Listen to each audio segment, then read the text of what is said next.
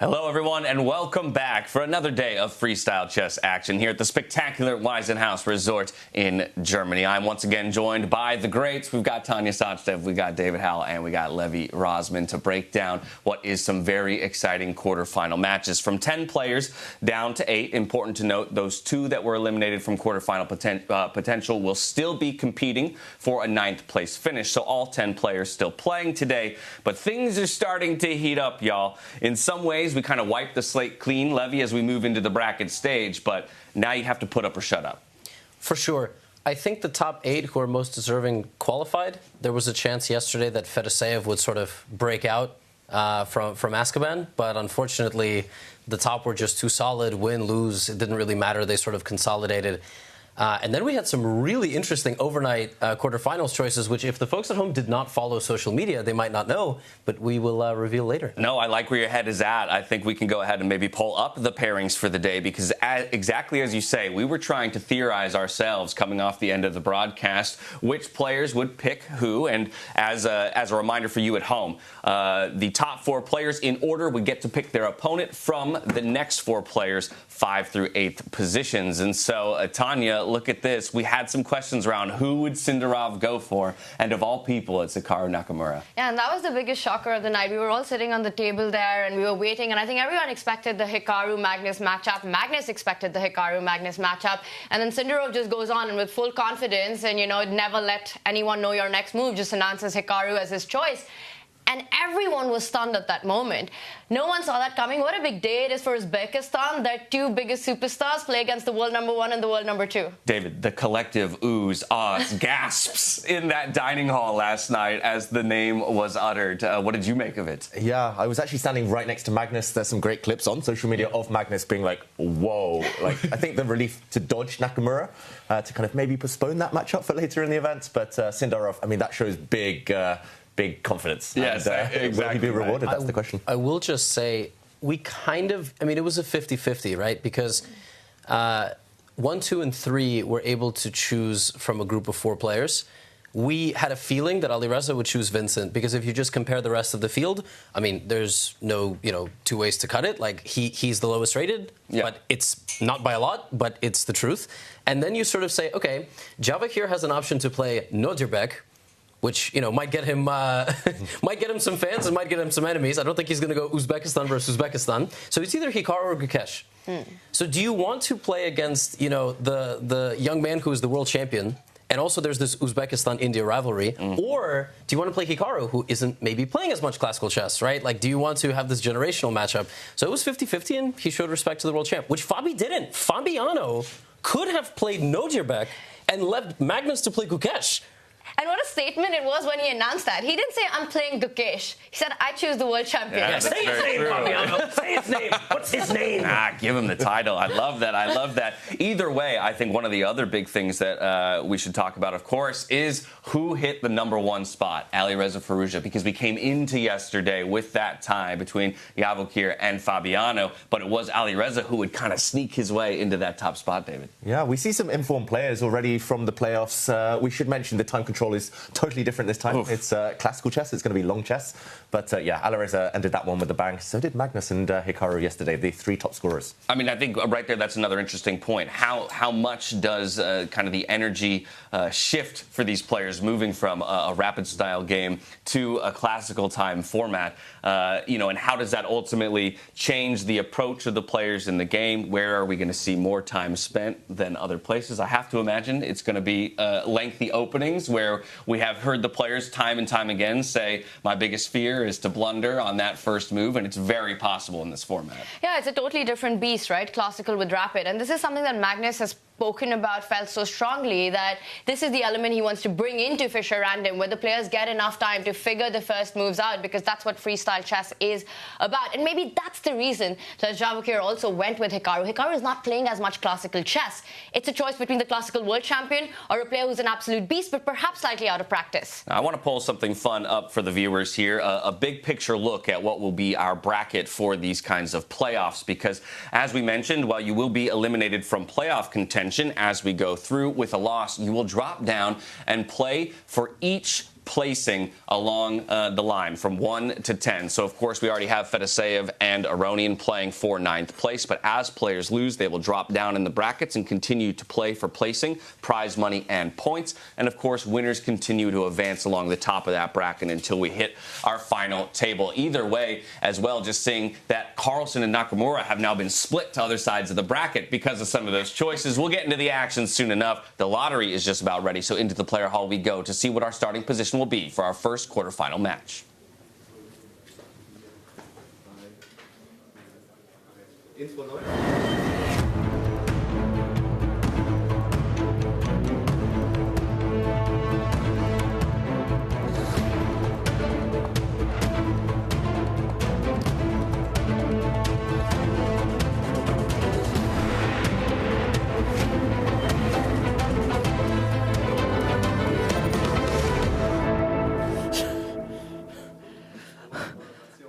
Welcome, welcome, everyone.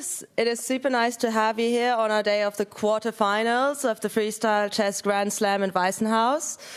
And right now, I would actually like to show you some of the highlights from yesterday. We are now done with the round robin. Unfortunately, had to eliminate 2 of the participants for the quarterfinals. But we are so happy for everyone that made it until now and wish you all the best of luck. This is the highlights from yesterday. Tournament. I found it more than throughout maybe the whole last year, but those things can happen. I was maybe playing too slowly, and then I was getting in time trouble and then panicking. The huge sensation again on the second day, 19-year-old Javokhir Sindarov from Uzbekistan, one of the youngest grandmasters in history and definitely one of the young wild ones in freestyle chess, together with Alireza Firouzja in first place with 6.5 points. I was played without pressure, but okay, I think I was played very good. I was a very good defense against Abdusattorov, and against Nakamura I think I was played very well game.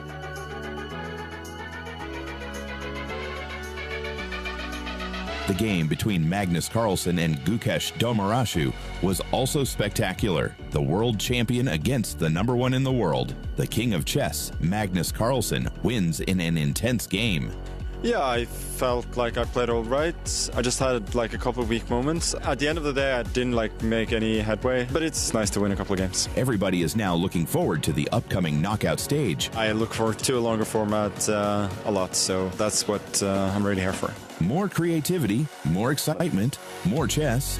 This is Freestyle Chess. Stay tuned. Wonderful. After this exciting recap of yesterday, we are ready to start the drawing of the next position for today. So I would actually like to invite my husband, Jan-Henrik Büttner, to join me in this procedure and pick out the wonderful position. Thank you. Are all the players here? Machen. Okay.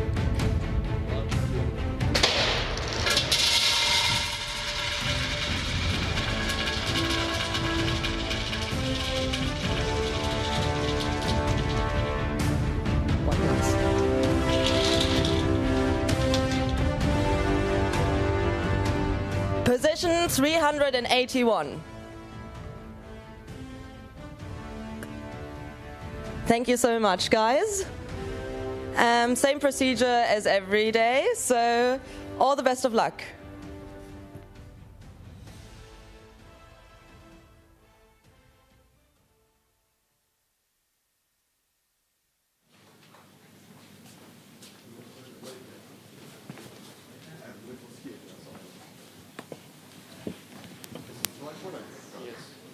Knight, rook, king. That's there. Bishop, bishop, rook. Queen, knight, rook, or was it? Queen, knight, bishop. Bishop, rook. Last queen, queen, knight, bishop, queen. Queen, knight, queen, bishop, knight, yeah? Oh, knight, bishop. Knight, bishop.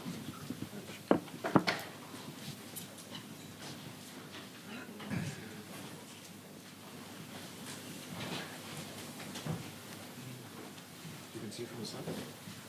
Yes.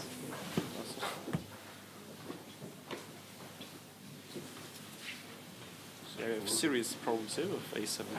But the knight b6 covers it very easily, right? Okay, let's say maybe I thought knight b6 there's this kind of annoying. What about f4, f5? Yeah, maybe I thought. Stupid.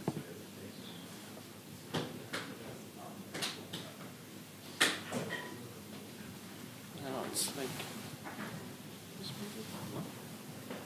Yeah, basically it's for b3. But maybe like I will try to sacrifice this way. Okay, so let's say b6. And then you want to set up with c6 or c5?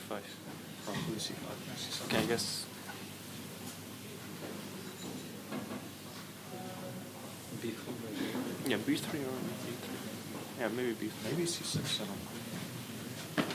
But then d4. Okay, but also then we have to understand that actually if we both take everything, that's something we like or not? White can also play b3 here, right? White also. Yes, yes, And but white plays I mean, b6, for right? us, we basically accept this weird symmetry with kings fixed on the lanes. Can we avoid it? Yeah, just like Okay, we could And we can theoretically also play I think b6. b6 is not like, but with bishop on d1 it's like. I mean, I prefer b6 to knight b6 kind of. Yeah, this knight I feel like it's tricky. Anyway, c4, let's say. Or, Okay, then we play f5 with the same position. Right? yeah, that's what I mean. Like maybe we don't avoid it unless we want to play f6 and. No, I mean, I want to avoid that there's this bishop a7, bishop a2, which I'm not entirely sure we actually want to play. Okay. So we get some opposite color bishops, and our king is fixed. It's Yeah, tempo that down. could be dangerous as well. Some quick e4. Although this bishop is not like a virtual attacking piece. I don't know, some quick g3, e4, e4 after taking Yeah. everything. Okay, let's say b6.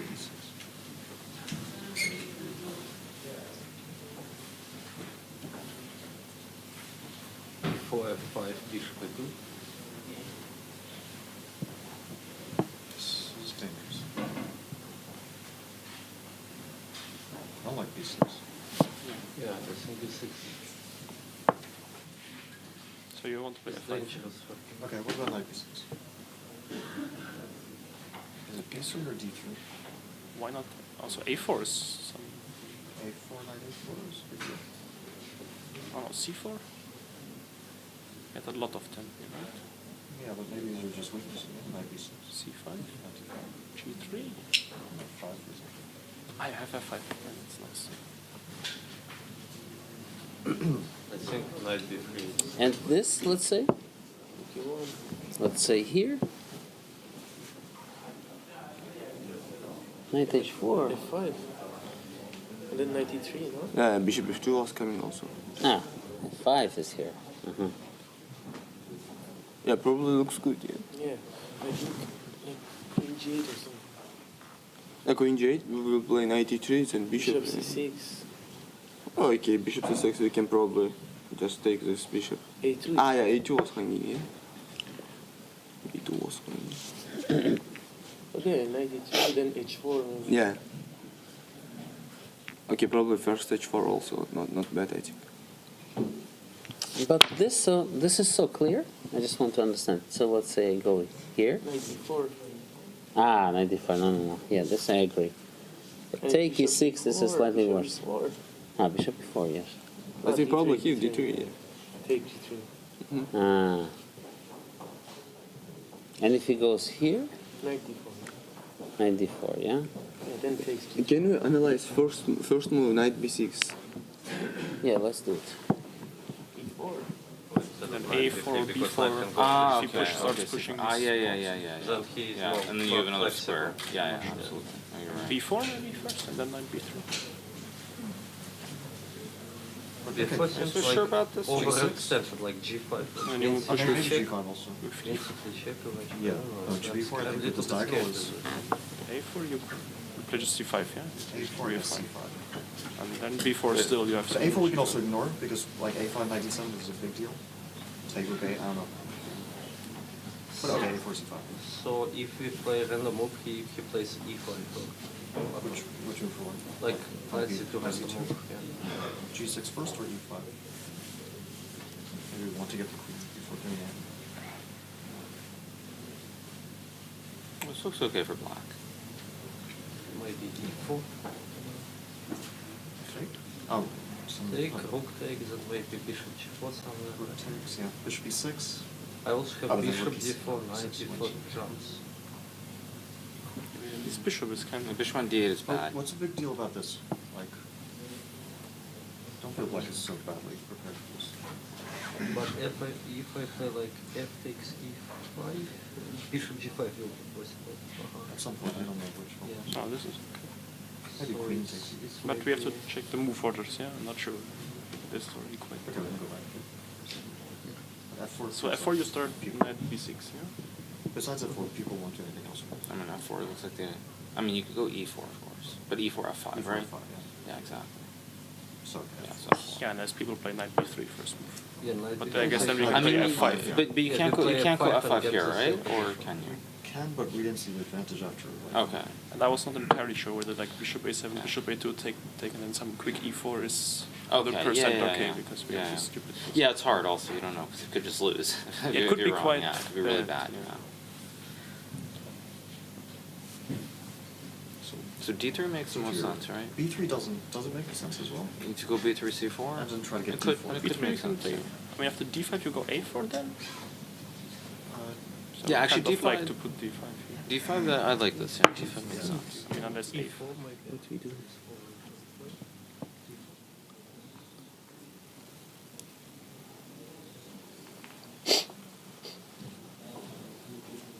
okay, worst case you could just go here, castle to play, yeah? It all depends if knight g6 is possible, yeah? Because he's going to try to quickly attack this one. Yeah, I think probably h4 was with him. h4, e5? We cannot put f5 you want to play, yeah? No, e5 you just take queen h3, bishop h2, bishop g4. Ah, yeah, yeah. makes sense. And if I try with... No, I think here you can probably give pawn. Yeah, 2 minutes to the start. yeah, queen h3 was. Queen h2, yeah? No, yeah, queen h2 was also good. e6, h5. Yeah. Interesting. Yeah, looks logical, yes. e6 you will have always knight d4 also. Yeah. Or knight d5.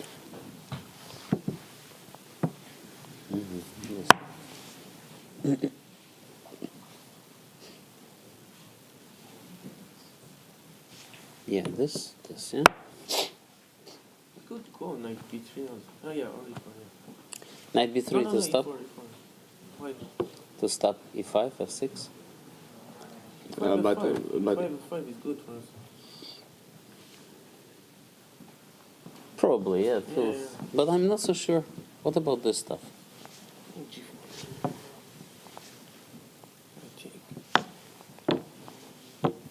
This is so sure. It's very good for no? Yeah. 1 minute to the start. Should be good, 93, yeah? Yeah. Good luck, guys.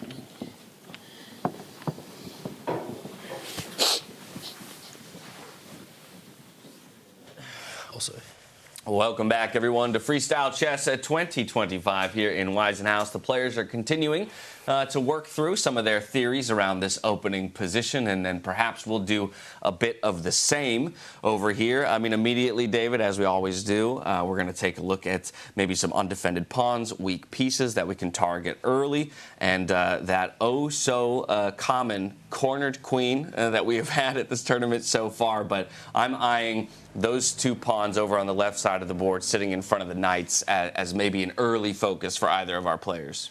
Yeah, and we saw that reflected in exactly what the players were discussing there in the arena, in the playing hall. Most of the players were discussing what happens if white already, on as early as move 1, attacks this pawn. And likewise, black will get a hit on this white pawn. It's not just any old pawn either. There is a trapped rook sitting there. There's knights on the edge. There's queens on the in the corner. There's a lot to break down. Not a single piece on its standard chess position in this one. Everything rearranged. I think the approach that you and James are looking at feels the most aggressive to me. Also, Levy, did you notice how in their pre-game sort of analysis, deep dive, there are certain players who are really proactive, bringing in the moves and the ideas, while some are observing what's being done? for sure, and I wonder if part of it is also like the more you speak, the more you allow me to see inside of your head. or if they're just introverts. Like, there could be the whole, over-analysis of the situation and psychoanalyzing how they behave, or just, some of them don't talk that much. But yeah, I think they're all very eager to share their ideas, at least for now, while all of this is a mystery. Well, into the games we go, and we're going to kick things off with none other than the world number one in Magnus Carlsen up against Nodirbek Abdusattorov, who did have a bit of a rough group stage round robin, but did manage to squeak through. And I think that's the important thing again, David, is how does Nodirbek kind of calm his nerves, perhaps anything that did develop through that group stage, because this is the reset button. The scorecard is wiped clean. Granted, you are up against the Titanic Magnus Carlsen. That's the thing. You can forget about everyone else. It's just you versus your opponent. Knockout chess, head-to-head. It's a totally different dynamic, but the fact he's facing the world's best player and the fact that Magnus has already opened very confidently with this move we predicted. Did you see? I think he was looking around at the big screens, because inside the venue they have large screens, and part of that is to track, let's say, what move you're on.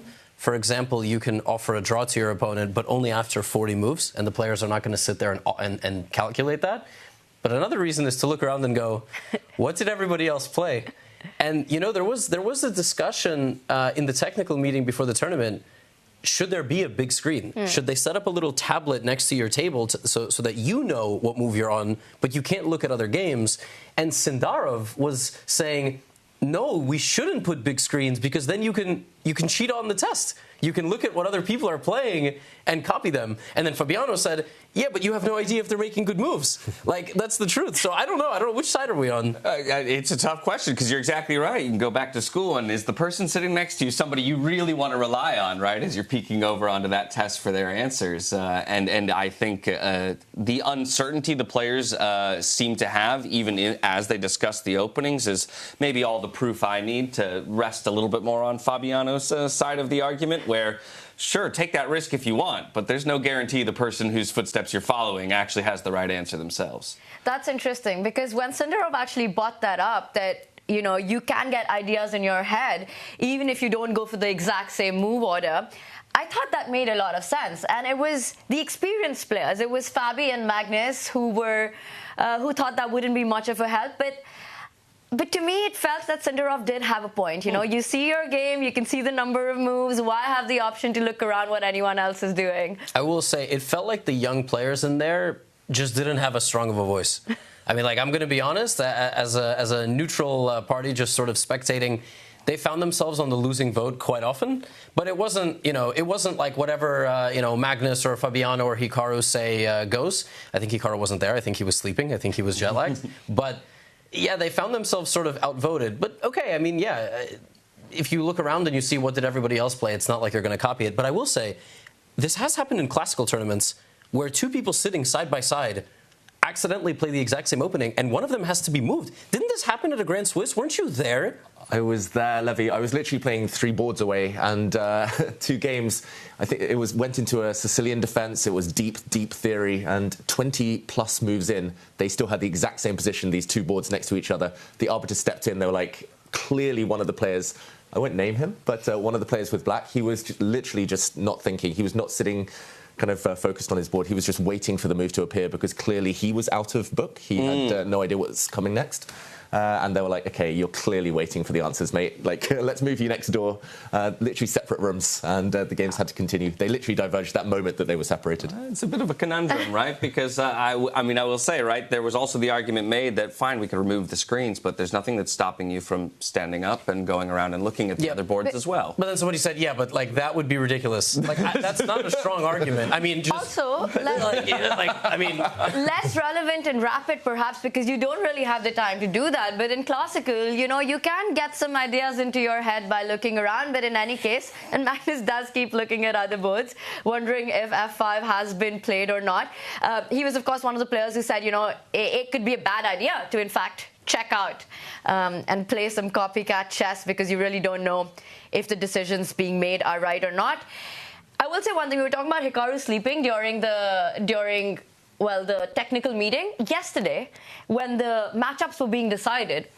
Hikaru didn't even show up for when the players were picking each other because he was so sure in his head that he's going to be playing against Magnus. So it was a bit of a shocker for him when Sindarov chose him. I think if that's not the perfect illustration of everybody's expectation and how expectation was kind of thrown to the wind there in that moment, it is exactly that, that he didn't feel the need to be present for the draw, assuming his opponent maybe waking up to a bit of a surprise at that. Either way, of course, as we are in classical time controls, we do expect a fair bit more time spent on a lot of these opening moves. And so I think while we did see this f4 push that a lot of players were talking about, and here it's met with symmetry by Nodirbek with that f5 push of the other pawn meeting in the middle, maybe we zoom out, look at all 5 boards just real quickly to see if there are any deviations or different approaches by other players in those first couple moves of the game. And right there, I'll take a look at the top left. We have Firouzja versus Keymer, and it will be that knight jumping out to defend that weak a7 pawn, as opposed to looking to match symmetry for symmetry. Yeah, and I just want to mention that on all 5 boards, the move f4 was played, the same white pawn pushing forward 2 squares. So clearly there was some consensus there. The players agree that was the best move for white. 4 of the boards, black replied the exact same way. The black knight jumping out, we'll break that down very shortly, but Abdusattorov was the only player to copy and kind of copy the pawn push, go for the symmetry. That's why Magnus was looking over the screens. His game was the first to diverge from the rest. And before we deep dive into one of the boards, I just want to point out, apart from the Alireza Vincent matchup, each of them is also a battle of generations. You know, across the board, we've got Javokhir against Nakamura, which, again, you know, a clash of, styles and a battle of generation. You've got Gukesh against Fabi, Magnus Abdusattorov, Levon Aronian, well, they're fighting for 9th or 10th place. But in the knockouts, it's really interesting because it's experience versus youth. Which one will prevail in freestyle chess? I think Sindarov wasn't born, and Hikaru was already like 2,700. Wow. Yeah, I think that just says more about, you know, how old Hikaru is. But he's almost double his age, which is crazy. 37, 19. Yeah. So, I mean, yeah, in no other sport you're really getting like a near 20 age gap between the players. But no, and Hikaru's also... I wonder where he is. You think he's also looking around the boards and the screens? I noticed an empty chair. Yeah. We should mention there is a confessional booth. Hikaru might be sharing some of his thoughts for later. Which hasn't been used, right? Because there was no time in the rapid. Yeah, right. So confessional booths, you confess to certain things. I guess you don't have legal. You don't have sins. Yeah, you don't have legal protection in a chess confession booth, but.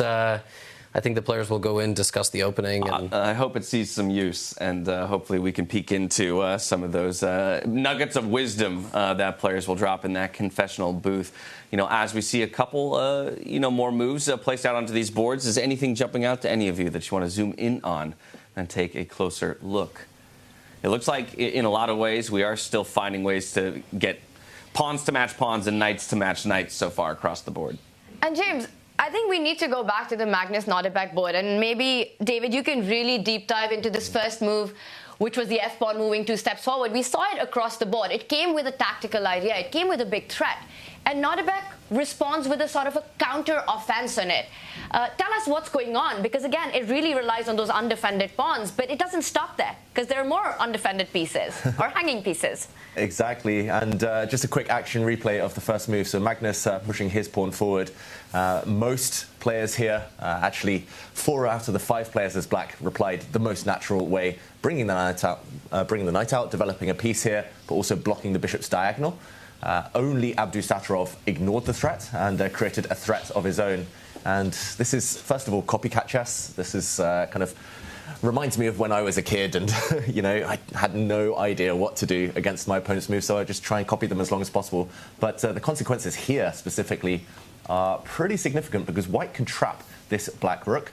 Nothing to do, apart from continue to copy. Then this rook would be trapped if white grabs the black rook. But here you stop. Here you don't copy. You do stop. And take us through it, Levy, because if you do copy... Yeah, let's just go through the whole sequence.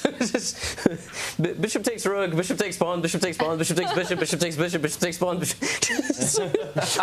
just keep copying. You think this is going to happen, guys? I mean, this would be absolutely spectacular. But then here there's rook takes rook check, right? If takes, so I guess you don't copy the whole way, but That would be quite funny. Okay, and there it ends in a nice victory for white. Yeah, no, but you don't do this. Incredibly, if black just finally breaks the copycat chess and takes this bishop, black has the advantage.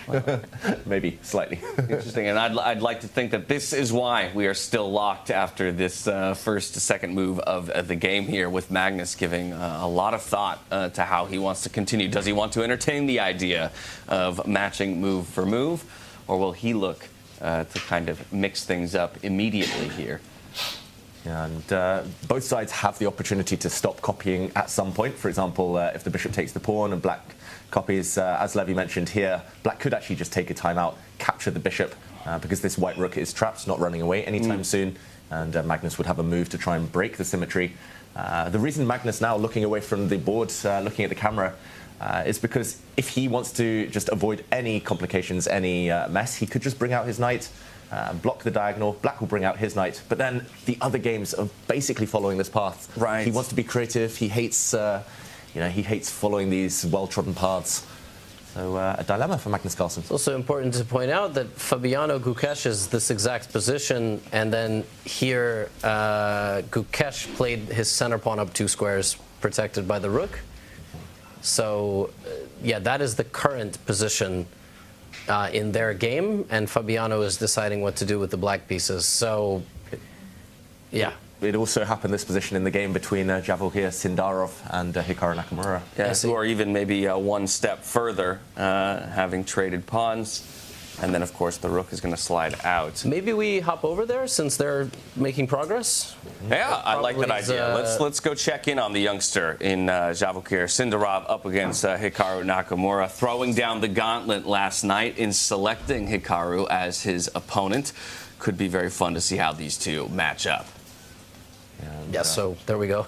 Yeah. These boys decided we have no patience. We're, we bought the flash pass at Six Flags. I'm in Germany. Nobody knows what that is here. Okay, now we have these. There's no music here, right? We just hype them up. I mean, this is the best way to hype them up. Gotta love the shots, looking cool. But of course, his opponent, another chess great, world rank number 3. This would be quite the victory for him to take. Isn't he 2? In live ratings. Oh, he got demoted. Poor Hikaru.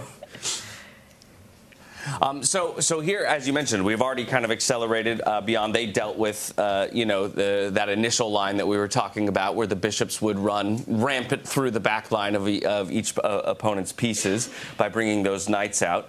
Obviously, rook out onto the field, nice development. I'm thinking, though, immediately that this is a piece similar to maybe an early queen coming out that I'd want to target and harass. Yeah, this rook this rook journey, I'm not sure where it's going next. Is it just going back? Because it can be hit. As you mentioned, James, there's a couple of ways to do that. A pawn could attack the rook. Probably I wouldn't recommend this one because just to put this on the board, once the white rook retreats, the pawn next to it, this e-pawn now is a backward pawn, struggles to move forward. But one very tempting option is to bring the bishop out, not just attacking the rook, but potentially pinning a pawn, tying the white queen in the corner a bit longer. Yeah, I like that move a lot. Developing a piece as well, still guarded by the knight. Okay. Interesting to see Hikaru think here, Tanya. Yeah, and David, we see Javokhir, he's going for that concept, right? Again, freestyle chess is sort of finding its own opening principles as we go along playing more and more games in it, where it's so much about breaking the symmetry and having that first move advantage. As black is playing copycat chess, white gets that first central break in, the first open line in, but it does also come at the cost of, well, the diagonal and making a major more vulnerable to attacks. I do like this approach from white. I think it's a very active one. The next question that Javokhir will have to answer is what to do about the minors in the first rank. Do you think about bringing the knight out towards the center of the board, controlling more central squares? Or are you looking at first perhaps activating the bishop to that square, the d4, and pinning it against that black queen, making sure it stays in the corner? I really like it when a player is able to get that first central break in. It feels not only like a power move, but you control more of the board. Although, what's interesting for me is that Javokhir played all of this without thinking for more than 1 minute. Do you think he has 1:29 on the clock. Meanwhile, Magnus has the opposite. He is playing with white, but he has like 120 on the clock. So he's really, really carefully trying to measure all the ingredients before mixing, before putting them to bake. And Javokhir is like f4, knight b3, e4, rook take, whatever. Let's just play. He's still in rapid mode. So. Do you think this will trigger Nakamura? Not only did Sindarov choose him yesterday at dinner, but he's just blitzing at the beginning. He's not showing any respect to the more experienced opponent there. Yeah, it's a good question, right? And for Javokhir, it was a pick between Nodirbek, Gukesh, and Hikaru. I think we can delve a little bit into the dynamics of choosing Hikaru. We already touched upon that. Doesn't want to play his teammate, Nodirbek. Gukesh being the classical world champion, also a very tough choice. There's so much psychology playing against your own sort of age group. And it's somehow not a very comfortable zone. So going for a player who definitely has the experience, but age is on Javokhir's side, well, form as well here. I also want to point out, right, Fabi said, and I think, David, you were talking about this before we got on the broadcast, that during his practice games, he actually got a position that appeared on the board in the round robin. What are the chances here that Javokhir randomly, while training, had position 381? I mean, we can work out the... I think it's 1 in 960. Yeah. He's feeling sleepy as well, by the way. It's like, I've seen this before, 381 at the back of my hand. He did tell me in an interview a couple of days ago, the game started at 1 p.m. He's been waking up at 12. Literally 1 hour before the game. I mean, it all depends, I guess, when he goes to sleep. That really is what matters. I mean, you can... But, yeah, I think, look, he's young, and as you get older, you feel much more weight and anxiety with every move that you make. Like, am I really making the right pawn push in the center? Javokhir's like, listen, I almost won the round robin. I'm undefeated in Bundesliga. I've won probably 80 to 90% of my recent games. It's probably, the way I'm playing is normal. And, okay, I mean, still, Hikaru has 78 minutes to think, and Javokhir will think later. Actually, David, you're our grandmaster. You've been 2,700. I've heard top players say things like, even if I know the opening, which obviously here they likely don't, I will still take my time. Because sometimes if you sit down and play really fast, you never get into focus mode. And then when it comes time to think, you're like not in the right shape. Is this a thing?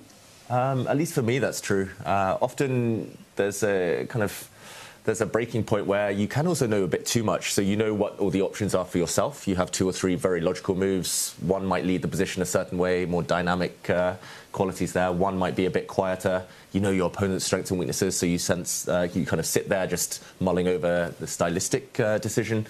That could be relevant here. But also you know that your opponent has 2 or 3 good moves. You're deciding whether to bluff, whether to kind of play those moves quickly. There's so much under the surface that we don't see. There's no just one kind of correct move, especially in the opening. Exactly, and understanding that there's going to be no one answer for every player. I'm also curious how the time controls themselves and even the time remaining on your clock ultimately plays into your decision making. At the end of the day, you'd love to find the perfect move, but at a certain point, you have to make a move before the clock runs out. And budgeting your time is a skill that maybe is under talked about when it comes to chess. So is that something that you're thinking about from the get-go? How am I budgeting my time? Or is that something that doesn't come into consideration until you feel the time pressure itself start to creep up onto you? You're asking the worst person in the world, James.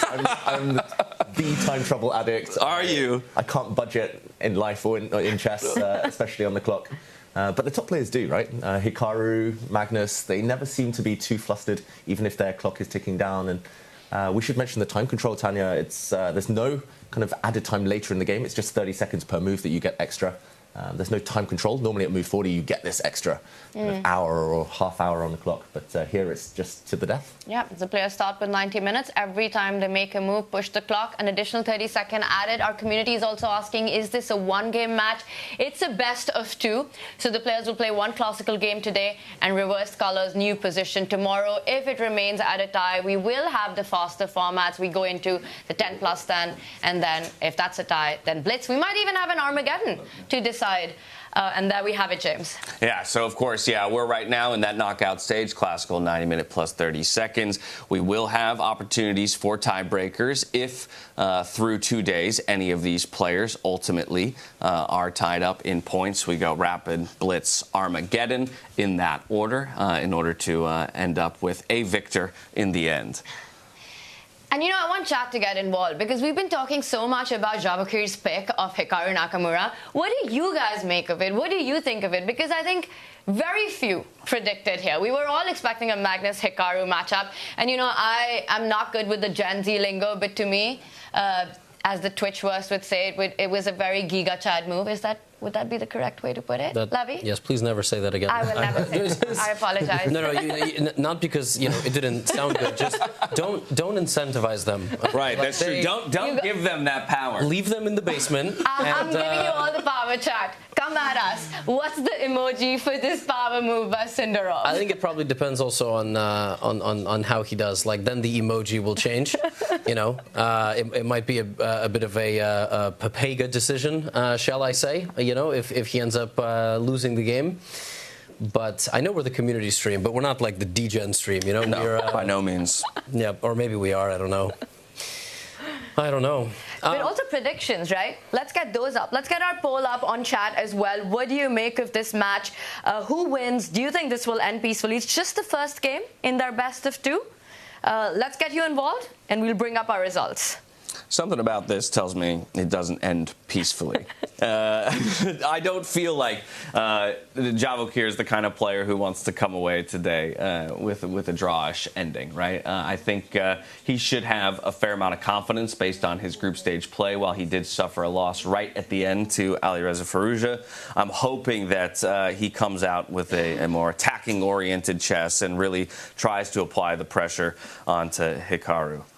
And just diving back into the chess, I wanted to mention another peculiar instance of deja vu, because this position, this is the live position between Sindarov and Nakamura. This position also arose in Firouzja against Keymer, where Keymer has just pushed his pawn a few seconds ago to this square. The clocks were exactly the same, by the way, so both Hikaru playing with black and Vincent Keymer playing with black thinking. And now this move played.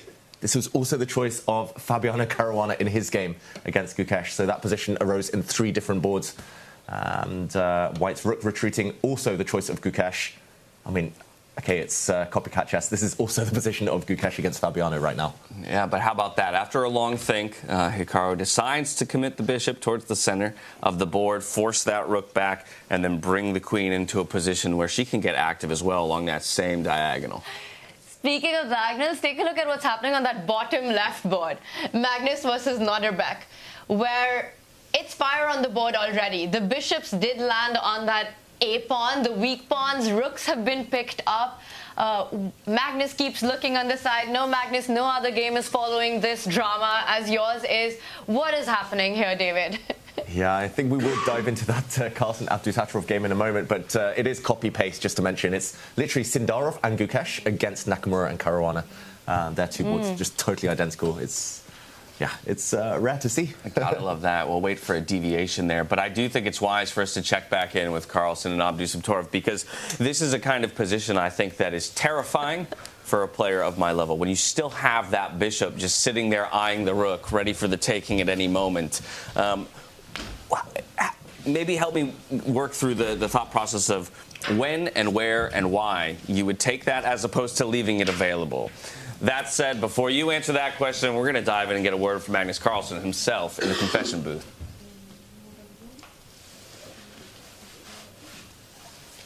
I don't even have that.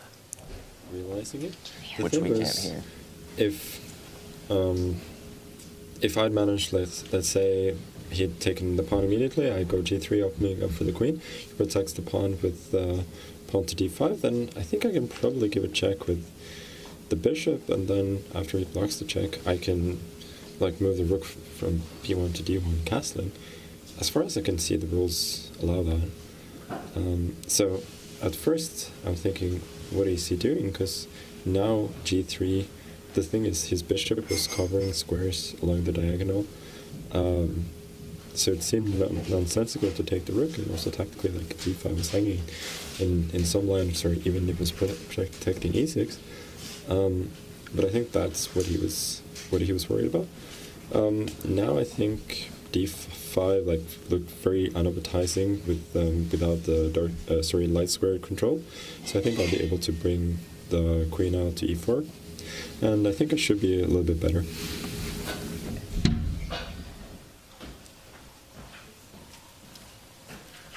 Love that, a little top-tier insight from the players themselves. A peek inside the mind of Magnus Carlsen as he evaluates this position. Seems to be happy with the way things have played out for him so far. And as you mentioned, he's looking maybe to find a way for his queen to get involved, eyeing that pawn, of course, that rests on the e4 square. Yeah, and James, you earlier mentioned like when to take this rook. Magnus actually gave away the answer, so saving me from coming up with a solution there. He's basically saying that this pawn in the center that he's gambited right now, if it is defended by a fellow pawn, if black pushes his central pawn there, white can give a check to the black king, so developing with gain of time. So leaving the black king slightly vulnerable, I think, is the concrete answer. But maybe just for our viewers, an actual replay of the last few moves. I think that'd be lovely. Yeah, let's remind ourselves how we got here, because the last time we did check in on the board, both bishops were still there, eyeing the rooks. And of course, we can go ahead and quickly blitz through these positions before we hear from yet another player who stepped into the confessional booth. Yeah, so Magnus broke in the center. Abdusattorov took this rook. The white king simply recaptured, leaving the black rook hanging. A capture in the center, and rather than rook takes pawn, which we saw a similar move in the other boards, Magnus trying to get his queen out with gain of time.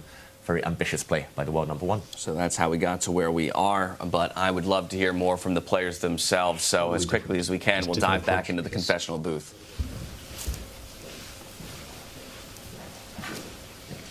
I'm not so unhappy with the opening. No. I think it's a dangerous position because my knight is a bit stuck.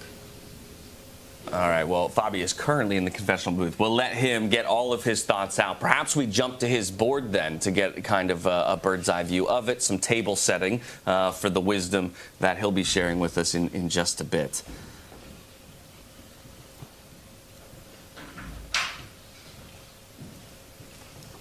And there we see Fabiano isn't currently in the board. We know where he is. He's confessing his sins. Meanwhile, Gukesh is thinking, and as mentioned earlier, this is the exact same position as another game, Sindarov and Nakamura. It was Fabiano who first decided to put his bishop in the center as black. That's a beautiful bishop. And the black queen has just slid over one square. What do we make of this? Well, what I make of this is actually that the time is different on either player, right? It's actually the white player here who has less time than the black playing player, where Hikaru is the one who spent more time thinking. But with that, I believe our confessional with Fabiano is ready to go. So let's dive in and see how he evaluates this position.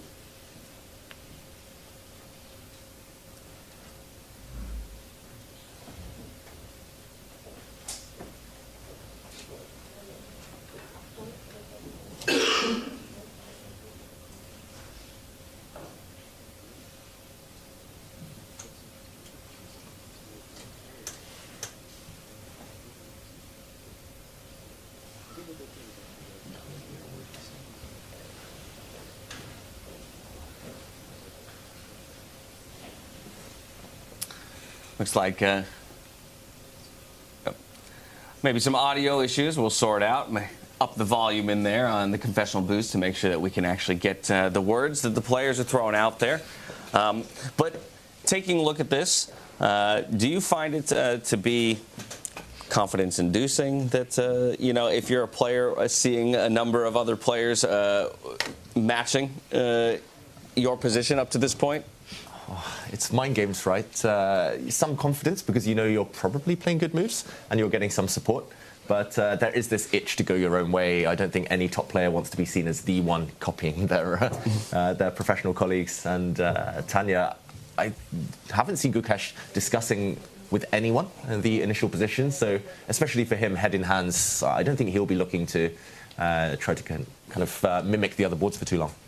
No, I mean, he's got his tunnel vision. You know, he's just concentrated on his board right now, and it's really a complex one if you look at it. Yes, he was the one to break that symmetry, get that open E central line where the rook is placed. But also Fabi's style, the last few moves have been so incredibly active. The queen from the side, the corner of the board, is now about to come, well, to even slide up one square forward, start targeting that F-pawn. The knight might jump forward. And right now what's going on in Gukesh's mind is how does he place pieces? Because, Levy, even in freestyle chess, right, the general principles remain the same out of the opening. You need to decide the setup that's the most appropriate, where do you put each of your minors, which pawns you push, and you kind of have to figure that out from the very start. For sure. Like, for me, I want to put my knight into the center and target black's bishop, right? Like, and then you have to think, is that a good move? Probably my opponent will retreat.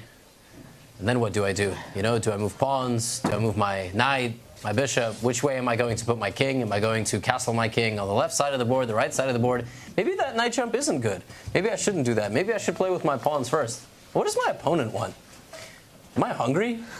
Like, was the opening a good choice? I wonder what other people are doing. Yeah. You know, whatever goes through a chess player, why am I here? That is not Gukesh's brain at all. No. He's sitting Maybe a down little and calculating. My biggest concern is that queen. It is my queen over there on H1 sitting in the corner. And how do I find a way to get her eventually involved into the game? As Levy mentioned, maybe the knight kicking the bishop away is one possibility. But of course, could always slide back, you know, one on the diagonal and continue that pawn pin. So then my other thinking, David, is, okay, let's take our own light squared bishop, bring it up here to the f3 square, and maybe offer a trade, but then we're opting into doubled pawns, which never feels good, especially since there's no opportunity to connect pawns on the other side of them. Yeah, unfortunately, I just don't think you gain enough compensation for the double pawns. Normally, if you are about to wreck your pawn structure, let's just put that on the board like this, then, as you say, James, you need something in return. You need active pieces, you need targets in your opponent's camp as well, but these two are just isolated and weak. So, yeah, this is a bit of a dilemma for Gukesh. Well, so then, but is it, well, a bit of a dilemma, but then I always go back to, is it a problem we even need to solve now? Yes, it's a long-term concern, getting our queen, involved in the game, but is it something that we can say, I'll deal with that later and put focus elsewhere on the board, maybe try and create some kind of counter pressure of our own? Yeah, ideally, if there was a way, but there's no obvious path, I would say here, Tanya, for white. Not clear, which is why the world champion's taking so much time right now, right? And this is exactly the reason why the players really enjoy the classical format when it comes to freestyle chess. Standard chess, you'd be blitzing out the first 10 to 15 moves. It would be part of your home preparation, especially when you're playing against one of the best in the world, when you're playing against Fabiano Caruana, but not in this format.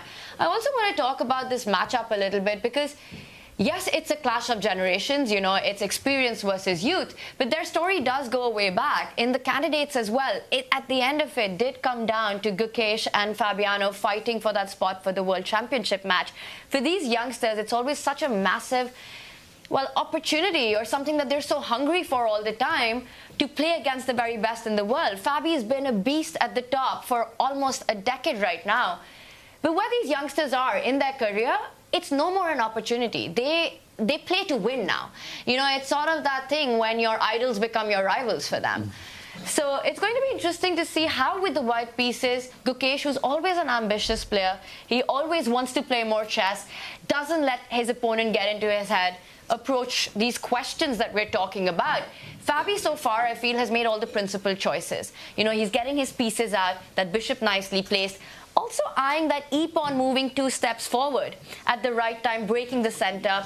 If the white knight was to step forward, hit that bishop after knight e3, the bishop would fall back, and Fabi has his own ideas to get some activity. Also, I will just say that Gukesh has gotten the better of Fabiano the last few times they played. Like, he beat him in the Olympiad, which, you know, in chess is just about the biggest thing that you can do outside of the candidates. Yeah, and in live, I think Gukesh is up to number 3 in the world. I think officially he's 5th, but it's Magnus, Hikaru, and Gukesh, right? I mean, what more can you say? It used to be Eric IC, but he had this rough tournament a couple of weeks ago, and yeah, this is actually a low-key, pretty big rivalry in the chess world right now. Maybe becoming less low-key by the day, right? Yeah, let's see how this match goes. Yeah, exactly.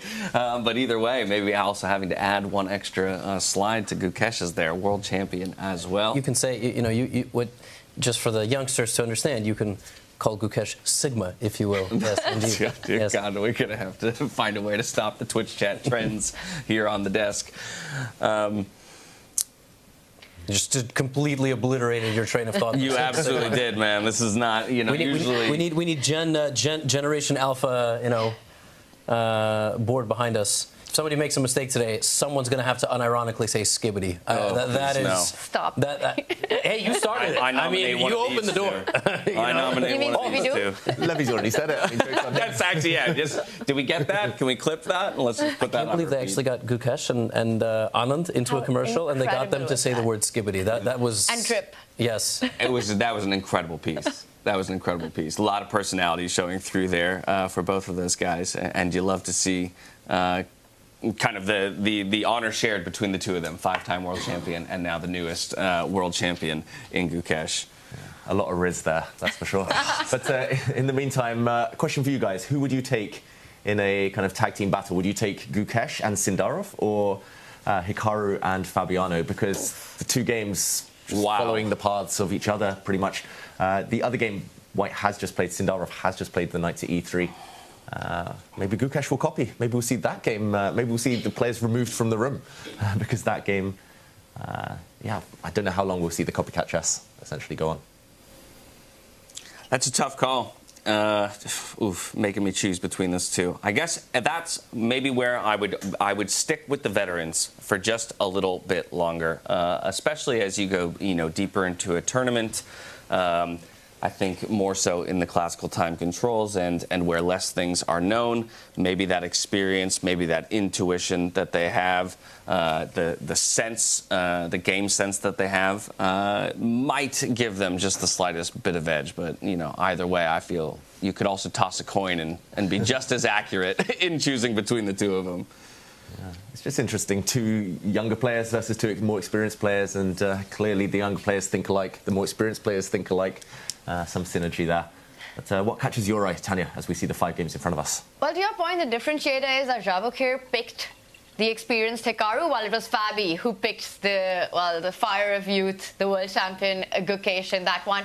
And that's sort of a luxury to make your choice, but then you also have the pressure to prove your choice. It's going to be interesting to see how that plays out.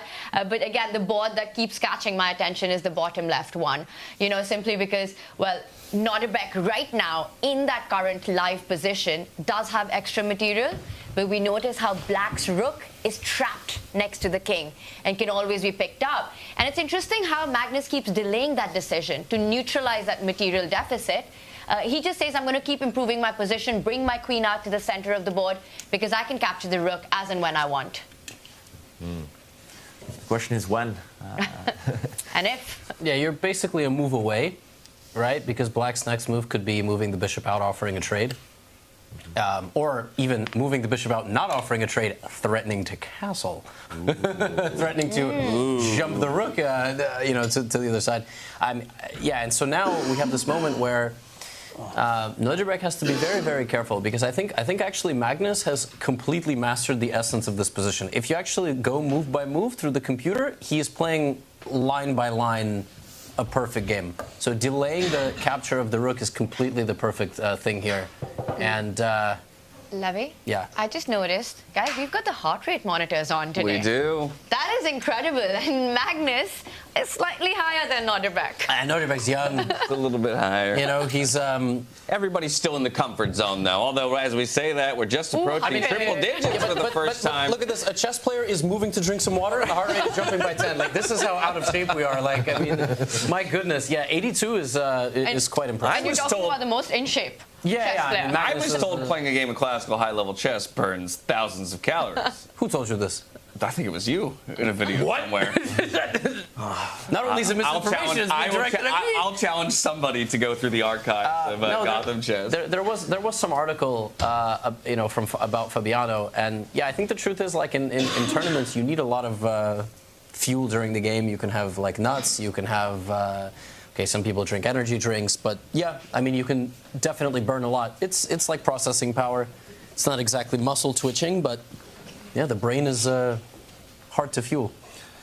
The position here, returning to the position looks good for Magnus, bringing this knight out. To me, David, it looks like, if I'm trying to understand his kind of strategy here, is to start bringing the knights over to the left side of the board, maybe support that bishop, even dive in onto the b6 square eventually. Obviously, right now, bishop protecting that, but looking for, putting continual pressure on that king. Interestingly enough, the a1 knight could effectively do the same thing as well if it finds a way to jump out here soon. Yeah, and I'm expecting one of the moves Levy mentioned, maybe a bishop move here for black. Just to put this on the board to show everyone who hasn't been with us here in the first 2 days how to castle in Fischer random chess, or freestyle chess in this case. For example, I mean, you should take the rook now probably, but if you were to just take your eye off the board for one move, develop a piece, I do believe that black can, there we go, bring the rook over. Which is apparently very bad. I don't know why this is bad suddenly, but at least you save the rook. The materialist in me. This is, like knight d5, something like some jump into the center. Oh my God, that's not the move, but it's also not bad. Let's just show the idea. It's just forced checkmate in the corner. There it is. That's pretty sick. Yeah, it's beautiful. I love how White's king can teleport to the right side of the board and castle to the right, because that's your rook. No, he moved it up and back? Yeah, he took. He moved it. Yeah. Okay. He recaptured the black bishop. Oh, sorry. The king moved, not his rook. Right. Yeah. It didn't start there. It started on yes, on the bishop square. So of course, this is not confusing at all. Okay. Yeah, I mean, come on. What are we even doing here? So what is the best move for black? It's a tough one, right? Well, I do like that initial idea of the bishop moving forward and sort of forcing that trade of the bishop and the rook, forcing Magnus's hand to recapture material. You also place your bishop on a nice square. Yeah, I think you have to at some point, right? Because otherwise, I just don't like sitting with this kind of tension the whole time, right? And so reminds me of family Thanksgiving. Yes, exactly. Let's get the arguments out now, and then we can all enjoy a bit later. So let's trade the pieces now, and then we can settle back into a nice classical game of Also, chess. to make it completely clear, black's the only one in this position who can legally castle right now. Yes. White has moved the rook, the other rook's off the board, but I don't think that luxury will be with black for too long, as Magnus, I think he's looking at recapturing the rook next to it. Dare I say, if we are being super technical, black cannot legally castle at this very moment. But that is true. Yes, if there was space, he could. Magnus obviously this is like the happiest Magnus that you can see. What? He's in his element, rubbing his face. Yeah, he's enjoying life. Brainstorming. Yes, when you move the bishop, then you can castle. And I guess the thing that we were discussing is the threat of black actually castling is not a threat, but getting the bishop off the board is. The only reason Nodirbek is not doing that, I guess if we can just put the bishop trade on the board instead of this move. No, like let's back up and let's put the bishop on the b6 square, so captures the rook, king takes, and essentially what Nodirbek is looking at in that position is, am I happy?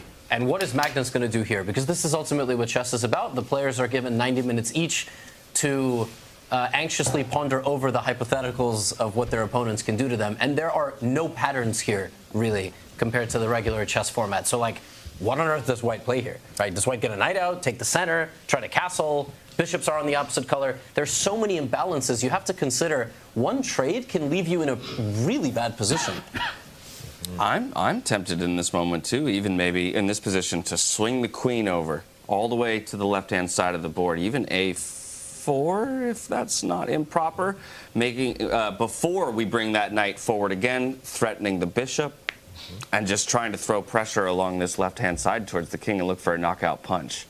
Yeah. Computer's telling me I'm crazy, but... No, not crazy. It's definitely an idea. The white knight could come. The white rook might later kind of come up and across and swing over.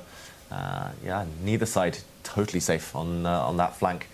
And I'm just really curious about the best move, so I have been a bit naughty here, turned on the engine. Apparently black should be pushing one of these two pawns, but I'm going to say that's not obvious for Nodirbek right now, especially this pawn move. It feels like you're creating holes that white could jump into. For example, if black were to push a pawn, the white knight could start thinking about trying to jump in, and to me this is relatively unappealing. It does not look so natural, nor does, I mean, that's a British understatement there, very unappealing, I should say. Pawn to d5 as well just looks so kind of foolhardy, I'm going to say, allowing some checks along the diagonal. Tanya, it's not going to happen, surely. Yeah, it's a very non-human approach in this position, right? This is where the engine, it just shows, well, a different kind of understanding to how humans approach the position.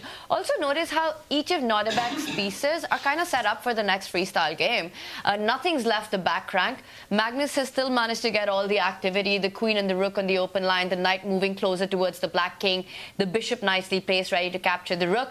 Well, optically, it does feel that if one had to choose, I'd pick white right now. What about you, Levy? It's the hottest take of the day. That's, yeah, for sure. White's position is really nice. And when you ultimately get the rest of your pieces out, it feels like you can play. And he did move this bishop. Yeah, and you just said it's the human approach. He's not going to move those pawns. The only reason he didn't do this any quicker is because we gave him the time, right? Like, if you have the time, you're going to take it. But in a blitz game or a rapid game, he would have come out much faster. Yeah, he would have played it in probably 10 seconds. Yeah. Well, therefore, though, I do expect maybe the next two moves, or next few moves, right, to be rather locked in for either of these players. Of course, as you just mentioned, Levy, they've got the time. They'll take the time occasionally to make sure they're not missing anything. And while Magnus perhaps takes a moment, we're going to take a moment to reflect on how yesterday broke down and how we ended up with each of these pairings as we reflect on all of those rapid games from just yesterday.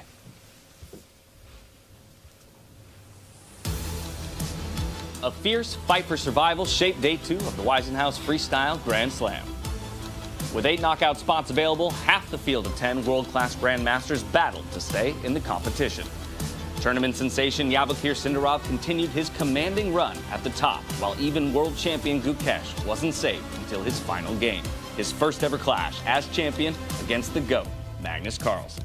The day kicked off with Alexander Botez revealing the starting position.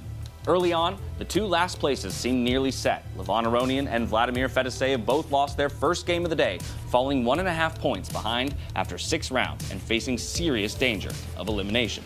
But Fedoseev, European Chess 960 champion and freestyle qualifier, wasn't ready to pack his bags. He fought back in the next round, defeating Aronian in a direct elimination battle to stay in the race. Heading into the final round, Fedoseev had cut the gap to 0.5 point. Gukesh, Vincent Keymer, and Nodirbek Abdusattorov knew that if Fedoseev beat Hikaru Nakamura, he could catch them. A 4-player tie-break for survival was still in play. Gukesh has made a huge slip. Now the white queen can jump in with a check. It's not just one check. She's going to pick up a pawn, maybe even come and pick up this knight the long way around. She's going to do a dance around the board. Hikaru's favor for Gukesh, remarked commentator David Howell. Gukesh lost against Carlsen, but thanks to Nakamura's win over Fedoseev, the Indian chess sensation is still in it. Fedoseev is not. His comeback didn't have a happy ending. He and Levon Aronian are out. But the 2 eliminated players won't have to leave the stunning Weissenhaus resort. Good news for the audience. The nice week includes guest appearances from Aronian and Fedoseev as co-commentators on the live shows. Stay tuned for the knockouts starting Sunday in Weissenhaus.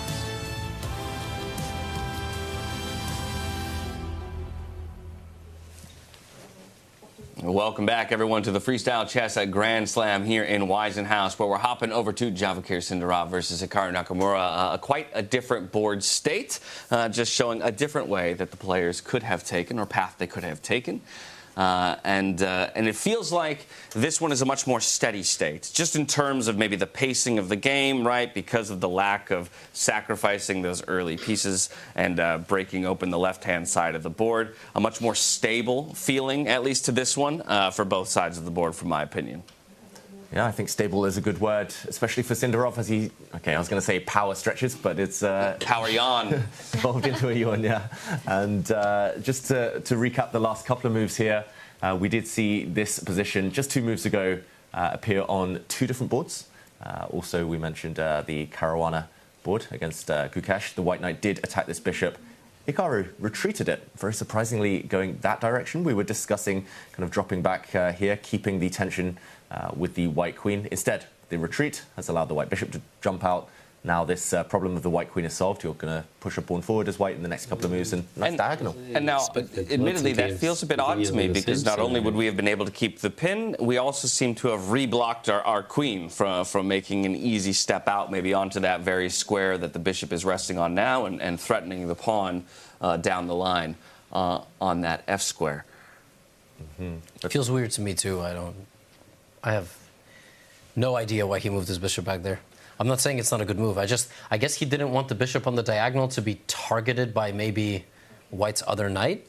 Like, he felt as though if he had kept his bishop on the left side of the board in front of all of his pawns, it was an easier target. It's like when you're trying to escape a wrestler in a cage fight, but you run out of space, and then that's when you get taken. Maybe he's like, all right, I'm getting out of there completely, and then it's not so clear what White's next moves are. And there could be another additional idea to what Levy just said, that with the move that he's chosen, falling back on that diagonal, he instead wants to use the square for the pawn in front of the king to move one step forward, and then vacate that square for his other bishop to land on, to kind of try and find some harmony in his pieces, and also create, well, this Berlin Wall, I want to call it, against the white bishop, because we're in Germany. We're almost in Denmark, which is, I don't know, that was fascinating to me. I didn't realize how close Denmark was to us. Did you know that? We're a short drive. I didn't know that coming, but somebody told me on the way. Yeah. Like, we don't know. They were like, you should stop over in Denmark, because I've never been there before myself. And you were like, where is that? I feel quite out of place here. I might have better than average geography for an American, but that's still probably subpar compared to the rest of the world. They should quiz us one day, like flags, or we should do one of those commentators, like flag quizzes or capitals quizzes. Like, if you're game, I'm game, because we can both look stupid together. Can you name the European capitals that start with the letter B? Berlin, Budapest, Bucharest. Oof. Killing it. Is Brussels the capital of Belgium? Brussels. I've run dry. Yeah. Are there more? I think so, yeah. You think so? I don't even know the answer to your own question? I know, I wasn't... what kind of a test giver is that? Bratislava? Bratislava? Nice. I think there's one more. Impressive. Oh, I'm going to start thinking about this. Chat, help us out. I mean, a move is not going to be made. We might as well just solve this one, you know? Yeah, chat will help. They know everything. It's actually quite impressive. Mm-hmm. Now, we talk about that pawn to c6 as a possible option to unlocking the bishop. I think it feels a little strange to me, though, just in terms of the pawn's positioning in front of the king, and then trying to figure out where the king is going to end up in the endgame in terms of a point of safety. Yeah, it's difficult to say. Again, White could actually just castle next move. The white rook from b1 hopping over to d1 would complete that little maneuver. But I think for Hikaru, it's very unlikely that he's going to go the long way, Tanya. Just too many pieces in the way here. I just keep looking at the camera. Javokhir really did not get much sleep last night. What, he's yawning? He's been yawning. At least 10 times since the game has started. He will get a stern talking to after the game. Javokhir, if you have to yawn, don't yawn. Sponsors are watching. We look excited. Is that annoying as a player? Because, Levy, for me, whenever I'm playing, if my opponent is showing, well, you know, he hasn't slept, but still confidently making the moves, walking around, yawning, stretching, I do feel a bit uncomfortable there. Yeah, I think maybe slightly. Look, I've experienced everything. I've experienced an 11-year-old child picking his nose to the point that it bled, like that was, and then getting it all over his hands. I've experienced, maybe these are just American children. I like a kid, like, you know, went to the snacks area of the tournament, came back, and then was like sucking on each finger one by one. Stop. Why did I ask this question? Oh no, we can keep going. What's the worst that an opponent has done, you know, in one of your tournaments? Why would you put that image into our heads right now? Early morning, beautiful morning at Weissenhaus, incredible chess being played, c6 on the board. Yeah, but I feel like, you know, Javokhir, if he starts getting snacks, and eating at the board is very bad, right? Like if you eat like an apple, just staring at Hikaru, just a power move eating an apple, you know? So is fake eating an apple on a broadcast also. Yeah, so I'm sorry. I mean, we have some fruit here. They gave us some fruit, you know? We did finally have that c-pawn play. That was your plan, bishop there. And so, yeah, expecting maybe the bishop to come out. Also could bring that knight forward to target that same pawn as well, kind of build up the pressure onto the f-pawn. Delayed Karakan. Just want to mention c6, better late than never, Levy. Yeah. Although I'm reformed now. Oh. I moved the pawn 2 squares. You convince like a bunch of people to play the Karakan and then you go elsewhere? I'm trying to explore new paths to let them know if they're safe or not. Fair enough. Yeah. He's a trailblazer. I'm PR trained. All right, you can't get one past me. I can't stop thinking about it now. Did you win that game? With the bloody nose? Yeah. No. I drew, and that kid now is like higher rated than me. Wow. He will go unnamed. I think I've named him maybe in one place, but yeah, now I see him and he's grown. He's like 6 feet tall. It's really hilarious. And I'm like, one time I had to call the arbiter because your nose was bleeding all over your hands. That was kind of crazy. You'll tell us his name later off broadcast. Yeah, I'll say it on broadcast. The internet sleuths are already on it. I guarantee you that. No, he's a strong young man, and we all have these crazy experiences in life. So. I've played opponents where I'll go to the bathroom, I see them coming out, they'll run straight out without washing their hands, and I'm like, oh, what to do? Do I shake that hand? Well, later? the best is when I've walked into a bathroom in a tournament and a man was at a urinal with his pants fully down, like that, just fully. You just said this is not a DGen stream. You're just going on making it one. This is community stream. We're just sharing our stories. We have the therapist set up here. We have Dash and David as the therapist, and we'll have the Botez sisters here later. And the moves are coming in slowly in the States, so we have to make the audience laugh. I hope they're entertained. I don't know, maybe we can pull up the chat and see. Hopefully they're having a good time. Rather I'm scared laughing to pull or up crying. the fact right now. A good break in all of this discussion is to let the viewers at home know that we are currently running a prediction in chat, so make sure your voice is heard. Let us know who you think is going to come out on top in this one that we have before us. Is it going to be Javokhir Sindarov or Hikaru Nakamura? Of course, drawing is always an option.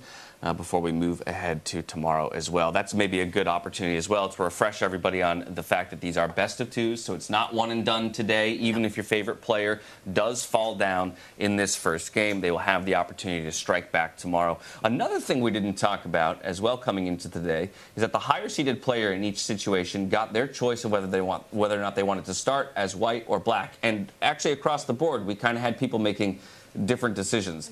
Is that just coming down to pure personal preference? And at the end of the day, you don't know which positions are going to be drawn and where advantages might lie.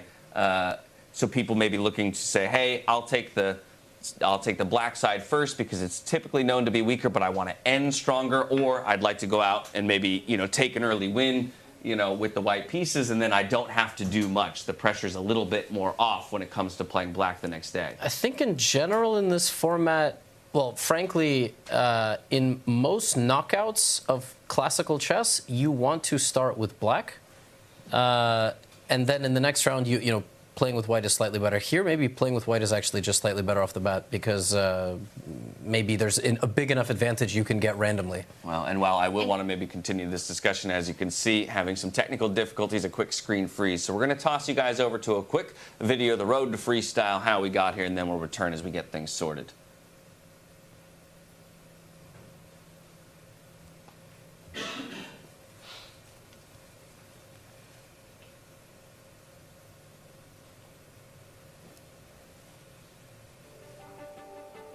The revolution of professional chess starts now. 10 world-class players, 5 unique destinations, 1 gripping and innovative format. Changing chess forever. Welcome to the 2025 Freestyle Chess Grand Slam Tour. Bringing a unique chess experience to iconic places around the world, only the world's best players will take on the Freestyle Challenge. During the 2025 season, players are awarded points based on their placement in each Grand Slam tournament.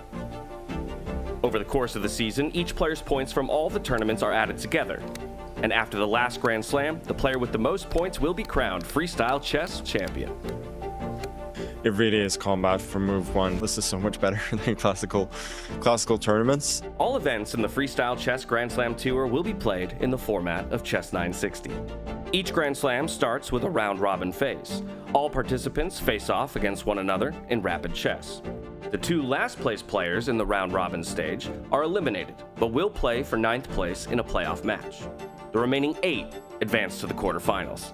From here on, the games will be played with classical time controls. Each matchup will be a best-of-2 game over 2 days, and in the case of a draw, 2 rapid games will be played. If there's still a draw, 2 blitz games will follow. And if the winner is still undecided, a final Armageddon match will be played. From the 7th to the 14th of February, the first Grand Slam of 2025 will take place in the luxurious Weissenhaus Resort on the Baltic coast in Germany. As it is the first Grand Slam of the year, all Grandmasters are eager to make their mark, with the top spot there for the taking. After 8 intense days of play, only one competitor will become the 2025 Weissenhaus Grand Slam champion, taking home 25 points and $200,000 in prize money. Let the revolution begin.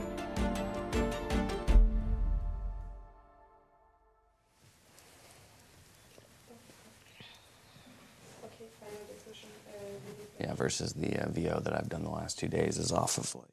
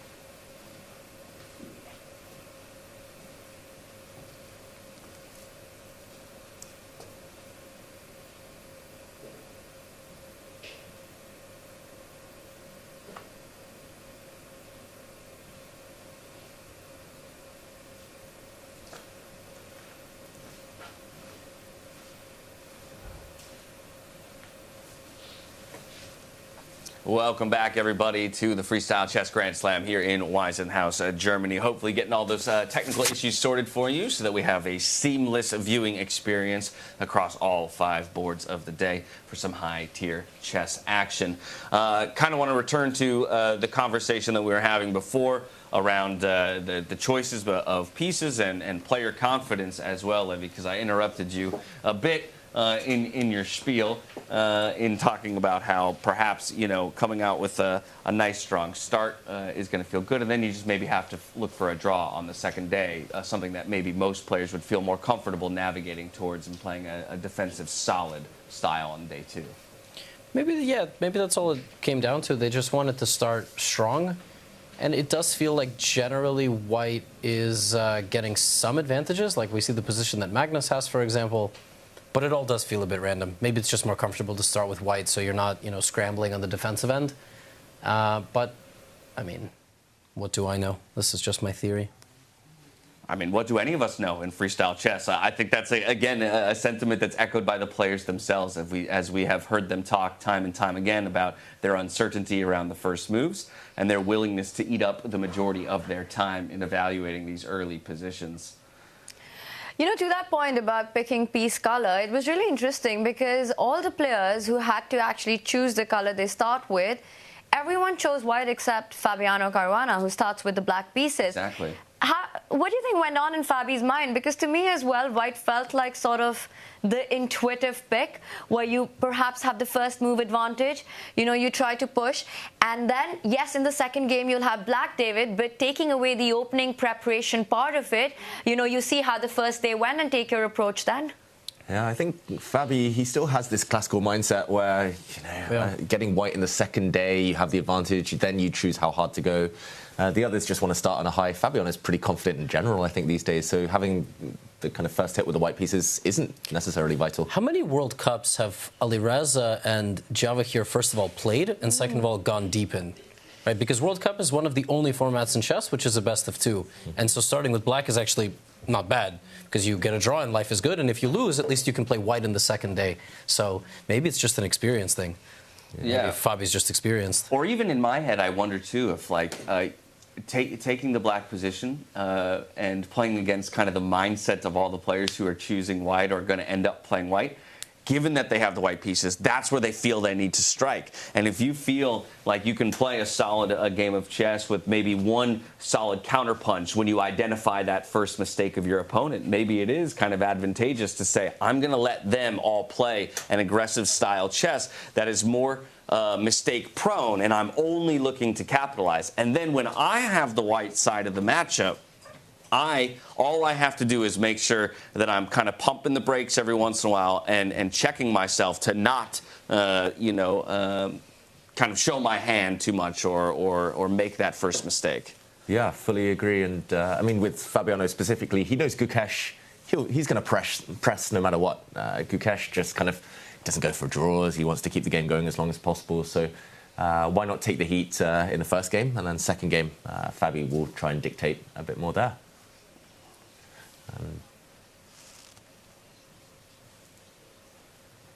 All right, well, as you can see, still experiencing some technical issues, so we are going to say goodbye to stream for just a couple of minutes, throw you to a minor break while we get things sorted. We'll get you back in here as quickly as possible. See you soon.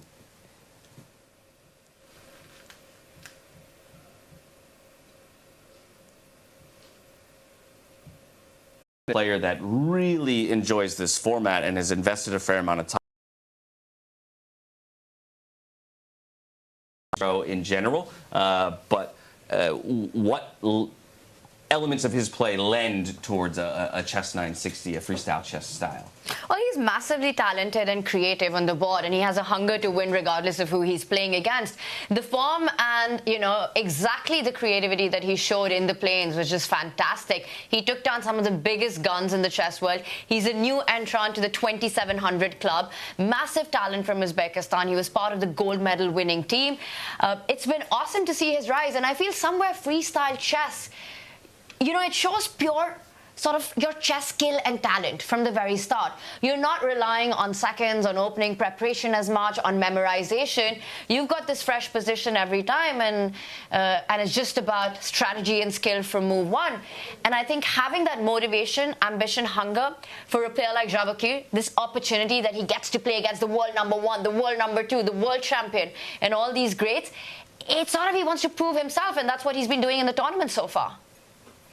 Yeah, and I mean, going back to Fedoseev and Aronian, I would say both of those two players who came out at the bottom, unfortunately, in the round-robin stage, they've got quite similar styles. They both have this, they put pressure on themselves to be creative every single game, every single day. But in the rapid format, yesterday and the day before, it was just 10 minutes each on the clock. I don't know if you have time to be super creative as early as move one. Often the best players, the players at the top, they were just in survival mode early on. And I think it's just that gear shift that they were lacking.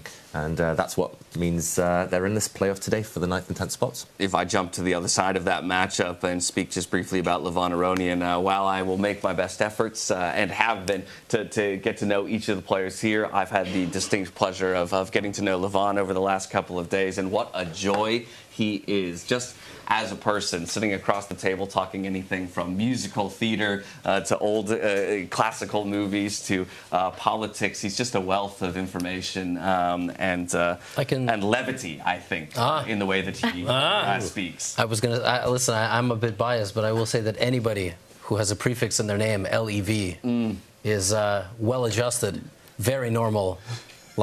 Quite charming, and full of great stories. And so humble. Yes, and full of great stories. Yes, and brings an element of levity indeed. No, Levon is probably top 3 on the of the top players who are most beloved.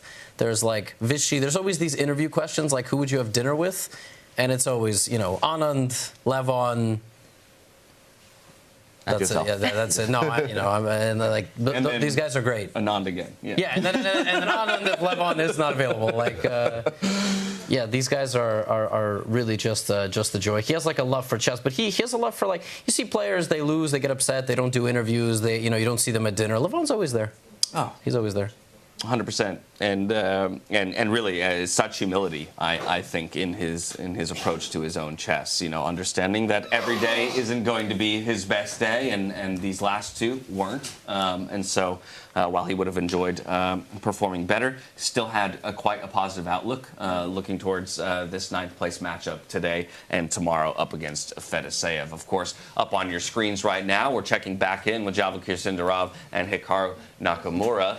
David, perhaps you can help us understand just what we missed in that time where we are away. Doesn't look like too much, which is maybe the benefit of classical time controls, is not too many moves have been blitzed out.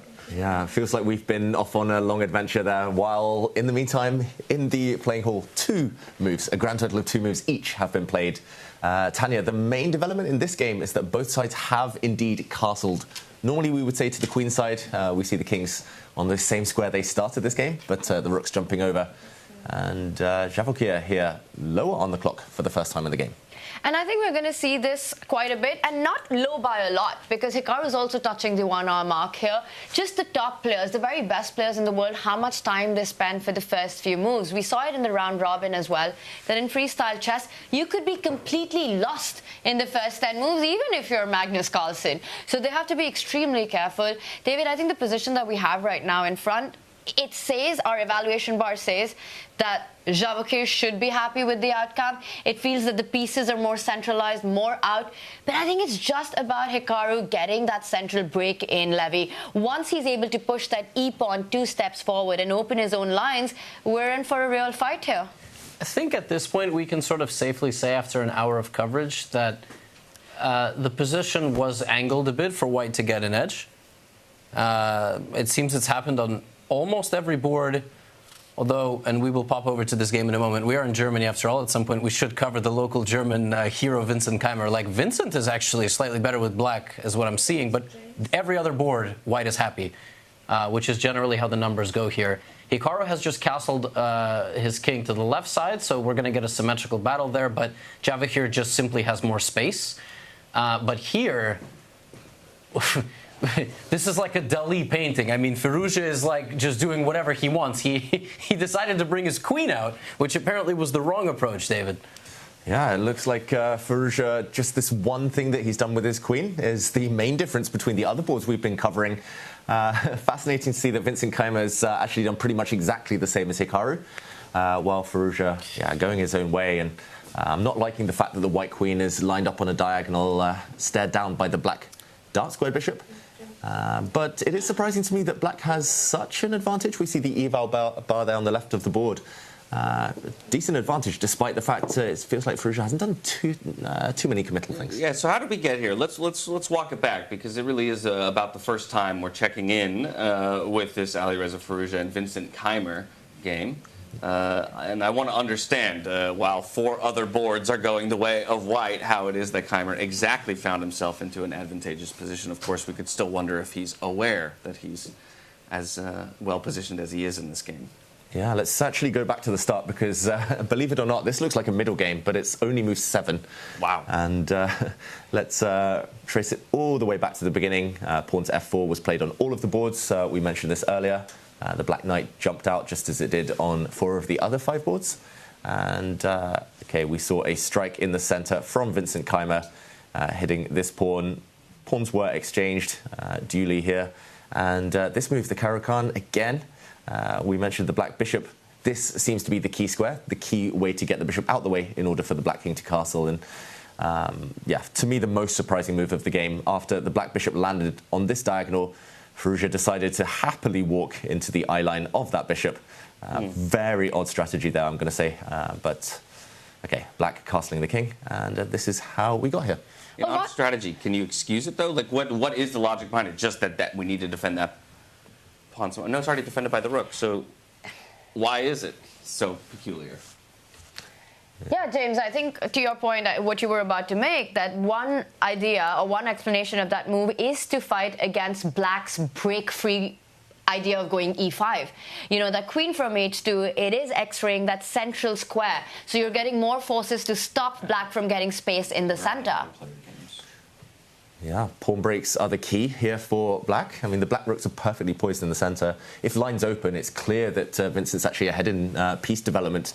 It might not look that way. Black's piece is a bit cramped, but the rook's already perfectly centralized, connected. That's always a key in any middle game. The black bishop's nicely poised, and if the black pieces can force a central break and get the knight and queen out, he's pretty much ready, whereas Firouzja still needs a lot of time to be ready himself. It just seems like every player with white understood the role that time and tempo plays in their setup, meaning they have to get all their pieces on the right squares, and then they probably have to commit their king. But Firouzja did not somehow. Like, he used some liberties to push his side pawn all the way up the board, which makes sense. He's taking space. He's restricting his opponent. He brought his queen out a little bit. But he still needs all the correct elements of the position, meaning he has to get his bishop and knight out, and he has to castle his king, and get his rook out of the center. And he doesn't have enough time to do all of those things. You know, Lavi, I hear you, but I also feel that from a human perspective, in this position, the bar can be slightly misleading.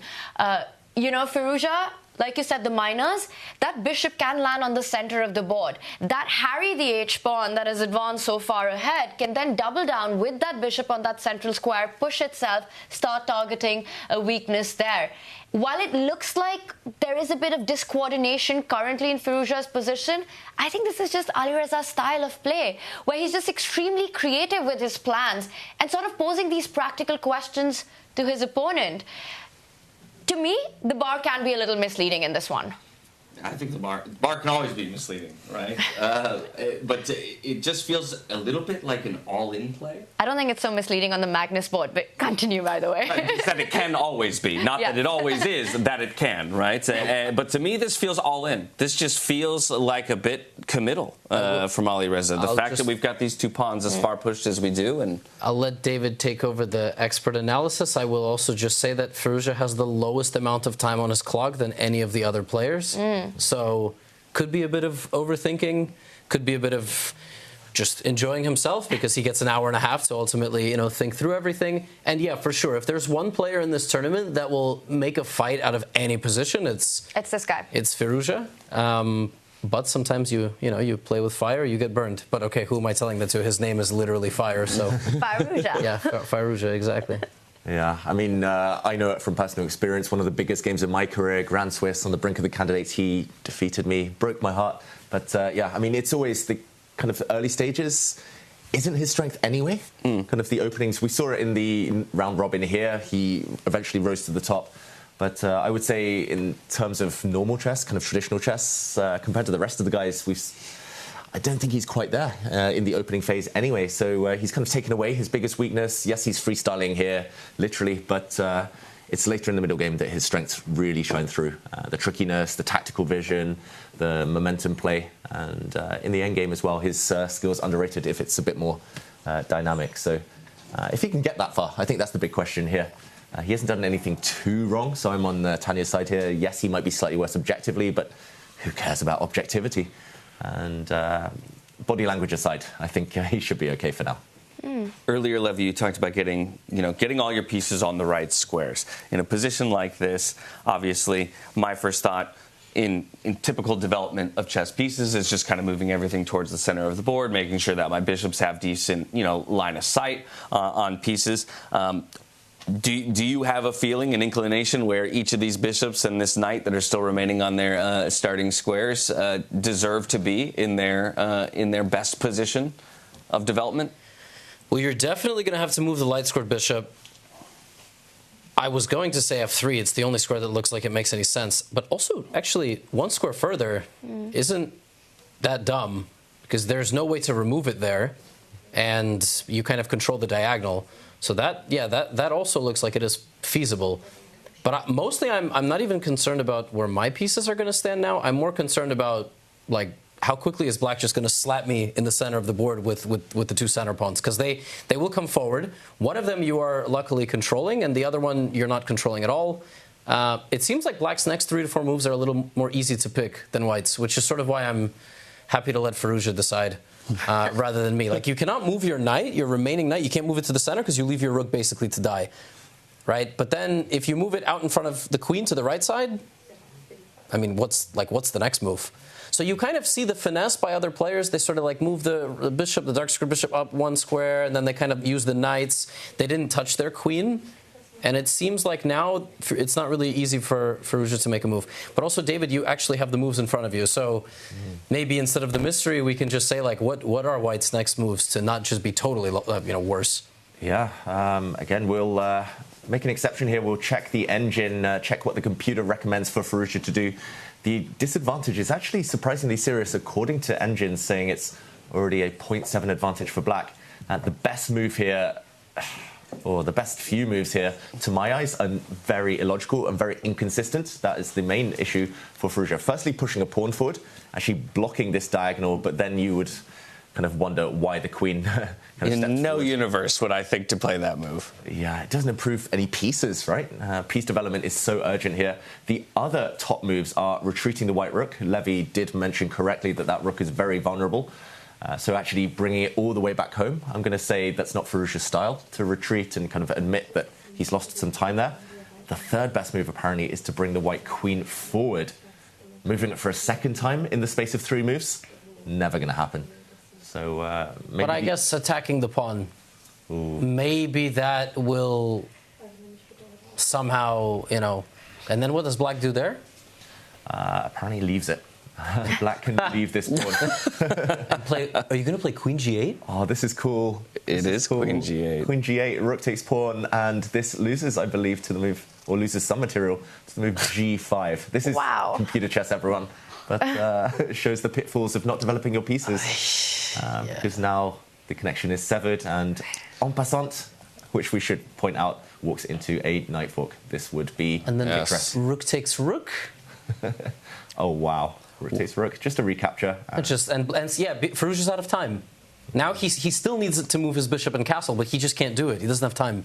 And so if we actually roll all the way back to where the rook initially takes the pawn and black sends the pawn forward, correct me if I'm wrong here, Levy, this is our classic concept of danger levels, threatening the queen with the pawn while the rook is under fire, and then, as you mentioned, disconnecting the two from each other as well, forcing white to have to respond to the queen being under threat before looking for a trade?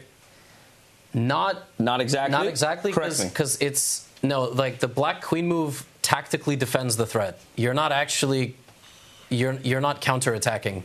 Okay. Like if rook takes pawn, the move pawn to g5, I suppose, is interposing, right? Like you block the defense of the queen. This is like absurd stuff, this queen move. You're setting up a trap, right? In a sense. Yeah, basically. Which, of course, Alireza will see. But no, this just shows, like, yeah, you look at the position, you say, oh, the bar is, like, misleading. But then it's like, okay, make a move. And just like you guys asked me, okay, move the light squared bishop. It's very easy to move the light squared bishop. But when black's next 2 moves are really easy to find, like... Yeah, the position's quite unpleasant. That's why Firouzja is now down to 45 minutes. Like, so he's really in the tank. But to Levy's earlier point, I think, again, David, you said queen to h4, the move hitting that central pawn is one of the best moves according to the computer.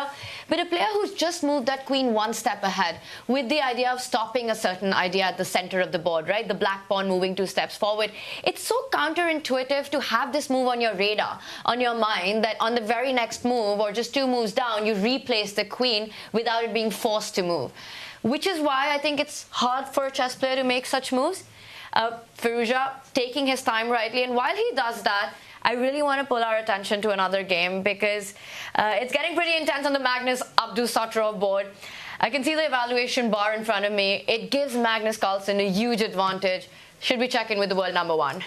I think without a doubt, that's where we should go next. So over to Magnus Carlsen. And it's on the board, by the way. Wow. It made sense. It made sense because you did say, like, it's you're not sure, but he has to do something. He has to make moves that create threats.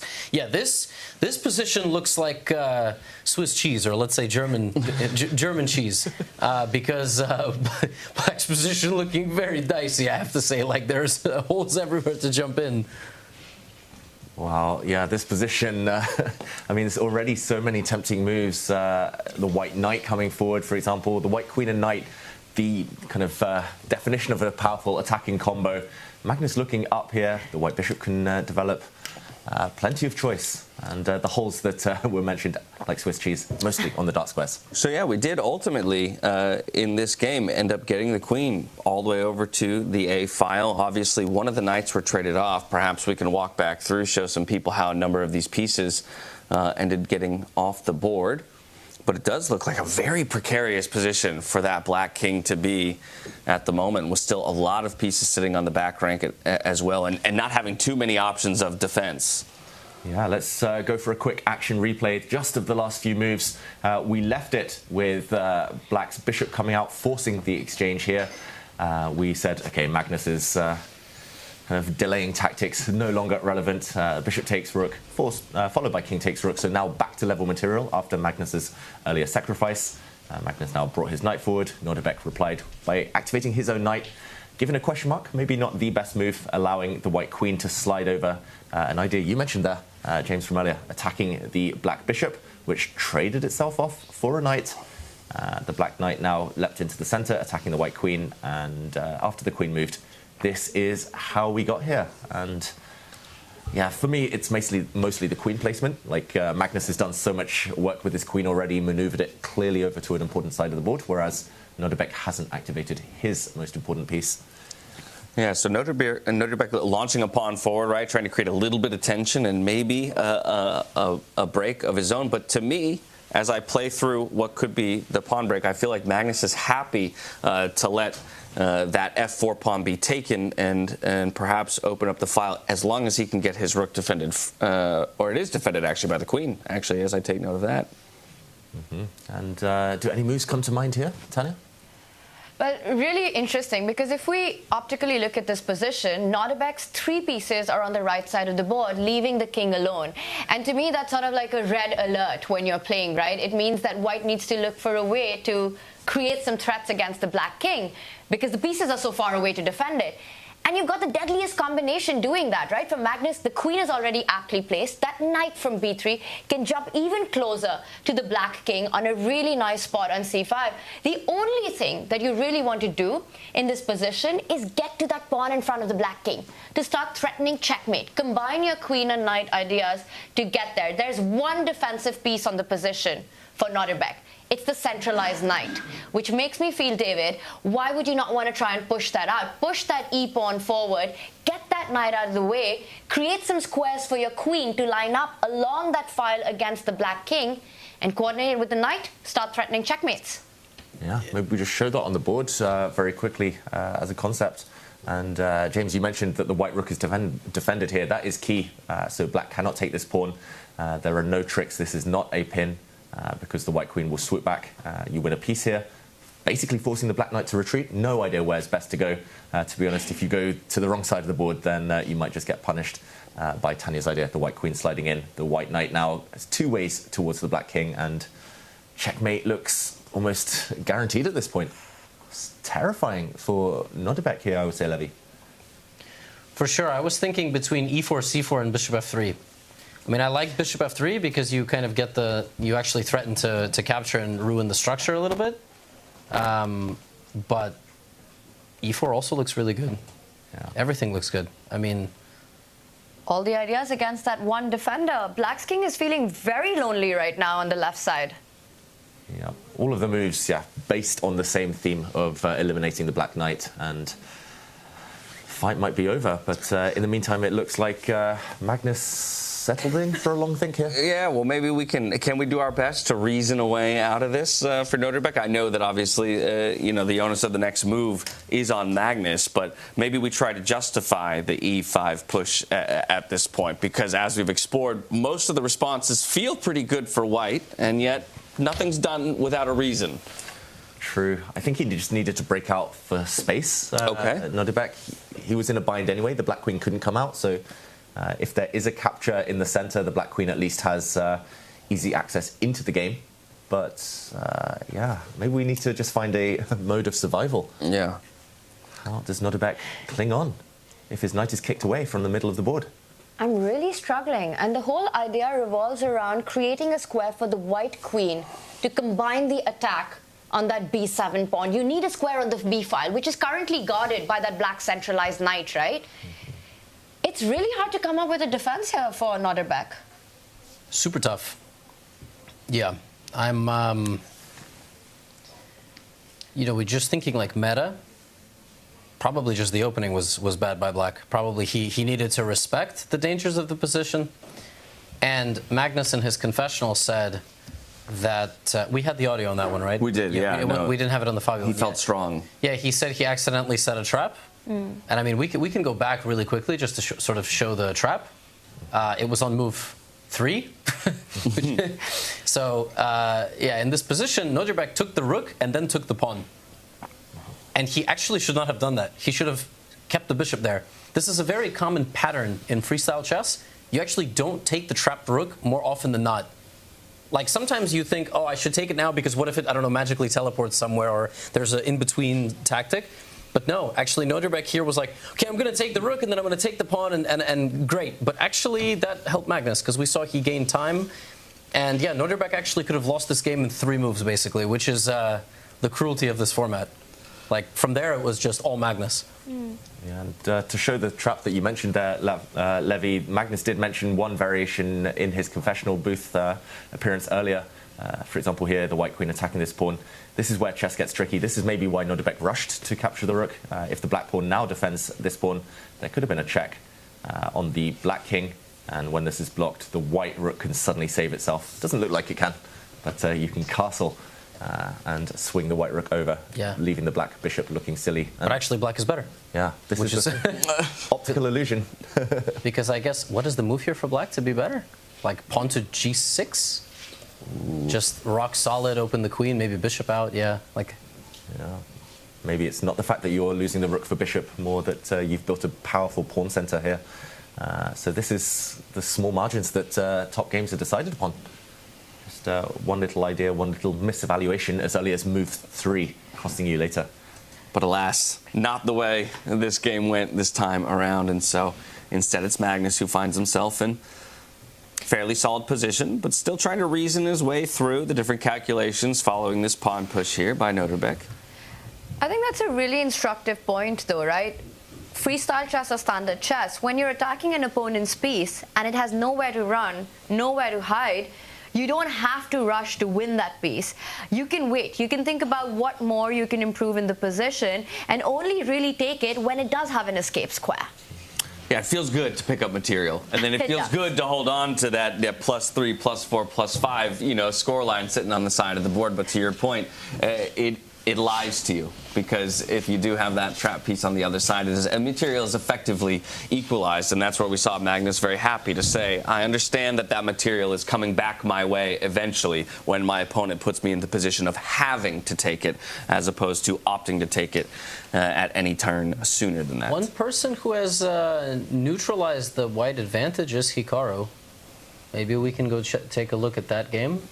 Here, yeah, it's basically Magnus's lunch buffet. I mean, he can choose what to put on his plate and whether to attack for checkmate or not. This is not a position Nodirbek really loves, but this position is completely different. I mean, the way that the Nodirbek position has so many holes and openings for Magnus to drop in his queen and his knight. This one is just a brick wall, and they have only traded 1 pawn, right? It was that early trade, and Hikaru has reached a level of stability here that will be much harder to exploit. This one will be a much more closed position based on the fact that they both have 7 pawns on the board. And, Javokhir is going to probably try to move his knight that's currently in the center to the right side, maybe into the e5 square in the center of the board. That's what I'm expecting, unless there's something, more aggressive. And his most recent move, Hikaru, receiving the exclamation point, but I'll admit, to my untrained eye, feels a bit like a peculiar move, because we've exposed a diagonal that our king could potentially be attacked on. Well, maybe not immediately. I still see a light squared bishop exactly on the board that could potentially line up for something a little tricky. Yes, on the flip side, if we back up 1 move, compare the position, here you can't breathe. Right, as black. Like, here you have nothing. And if you make another move, like, let's just put pawn to h6 on the board, David, like, can you play pawn to d5? Like, can you just play it? And now you're, like, almost winning, right? Like, this is actually the problem. So if white, because if you look, and just for everybody watching at home, you have 4 pieces pointing at your pawn. Rook, knight, bishop, queen. Generally, it's going to be the right move, because you have so much support, right? It's like the kid that goes to college supported by the whole family. There you go, like right off, leave the nest. So d5 is fantastic. Now that Hikaru played it, yeah, it's a very different kind of flavor of position. Yeah, but that family reference doesn't really work, because that kid would be off the board for the rest of the family to come into play. So you're kind of sacrificing the kid there. All right, well, now I'll let you get butchered in the comments, because I was going for so it's more like sending him off to boarding school, never to be seen again. He misbehaved. He's going to boot camp. Yeah, there you go. Yeah, but boot camp. But I think that's the key point, right? You have to fight against that idea. Otherwise, your king with the bishop and the queen lined up, targeting that tender b7 spot. You don't want open diagonals and files in the position. And optically, to me as well, James, I was with you, that this creates all these dark square weaknesses for the white knight to jump into, right? It's the c5 square. It's all the squares that are red alert right now. But again, Hikaru has the option also to develop his own knight in front of that rook to try to take control of the squares, and at the right moment, strike in the center with the pawn adjacent to the one that's just moved forward. And there's always something interesting about how, you in any game, but obviously in chess as well, learning the fundamentals and sticking to the fundamentals. But then there's I imagine, a point in every chess player's journey as they climb the ranks where you hit that point where you have to learn when to break the fundamentals, when to throw them to the wayside, and understanding where the exceptions to the rules are. And that's maybe what separates, great from exceptional, from world class. Yeah, and of course the players, all 10 of them, we see in that playing hall, world class. They know when to break the rules, when to play these slightly odd-looking moves, and when it is really necessary. And wouldn't you know it, as we are sitting on Hikaru Nakamura versus Javokhir Sindarov, we do have the results from the question we asked earlier in chat about who would come out the victor in this one, and overwhelmingly in favor of Hikaru coming out with the win, so probably happy to see an equalized board position with 60% of the vote, 24% of the vote going to Sindarov, still believing that he's going to pull this one out, and then 16% feeling that this one will end in a draw. Do a geo-targeted poll in Tashkent and Samarkand, and see how those results change. I think the Uzbeks just haven't been exposed to chess, too many chess broadcasts yet. All right, let's get them here. Does Hikaru lose any poll when it comes to Twitch ever? No, exactly not. I mean, well, look, of course, he's number 2 in the world. He's probably still top 3, top 5. You got to take him in like rapid blitz bullet. Not at the recent World Championship, but at least overall in performance and results. Javokhir's a bit new, and like I said, I'm not sure how many folks in the chat were from Uzbekistan. So let's not get too carried away. But at least as far as the opening goes, yeah, this is as good as Hikaru has gotten so far. All right, well.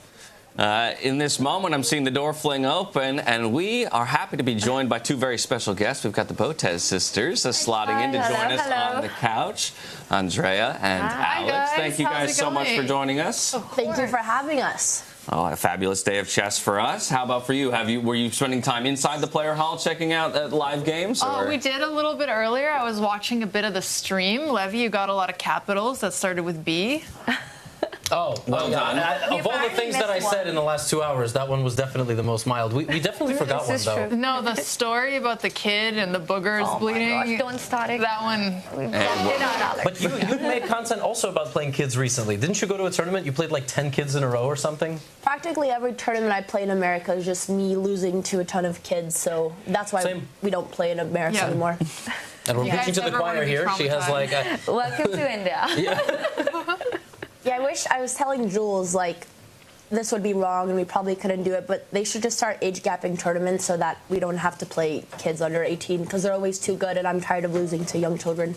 Yeah. Shout out to the Charlotte Chess Center, which literally puts on tournaments for only people over 21. You have to be legal drinking age. Yeah, good. Yeah. That's what I was proposing. But I agree. It's heartbreaking nowadays. When I started playing or competitive chess at its peak, I would always be one of the younger players, and every match I would be paired against somebody older to me. Now I go anywhere, I'm playing someone half my age, and it's just annoying. They're so good. They know all the opening moves. They've memorized theory. I think we need to get freestyle chess into the opens and take them on without the openings. I feel like I would still lose. Like, I feel like I'm going to talk all this crap, and I'm still going to play some 11-year-old who's not going to know any openings and still beat me, and I'm going to be like, okay. It's probably true. All of us. I mean, I played like Andy Woodward when he was, 2250, and now he's the youngest grandmaster in America. But I managed to win that game. That was like the last time that But I remember during that game, I was winning 5 different times, and he just kept defending, and I was like, who is this child? Well, now he's, GM. So that's probably what's going to happen to a lot of our opponents. It does make us feel slightly better when they go on to do well, though. Then you can feel it more at peace with your loss. Yeah, I beat Gukesh when he was like 10, so it was bullet. He mouse slipped on like move 5. But I'm still going to frame it on my fridge. Have you farmed that video and put it on YouTube yet? Yes, I lost every other game we played. Okay, good. You analyzed that bullet game? Yeah. That was the highlight of my career. Speaking of Gukesh, we should probably put his game on the screen, right? I feel like it's been a while. What's been the most exciting thing you guys have seen today? Maybe chess-related, maybe not even chess-related. Wait, you guys were there yesterday when the players did their pick, right? Did it surprise you as much when Javokhir went for Hikaru? Oh, the picks? Yes. Andrea started clapping. I was clapping. And then Aronian looked at her and started clapping. I love Aronian. He always makes me laugh. He's so funny. Yeah, I thought Fabi was very bold going for Gukesh, so I was pleasantly surprised when they also went for Hikaru. But Fabi doesn't understand content. If Fabi had chosen Nodirbek, Magnus plays Gukesh. I mean, does he understand we would have quadrupled the view count of the tournament if Magnus and Gukesh played on that? Somebody had to speak to Fabi.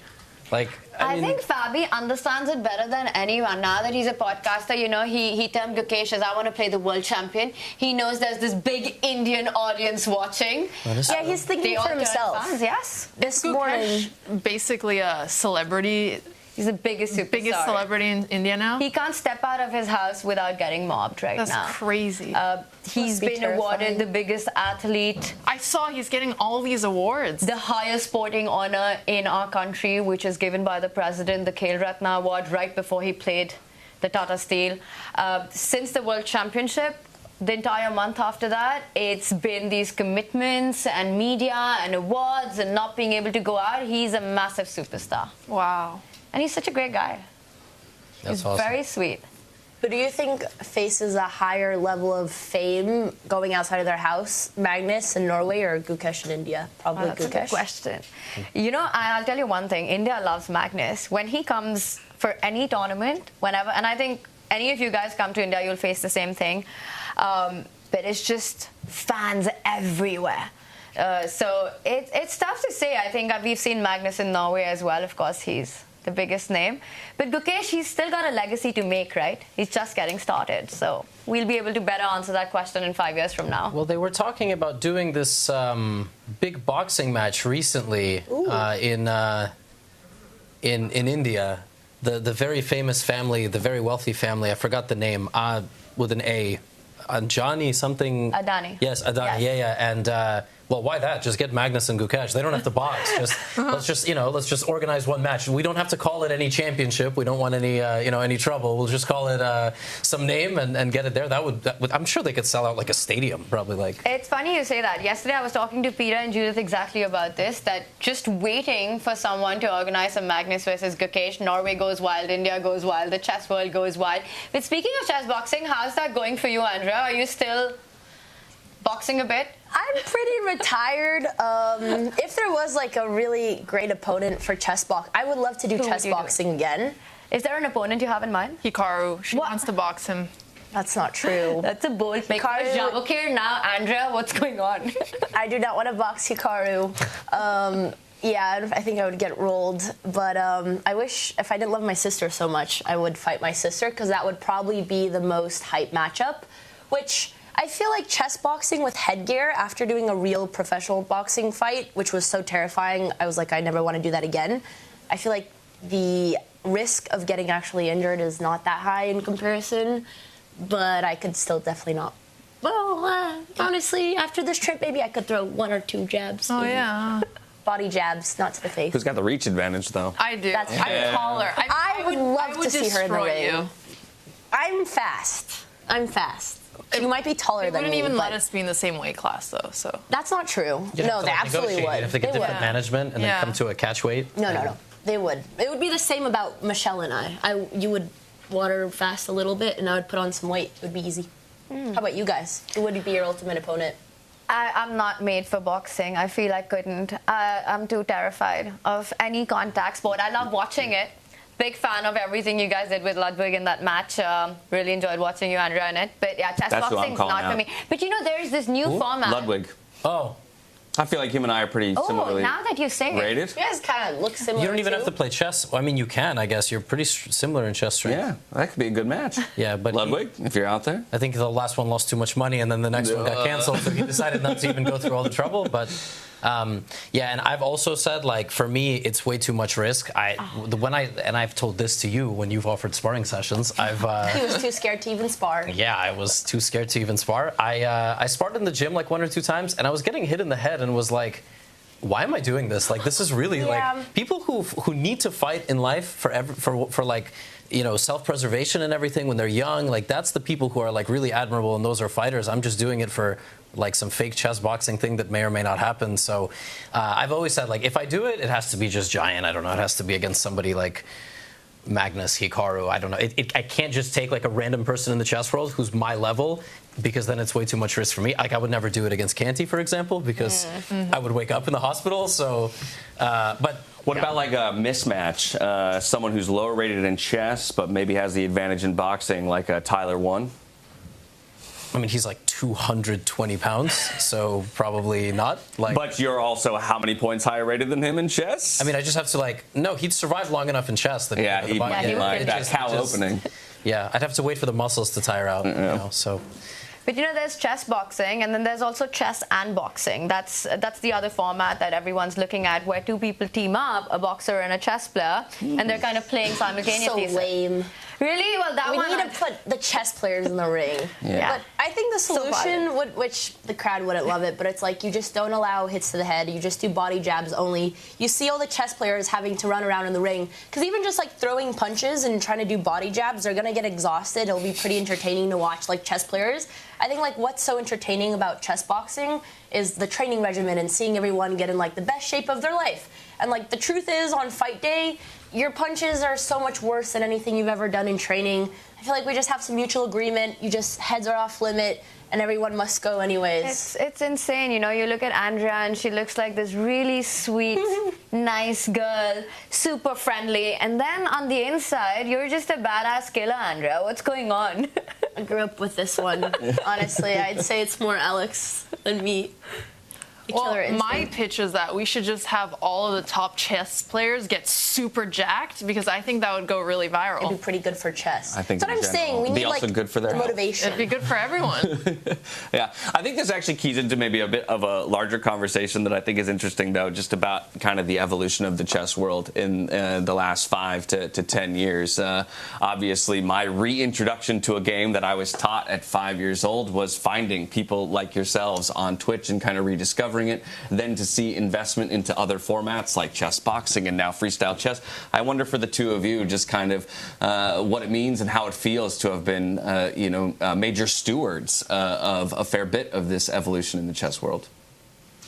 Take it away, sister. No, you were the first. You led the way for all the ladies here, so. I remember when I went full-time into chess streaming, I had 200 views and everybody thought it was really stupid. I never expected chess to get to the point where it is now. So honestly, sometimes, like, obviously you can work really hard at something, but the timing was just incredible.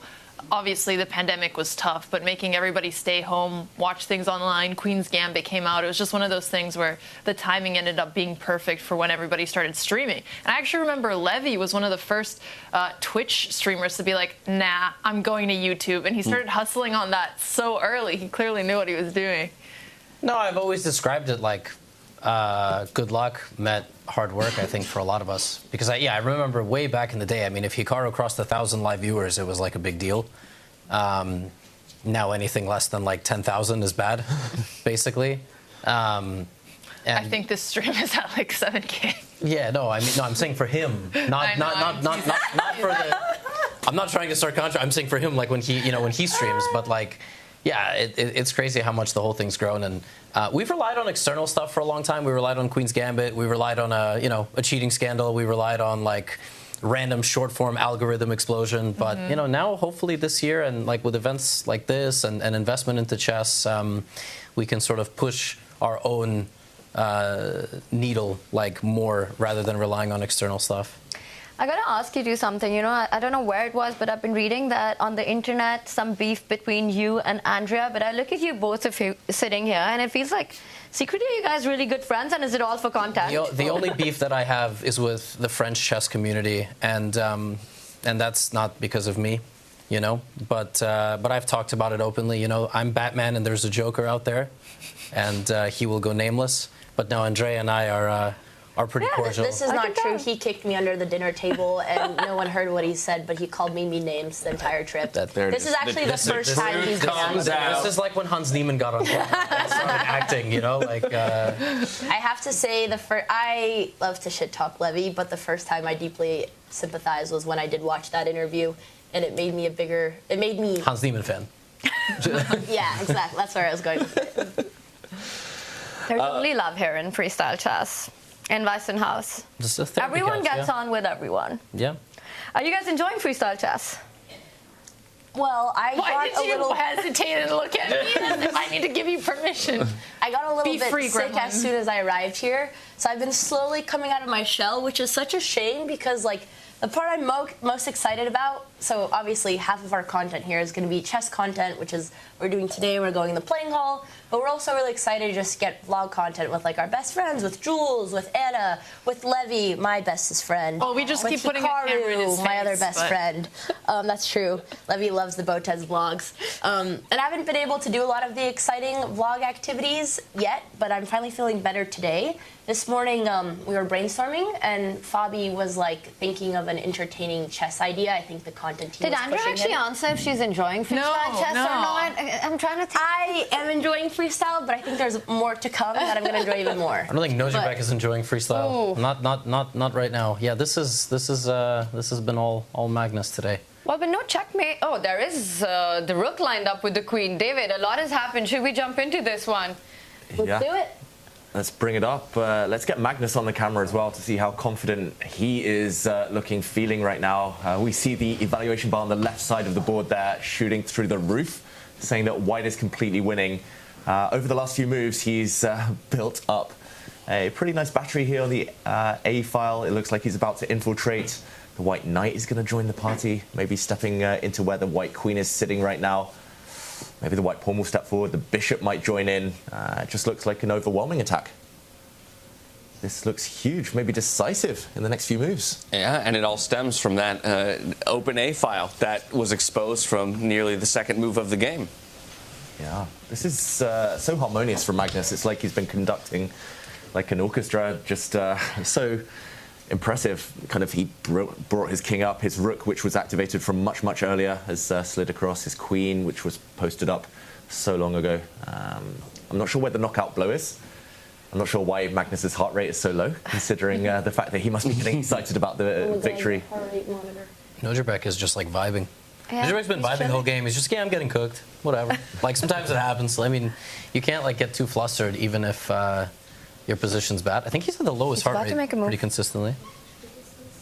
Whoa, and he does decide to get the knight. Yeah. More firepower into the attack. You know, and this is the other Knight thing. C6, BC, Queen A8, Rook A7, right? Oh, yeah, let's show that. Let's make a non-move here. Magnus setting up a big trap in the position.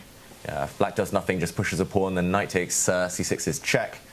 Forcing moves, always the first ones to calculate, and another check followed by another check, and multiple ways to win this one, but you can close it out with a beautiful pawn checkmate right at the very end. So yeah, he doesn't want to go for a king walk, Nodirbek, but how does he survive? How does he protect the square, escape? This looks over. This just looks hopeless. Yeah, Nodirbek knows that. To my eye, the only defensive resource for that pawn is the rook sliding over, but that doesn't really solve many of our long-term issues. Mm-hmm. Maybe we can check it out, see what happens if black does play that move, James. Just defends the pawn. Might be the only one. Can you actually give a check with the queen on A7 and then bring the rook into the attack as well? Try and threaten ideas along the 6th rank once you've pinned that pawn to the king? Computer says yes, Tanya. The eval bar still up in white's favour. This pawn is now threatened, the rook untouchable, there's a pin. And black can only postpone the inevitable by starting to run away, but white starts gobbling up pawns. And like a pack of dominoes, it all starts to collapse. Whoa, look at Magnus. He's checking out the other games. He knows he's winning or about to win in the next 5 moves. Yeah, exactly. Looks to be dire straits here for Nodirbek. Going to spend that remaining time that he has, no reason not to, right? To see if you can find a way to reason yourself out of this position, but probably well aware that it is lost. And Magnus, ever so confident, coming away with that, or near coming away with victory. White pieces on day 1 just means that he's set up beautifully for tomorrow in the second round, as these two players will swap to sides of the board and go at it once more. Big trouble for Nodirbek here. Andrea, Alexandra, is there a player that you guys are rooting for in this one? Do you have a favorite player here? They're both diehard Nodirbek fans. Well, either in this matchup or across all 10 players. It's hard to pick. I have a lot of favorites. Nodirbek was on their parlay, so, you know, we have I've been slowly making a list of everyone who answered some of my more silly interview questions. So there was one who answered actually, I probably shouldn't even share this one on the stream. How many times do you go number 2 in a day? So there was only one player who answered. I won't say who. He was my favorite. But then Aronian was also really funny, and he was also entertaining my questions. So it's a hard tie. But also, I'm a really big Hikaru fan, so I feel like ultimately I have to be rooting for Hikaru. Aronian's coming to poker night. He's the only one confirmed so far, so we gotta cheer for him here. He's the best. We're trying to convince him to do commentary with me tomorrow. Hopefully he says Andrea yes. hasn't asked him yet, But he'll say yes. We know. Yeah. Isn't he playing tomorrow? He's playing. He's got After one. his On game. Tuesday. Oh, sorry, Okay. Tuesday. Right. It's Sunday. Yeah. Yes, okay. Tuesday. There That's we what I go. meant. No, maybe he is playing. I don't know. Maybe he will do commentary. Just he'll like go in and out. Go make a move. If there was any pro player most willing to do that, I feel like it would be Levon. Yeah, go. Oh, I need to go make a move. Excuse me, and now I'm back to comment on my own game.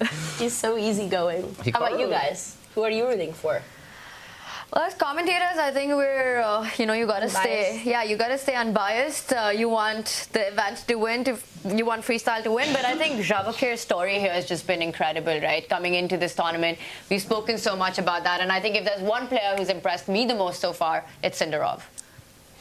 I would agree with that in terms of who has impressed me the most so far in the tournament. But definitely, yes, as broadcasters, the correct answer is we're rooting for the viewers. The best chess Community stream that will deliver exactly the most entertaining games for the viewers. And I think Freestyle Chess is already kind of predisposed to doing so. These players have delivered in a number of ways as well. With that, I don't want to take too much of y'all's time. I know that you guys are enjoying the Weissenhaus Resort and probably have some other commitments to get to. So I'll thank the both of you, Alexandra and Andrea, for joining us here today. And I'll let you guys go enjoy the rest of the event. Thank you guys for having us. I'll be tuning in as a viewer. I'll hopefully more capital questions. That was really fun. Yeah, for we'll sure. cover all the countries in the world by the end of the broadcast. Or Levy will, I should say. Ethiopia. We'll get back with that one. Thank you for having us. Thank you guys pleasure. so much. Goodbye, It was our chat. pleasure.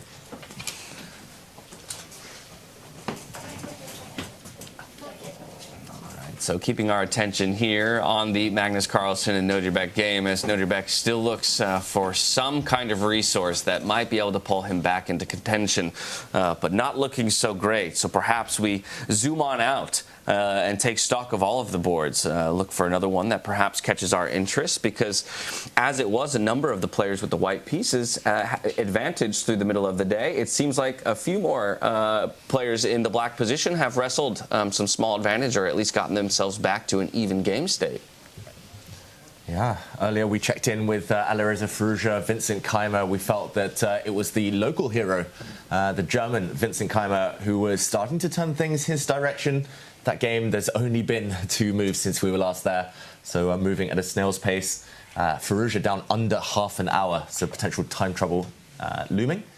Sindarov against Hikaru Nakamura. That game, I guess, is the one you're referring to there, James, where Hikaru starting to turn the screw, starting to turn things his direction. Gukesh against Fabiano looking relatively balanced, but yeah, all to play for in that one. And Aronian, we should mention, in 9th to 10th, he has an advantage, but out of the running for tournament victory. Maybe we jump back into that Sindarov-Nakamura game, just because for me, I'm looking over on the right-hand side of the board. While the Carlsen game looks to be decided by the left-hand side, it seems like with the pawn positions here in Sindarov versus Nakamura, and a question mark being given to that most recent move by Sindarov, just a completely different attention in terms of the important areas of the board and the squares from these players as compared to Magnus. You know, you're looking at the pawns on the right side. I just want to make a strategical concept in this position on the left side of the board. Hikaru's got this connect 3, as you like to call it, David, going in the center of the board, and it's all on the light squares. And it appears that it's kind of diluting that light squared bishop that Javokhir has. But it's also taking away the advantage of the other bishop, the dark squared bishop, by forcing white's pawn not to move ahead and activating it. In a sense, Sindarov's got these 2 bishops, but they're kind of staring at these pawn walls, right, with no activity. And you need an open position, you need open diagonals to really show the power of the bishops. And I think Sindarov's not finding it very easy to find those squares and those diagonals for his pieces. Yeah, I'm normally so in love with the bishop pair that I was even tempted to get a tattoo of 2 bishops, but these are probably the worst bishop pair I've seen in a while. Here, Tanya, you're right. They're just staring at brick walls. Do you have a tattoo, David? No comment. Maybe after this. Anyone, yeah? We'll catch him in the sauna later, and I'll report back. I wanted a tattoo of my dog's paw. Like, I wanted to get my dog's paw, and I wanted it here. And I'm really scared of needles, so it would be a big thing for me. But maybe I'll get one, next year. Close your eyes, throw some music in some headphones, nice and loud, and then eventually the pain just kind of melts away after a little bit. All right, I'll try that. Yeah, but I might faint, so I think I'll still. Well, there you go. That's another way to deal with it. Yeah, they won't just have them shake you away when it's all done. They won't continue the tattoo though if I'm unconscious. Yeah, this is great from Hikaru. He's just going to break apart these pawns, but that's not going to change the situation with the white bishops because they're still going to be staring at a brick wall. Like they're looking in the wrong direction. Yeah, really nice move from Hikaru. And it just looks like tactics are working his favor as well. There's some nasty checks against the white king if you're not too careful. Right, it feels like both of these bishops want to be one square diagonally up and to the right from where they are each, right? Like those would be much better diagonals in the end, it feels like in a number of ways. So that H-pawn maybe coming forward, making some space, either offering that trade against the bishop or at least playing along that sight line. And then maybe as some of these pawns are traded off, perhaps this bishop can find a way, yes, one square farther forward. And now it actually has a bit of a threat on the king in the long term. But it's just a total traffic jam right now. I hear you guys, and I see that blue mark appear. Great move by Hikaru, but I'm still trying to understand. To me, it just looks like you're giving up a pawn. White can first grab the pawn that's just moved forward, get rid of that central pawn, and then the bishop and the pawn on that right side are also targeting the h5 pawn. Isn't that just an extra pawn? What does Hikaru set up here? Yeah, let's try to work it out. So first, I guess you need to kind of restore the material balance. You need to grab a pawn. Let's say that black takes with the knight, for example, and pawn to g4. Yeah, I think it is this move. This is the tactic. And then there's and the bishop is protected on the square it's currently standing, but not if it takes the pawn. And you lose a bishop. Whoops. With the king. Okay. Stunning. Yeah. And, oops. If the bishop has to retreat, black has very many tempting moves here. The knight can jump forward. You can, at the very minimum, restore the material balance. You grab a pawn back, retaining all of the advantage. I just wanted to highlight the white queen in the corner, which never really got going. And that's the one thing we've learned from freestyle chess. Queens need some breathing space. Now, what if we take in a different order? We're going to go for the h-pawn first. Right, offering, if you can't take that back with the queen because it's still protected by the bishop. So what would be the response here from Hikaru? Yeah, and now I guess he would connect his pawns. And again, the bishops aren't so great, but the pawn structure now definitely favorable for black. It's two connected pawns. They're often just much more flexible, much stronger long-term than two doubled pawns, especially isolated pawns like this. Okay, so while even positionally not a good situation for white, because I would see that, okay, I have a passed pawn. One of the things we hunt for more than anything, right, as winning chances would be that h-pawn, but just unsupported enough to be relevant. Unsupported, yeah. Passed pawns are normally best when they're protected or when the board is already relatively clear, so they have a clear run-through. But this pawn's not going to survive too much longer. The black queen will just hunt it down, or, I mean, it's easily going to be blockaded anyway as it advances. I'm not saying this is lost for white. This might be one of his best tries, I agree. But looks like either way at the moment, it's not a pleasant choice for Sindarov. Good finds here for Hikaru. I know that a number of players were definitely looking forward to and excited for that switch into the classical time controls, right? Giving themselves just that a bit more time to really work through some of the calculations where maybe they feel they will get advantages over their opponents that they had to play without or live without in the rapid setting. Nakamura taking a quick stroll around the room, took a quick look at Carlsen's table, probably recognizing as well that Carlsen is on the edge of victory. Yeah, the two players who are enjoying their position, they're just sort of sitting there chilling, well, not sitting, standing there chilling, looking at the other boards. And it's been really interesting, their stories, right, this whole tournament. They start day one very shaky. 3 losses for Magnus, Hikaru also down on the leaderboard. And then they come out and they're completely back on day 2, scoring 3.5 out of 4. They come into the classical, well, dominating their game 1. Hikaru with the black pieces, Magnus crashing through with Nodirbek. What switched Levy after day one? What happened there? I think it just takes a little longer in chess, but it's kind of like the first set of a 5-set tennis match. It's very often that like Djokovic just loses 6-2, and you're just thinking like, okay, wow, that was really weird. I mean, he just got clobbered, and he just wins like 3 in a row. Sometimes he loses 2 sets, and then he wins 3 in a row. So I guess in chess, it just takes longer. Like a set can be an hour. Okay, in chess, you have to lose for an entire day and be like, washed up, career's over, blah, blah, blah. And then he, just shows up, plays a beautiful classical game. I mean, I will say Magnus is probably about 10 moves away from actually winning the game. This one is not, it's not to that level. Yeah. Javokhir's still in it. He can still fight back. Early days here. The clock maybe not in his favour, not his friend right now. But I wonder whether we go back to the Magnus Carlsen game just to see if it ends, how it ends. Yeah, there has finally been a decision made over in that game by Nodirbek. So let's hop over there because he thinks he's found his best resource for staying alive. And I say his best, but that doesn't necessarily mean that it is going to ultimately keep him alive in this one. Dropping the knight back to try and lock out that A file so the queen can't infiltrate the way that we were talking about before to that A7 square. This just feels like, I don't even know how to describe it without being too harsh here, but it feels like you've got an enemy army running at you. White here with the queen, the rook, the knight all attacking, and you've put your weakest soldier kind of without any weapons just on a really flimsy square like this. The black knight is not going to hold the tide much longer. It can just get kicked away. So what's stopping me, even though from here still going for knight takes pawn on d6? Because if you recapture, I now take the hanging knight on a6, no? I love it, James. I think that's... d6 would be illegal. That would cause some issues, but that would be a great move. Knight takes c6. Yes, c6. But c6? Thank you. Sorry. c6 is a fantastic move. And that's why we have David over here being the one to draw the arrows, understanding what I meant. know what you meant. Yes, but knight c6 is, it's completely winning. Yeah, it's completely winning. It's just about how Magnus wants to win this and how much resistance he wants to allow. Just to put this on the board, knight takes c6 is a deflection tactic. The black pawn is overstretched here, overworked. If it does take the knight, I think the one downside here is it does allow the black queen to swing across, but Magnus still extra pawn, big attack. He tries to be even more ambitious. This would have allowed black to defend maybe just a few more moves. He instead plays the move pawn to b5, just totally eliminating this defender. And Tanya, this just looks like it. Well, where does Nodirbek find the resistance? Is it over? Well, Magnus was taking a think, right, before pushing this pawn, because to all of us, knight takes pawn felt like the tactics you really want on the board.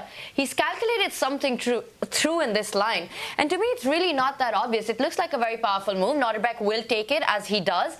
Another thing is, I want to grab that pawn back with my own pawn, kicking the knight away, but it opens up a line towards the white king, which the queen can then once again slide over and force a trade. And that cannot be Magnus's idea.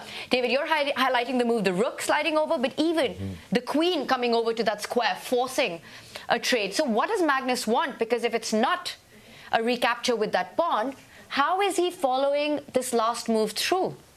Can we recapture with our queen, setting up a pin on the pawn towards the king, and then the knight jumps into that c6 square that we were looking at? Yeah, good point. Just to show Tanya's idea quickly, I must admit I missed this one, queen to c7 check, getting the queens off the board, and this one, at least black survives a bit longer. Maybe queen b6 is the idea now. Whoa, instead of taking on b5. Yeah, just to put James's move on the board as well. Queen takes pawn. Yeah, they're both very healthy. Yeah. Attacking the knight now, threatening to jump in with a knight check, the b pawn pinned. But Levy, I think your move probably just winning as well. Queen to b6. Maybe. And he goes for that. He goes for Levy's idea. And I think I spotted the difference, that after queen takes pawn, it might again give Nodirbek's queen the possibility to dash over to defense, offering a trade now from the d7 square, David. So queen b6 just perhaps doesn't allow that, because if you try to replicate that idea, bringing the queen closer to the black king, white can jump in with a rook, capture that knight, and defend the queen. Let's show it. You do not need to trade queens until you win a knight first. And rook takes knight, and the black b-pawn pinned. And white will emerge with that extra piece, even if it is an endgame. And Nodirbek will not continue that on much longer. He would resign if he loses a piece. And Well, this is the benefit of Magnus's position, right? Almost no bad moves for him to make, and for Nodirbek, almost only bad moves at this point, as he still looks for any resource available to him to weasel his way out of it. They're good moves. They're just at the wrong moment. There's nothing you can do. Like, you know, if the position is bad, are your moves bad, or can your moves be good but the position stays bad? I guess that's a good point. You can make the best move in the bad position, and it is still effectively losing. Yeah, in the end. He's in a lot of trouble here. A lot of trouble, and I'm just thinking, right? To me, it almost appears like a flawless game by Magnus. After Nodirbek gave him that chance out of the opening, the one that Levy brought up earlier on, he hasn't given him any moment to really bounce back into the game. I'd love to check the accuracy on this one from Magnus Carlsen, David. Ooh. Do we have it? Yeah, it's high. It's okay. Let's take a guess before David reveals it. What do you think it is? I saw it. I'm staring at it. I've also looked at it throughout the game. I know. I'm sorry. My goodness. I ruined your game because I saw it, but it is an astronomical accuracy. 99. I mean, that's massive. Yeah, it's incredible. Just how good the guy is. Especially in freestyle chess. We've seen the first 10 moves in the round robin stage. The first 10 moves, often the players were down at like 75, 80% accuracy, but give Magnus a bit of time on the clock, he finds all the best moves. I just want to say as well, Nodirbek didn't use his time wisely. He had a lost position. He had nearly an hour on the clock, and he was dead lost already. So clearly adjusting to this time format was a struggle for him. Well, I mean, best player in the world, right, is going to be the kind of person who, when you give him just the slightest advantage, is generally going to be able to navigate to a finish while eliminating as many mistakes to hand it back as possible. I'm actually going to let you guys continue without me because I think I'm going to be interviewing players one by one in one of the other booths as they finish, and I'm sensing Nodirbek will not think for 41 minutes before. I mean, I sense this one will be over probably in a few moves. So maybe I'll drop back after the game is done. But I think that's more than fair, my friend. Thank you so much for lending your expertise. Still haven't and told your me ideas. The capital of Ethiopia, by the way. Well, you know, Addis, no? Addis Ababa. You're British. You're well educated, and sorry, we're American. Yeah. Admittedly, my African geography is probably my worst. In 7th grade, we had to memorize where every country was and then fill it in. Wow. Do you guys ever have to do quizzes like that? No, see, it was so insular. It was, can you name all 50 states, like, do all 50 states, but we never, no one ever I'm not even sure decided to look outside the country. I never went to school. I was playing. Yeah, you were like you both were child prodigies and so on. And Yes, but right, but for you, I could say any position on a board, and you'd be able to visualize it. And for me, I can't do that either. The castle in the position. Here is Magnus's queen on b6. But you know, to your point, world number one for a reason, right? That insane accuracy of 98.7. But it's also the precision that he's shown over the last few moves, just converting this to a win. Instead of grabbing that pawn, instead of going and giving Nodirbek chances, perhaps to offer a queen trade, he's sort of done this clinically, flawlessly.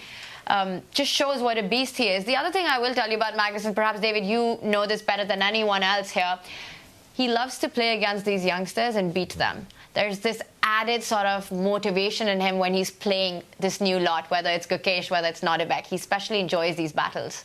Yeah, and I mean, just that look of surprise yesterday when he found out he wasn't about to play Hikaru Nakamura. I think that gave Magnus a big boost. We see his heart rate now just dropping. He's very calm, very relaxed. He knows he's about to bank the victory. Okay, the White King is checked, but that will not change anything in the position. The White King's just it's just going to move. I'm not sure exactly where. I think all moves are pretty much winning here. One square not to use, I should mention, is to step forward. Do not step forward to this square. Because now you're within checking distance, forking distance, and a black knight would jump back, sacrifice itself, be replaced by another knight, and you would lose the game. But every other move for Magnus Carlsen would win right now. I think you'll see that one. He's made a decision. The king slides over one step to the right, and Nodirbek resigns. That's it. There it is. Our first result, our first decisive result of the day in round one of the quarterfinals, and it's none other than Magnus Carlsen taking the win over Nodirbek Abdusattorov. So a fantastic start for him, but again, as we said at the top of the day, this is not the end of the quarterfinals or Nodirbek's run here at Freestyle Chess 2025. These two players will be playing up against each other tomorrow, swapping sides of the board in a new position. But let's dive in, hear what they have to say following the match.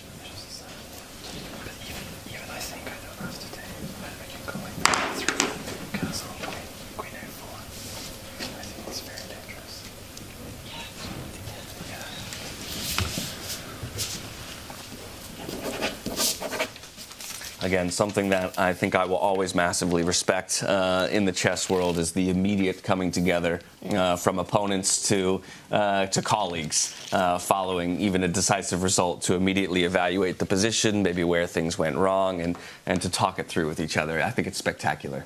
It shows their incredible sort of respect for each other and also love for the game to really understand what happened. And regardless of the result, we see that happen at top-level chess, which is always really nice. And David, perhaps to some, it might feel like an abrupt end, right? Magnus moved the king, and then Nodirbek reaching out for that handshake, just resigning.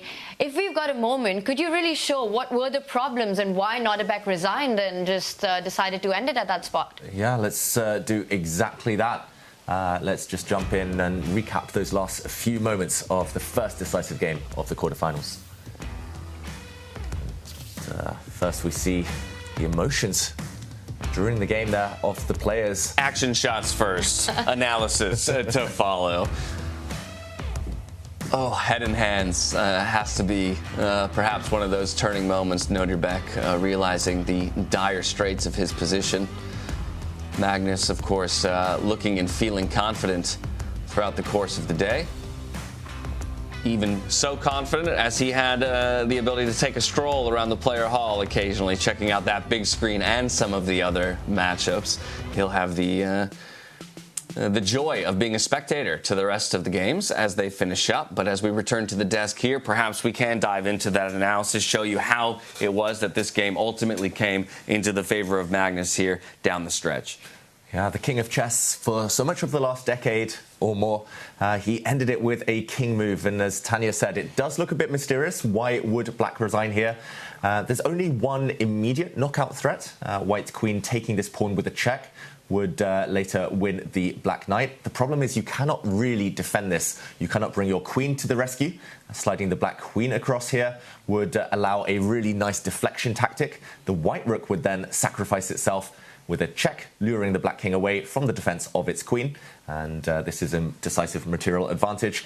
Other ways of defending this pawn, maybe with the black queen, would allow white multiple ways to win again. I'm not sure even which one Magnus would have gone for here, but just to show one flashy tactic, knight takes pawn might not be the best move, but it would set up tricks such as, okay, let's make black play a different move, rook to d8. It would set up this trick, rook to a8, check, yet again, sacrificing, tricking the black king into walking into this kiss of death.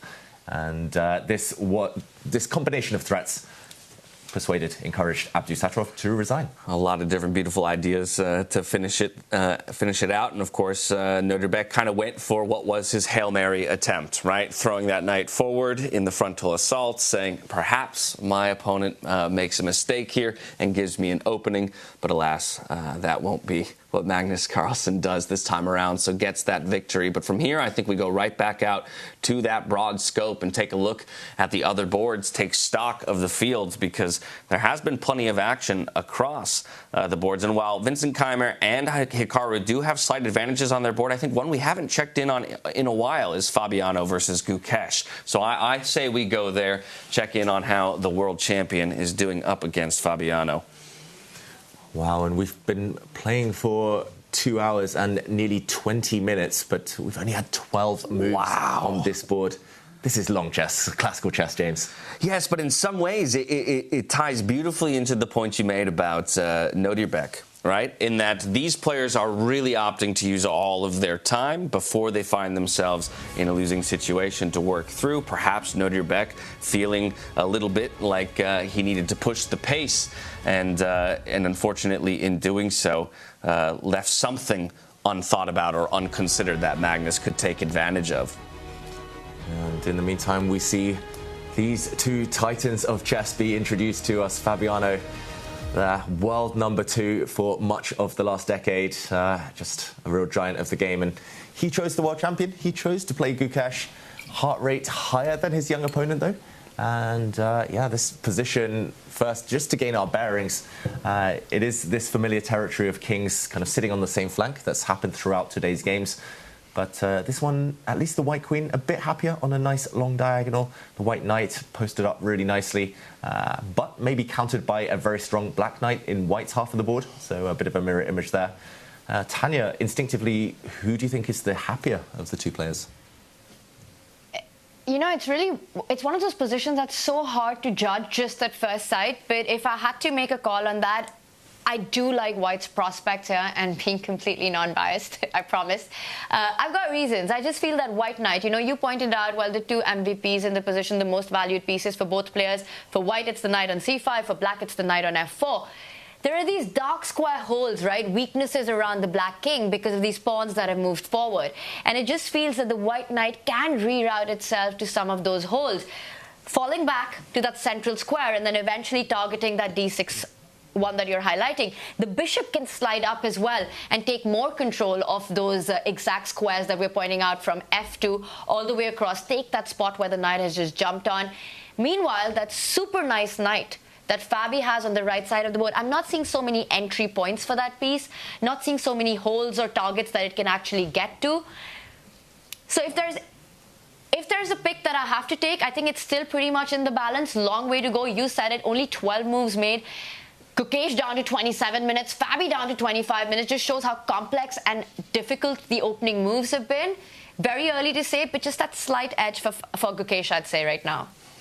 Yeah, at least in practical terms, easier position to play, even if the computer tells us it's dead level, that Fabiano is completely fine. James, earlier you were talking about budgeting on the clock, budgeting time. It feels like these two have budgeted a bit too much for the early stages, a bit too little for later in the game, but at least healthier than what Nodirbek ended up doing. Time will tell there. Another opportunity for us to tell the viewers at home, of course, that this is a 90 plus 30, right? So with every move made, they do gain 30 seconds back on the clock. And I think a number of these players pretty confident in endgames, maybe that 30 seconds is all they need to find a move. But we are in a weird position where at a certain point you might transition from what feels like a classical game of chess back into a more rapid style of chess as those clocks begin to tick down. We, as we did earlier with the Hikaru game, we also threw a poll out to our audience for the results of this game. And this one, I think, much more interesting because of the closeness of the results. Fabiano getting the edge by just a single percentage point from our voters at 40% in favor of him to win. Gukesh getting 39% and then 19% for a draw. It doesn't add up quite to 100, but I'm guessing there's some rounding happening there. Either way, just as the evaluation bar seems to indicate, the fans at home believe the same, that these two will go blow for blow with each other all the way through. And the position kind of mirrors that, right? It's sort of in the balance, and it might be equal, but it's as far away from a draw as a position can get. It's a game for all three results.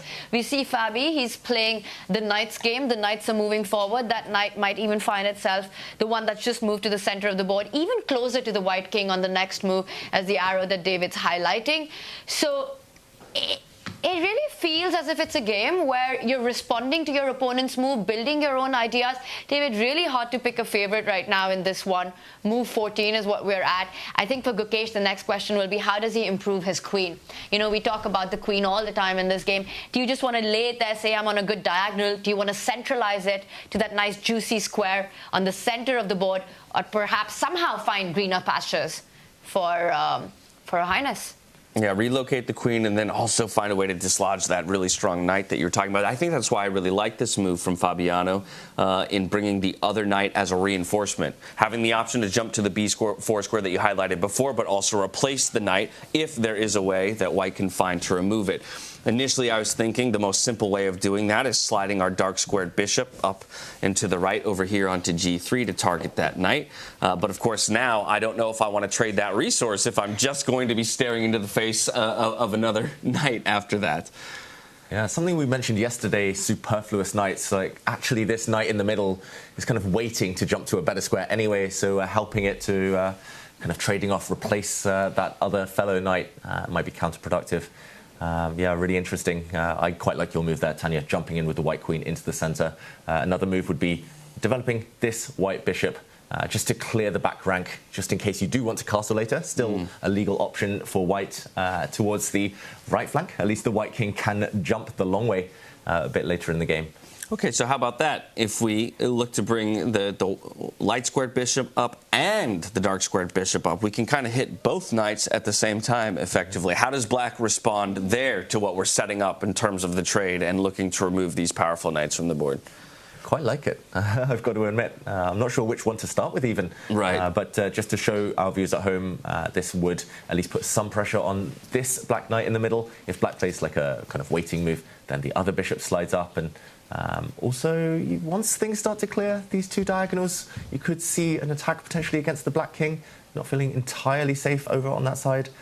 But Tanya, I mean, my eyes earlier, they were just fixed on that kind of heart rate monitor, because we know Gukesh, he's so famous for meditation, for kind of, he has these tricks to calm himself, especially in classical chess. It was just really impressive in such a complex position that he was, there we go, 66 heart rate. What? Look at that differential. What's his resting?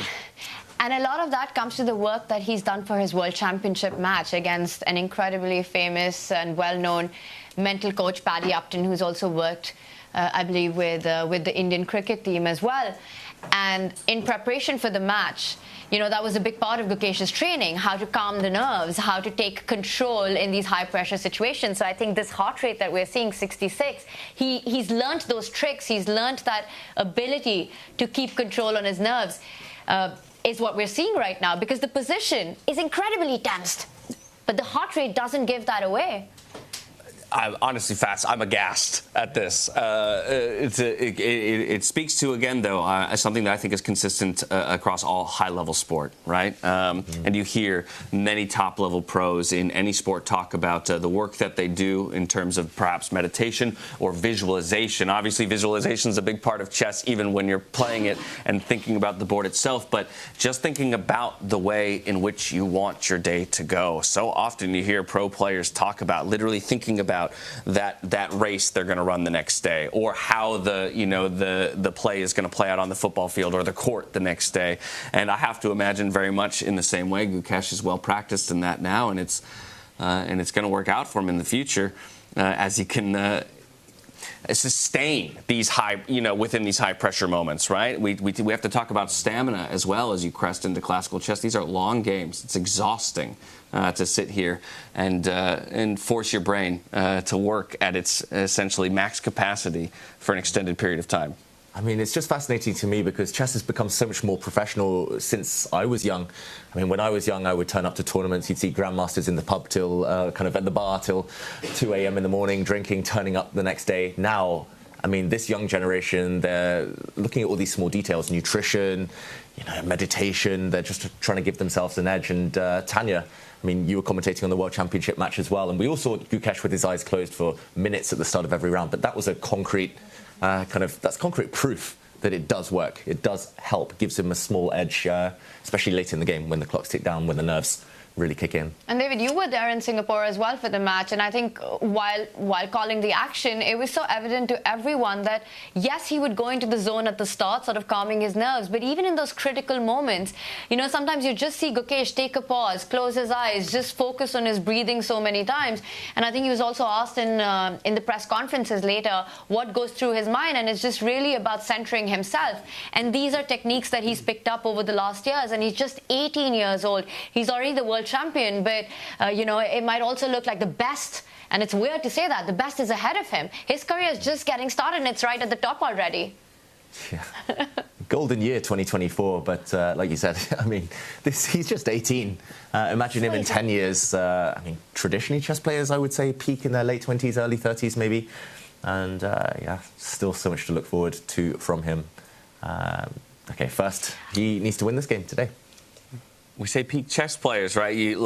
It's interesting, though, because much of our understanding of maybe the peak is also largely attached to standard classical chess. Mm-hmm. I'm curious to see how, as the months and years go on here with freestyle chess, if any different patterns start to emerge, right? If there is any strong distinctions that we can draw between the two formats, and maybe where certain players excel in one but less so in the other, or what the longevity of players is in a format like freestyle as compared to standard, or if there's no differences at all. It's funny you say that because last year, right here in Weissenhaus, it was experience that prevailed over youth. You know, you had Magnus taking the first spot, you had Fabi second, and you had Levon Aronian at third. Exactly. And they just dominated it. And you had all these youngsters playing. You had Gukesh here, you had Nodirbek. And completely agree with the point that standard chess, we've seen this generational shift where players in their, teens are at the top of the game already, and, you know, they are there to stay. It's not a fluke. It's not a one-off tournament. You see them at the top of the rankings and ratings, and they're going to be there for years to come. But in freestyle chess, so far, it feels like the experience, this feel of the position has gone a long way. And today will be proof of that. Like we spoke, 3 matchups where we've seen it's experience versus youth. One has already gone the experience way with Magnus's win. That's a very good point. So 1 point on the board for the experience, but still plenty of points left to be scored here. And Gukesh is going to do his best to fight the good fight for the newer generation. But maybe this is a good opportunity for us to actually step away from this game for a moment and get a quick word from Fabiano as he concluded his group stage just yesterday. Let's hear from the veteran.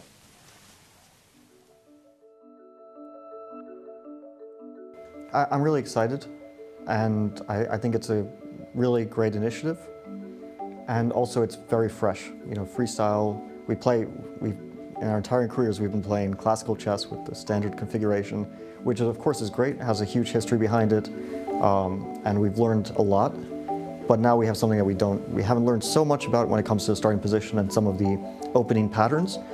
At some point, of course, it just becomes chess. The same skills apply. But when it comes to the opening, creativity, and learning some new patterns, that's really unique. And we don't have so much experience. You know, we've played a few events here and there. I played one in St. Louis every year. I played this event in freestyle here in Weissenhaus last year. And there have been a few world championships that, for example, when last time in Reykjavik, which Hikaru won, and then in Oslo, the one which Wesley won when there was 4 of us playing. But besides that, it's been very few events, so it's really fresh, and the field is very exciting. You know, pretty much all the strongest players in the world, and there will be new players, of course. So all the top players are kind of in the freestyle club and have a chance to play. And I'm looking forward to playing as many events as I can. Hopefully, I qualify after this one, and hopefully doing well in the whole tour. I think most of the skills apply the same way, and that's why you see the same top players for the most part. I do think that you have to kind of rethink your approach in the opening, especially when it comes to time usage in the opening. That's very different because we're not relying on our knowledge. We can't rely on knowledge. We don't have much or even any for most positions. And we also can't rely on memorization because you can't remember 960 positions. Or you can remember it, but you can't remember the starting moves or what to do beyond maybe move 2. So it's very different in that sense. All the different stuff is really in the opening, but a lot of that carries over. How much time you use in the opening maybe means you're in time trouble in the middle game. So there's a lot of carryover, and I wouldn't say it changes it really fundamentally. You're not going to see, Magnus losing to an FM in a match. Let's say you're not going to see totally different standings in the world, but you will see different approaches and perhaps a bit more variance at the top.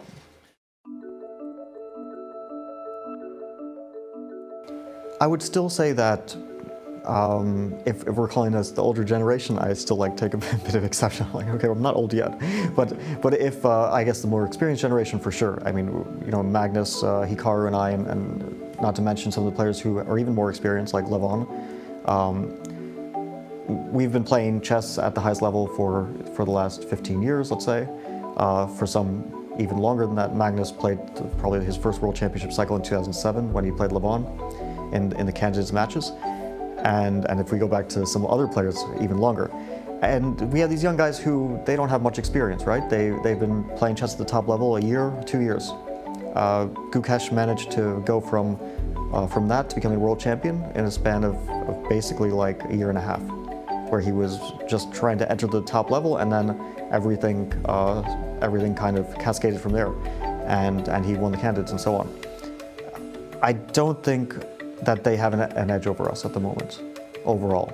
If you had an all formats included match between the old generation versus the new generation, I do think we would, with great difficulty, win. I think it would be very close, but I do think we have an advantage. Of course, part of that is that Magnus is still showing the best results in the world overall, I believe. But it's close. I mean, Gukesh is showing incredible results. The candidates win, probably the most significant and impressive achievement in the last decade, I think, in chess. And then also after he won the World Championship in Tata Steel, he did play a really good tournament as well. So he's not slowing down at the moment. In this format, I do think we have maybe a bit more of an edge. I don't know for sure, of course, but there are some advantages that the younger players have that are maybe a little bit neutralized in this format, and part of that is their like ability and eagerness to work really, really hard, which is perhaps not shared by, and I think it wouldn't even be too controversial to say that Magnus doesn't share the same enthusiasm in preparing for classical chess that Gukesh or Nodirbek perhaps have, right? But in this format, it's that takes a bit more of a back seat, and it's more just down to like the practical skills during a chess game. And in that, maybe not for long, but maybe for now we still have. I really like this place. For me, it's kind of, again, it's a very individual thing, but for me, it's really the ideal place to play chess is a secluded and peaceful place without much noise from the outside world. I've played a lot of events in big cities, and that's, when we say like we want to take chess to the next level, it's very often been like, okay, let's take chess to New York or Madrid. And we played the World Championship in Rapid and Blitz in New York. I've played the candidates in 2022 in Madrid. And it's great to see chess in a big city. But from a point of view of a chess player and like what I wanted in my surroundings, of course, I prefer to have less distractions and more just being at peace. So here we're in nature. There's nobody from the outside world is here. It's just chess players, chess media, commentators, representatives. It's all contained, yeah, it's all chess, which I think is nice. And last year I really had a great time here. So I was able to relax and I think put forward pretty good chess and concentrate at an ideal level, which sometimes has been a struggle. If my concentration drops, then my level can drop significantly. So for me, that's quite important, and I hope that my feeling will be the same this year. I would say, maybe this sounds a bit weird, but maybe a bit mercurial, because I think that I can have a really high and a really low, and maybe at some point I found a middle ground for that. But I really do think that my quality at my best and my quality at my worst is a big gap, and maybe more than other players. What I've always missed compared to Magnus has been consistency. My best tournaments can compare to his best tournaments, but he's had less bad performances. And I think it's something that I maybe remedied a little bit at some point, but it still is, I think, one of my downsides, that if I'm not in good shape, it can go pretty wrong.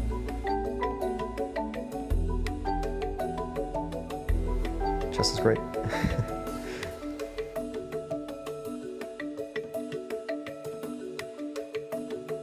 Because I've been playing so poorly recently, it has to go good at some point, yeah.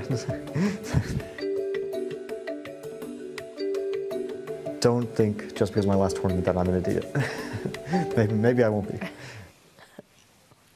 Welcome back to Freestyle Chess. What incredible insight from the man himself. So much that we can get into there. I think first of what he said that I want to get into is, of course, his interesting self-assessment. That he says the thing he feels he lacks is consistency, being able to compare maybe his best to the best of some others, but that when he isn't in form, he feels like that he can really suffer as a result. So I'd be curious how he feels maybe coming out of the round robin or finishing today, where he feels his form is at, and if this is shaping up to be one of his best, or if he's suffering from or feels like he might suffer from some of that inconsistency. Well, I mean, it sucks, right, when you compare yourself to Magnus Carlsen in any field. I think compared to the rest, he's probably the most consistent player around, Fabi. I think it's only in comparison to Magnus where maybe that doesn't quite line up. But he seems in top form this tournament, Tanya. Last few months have been tough for Fabi, but it looks like he's back. David, you say it sucks when you compare yourself to Magnus. I'd say you're doing something right in your life if you're comparing yourself to Magnus.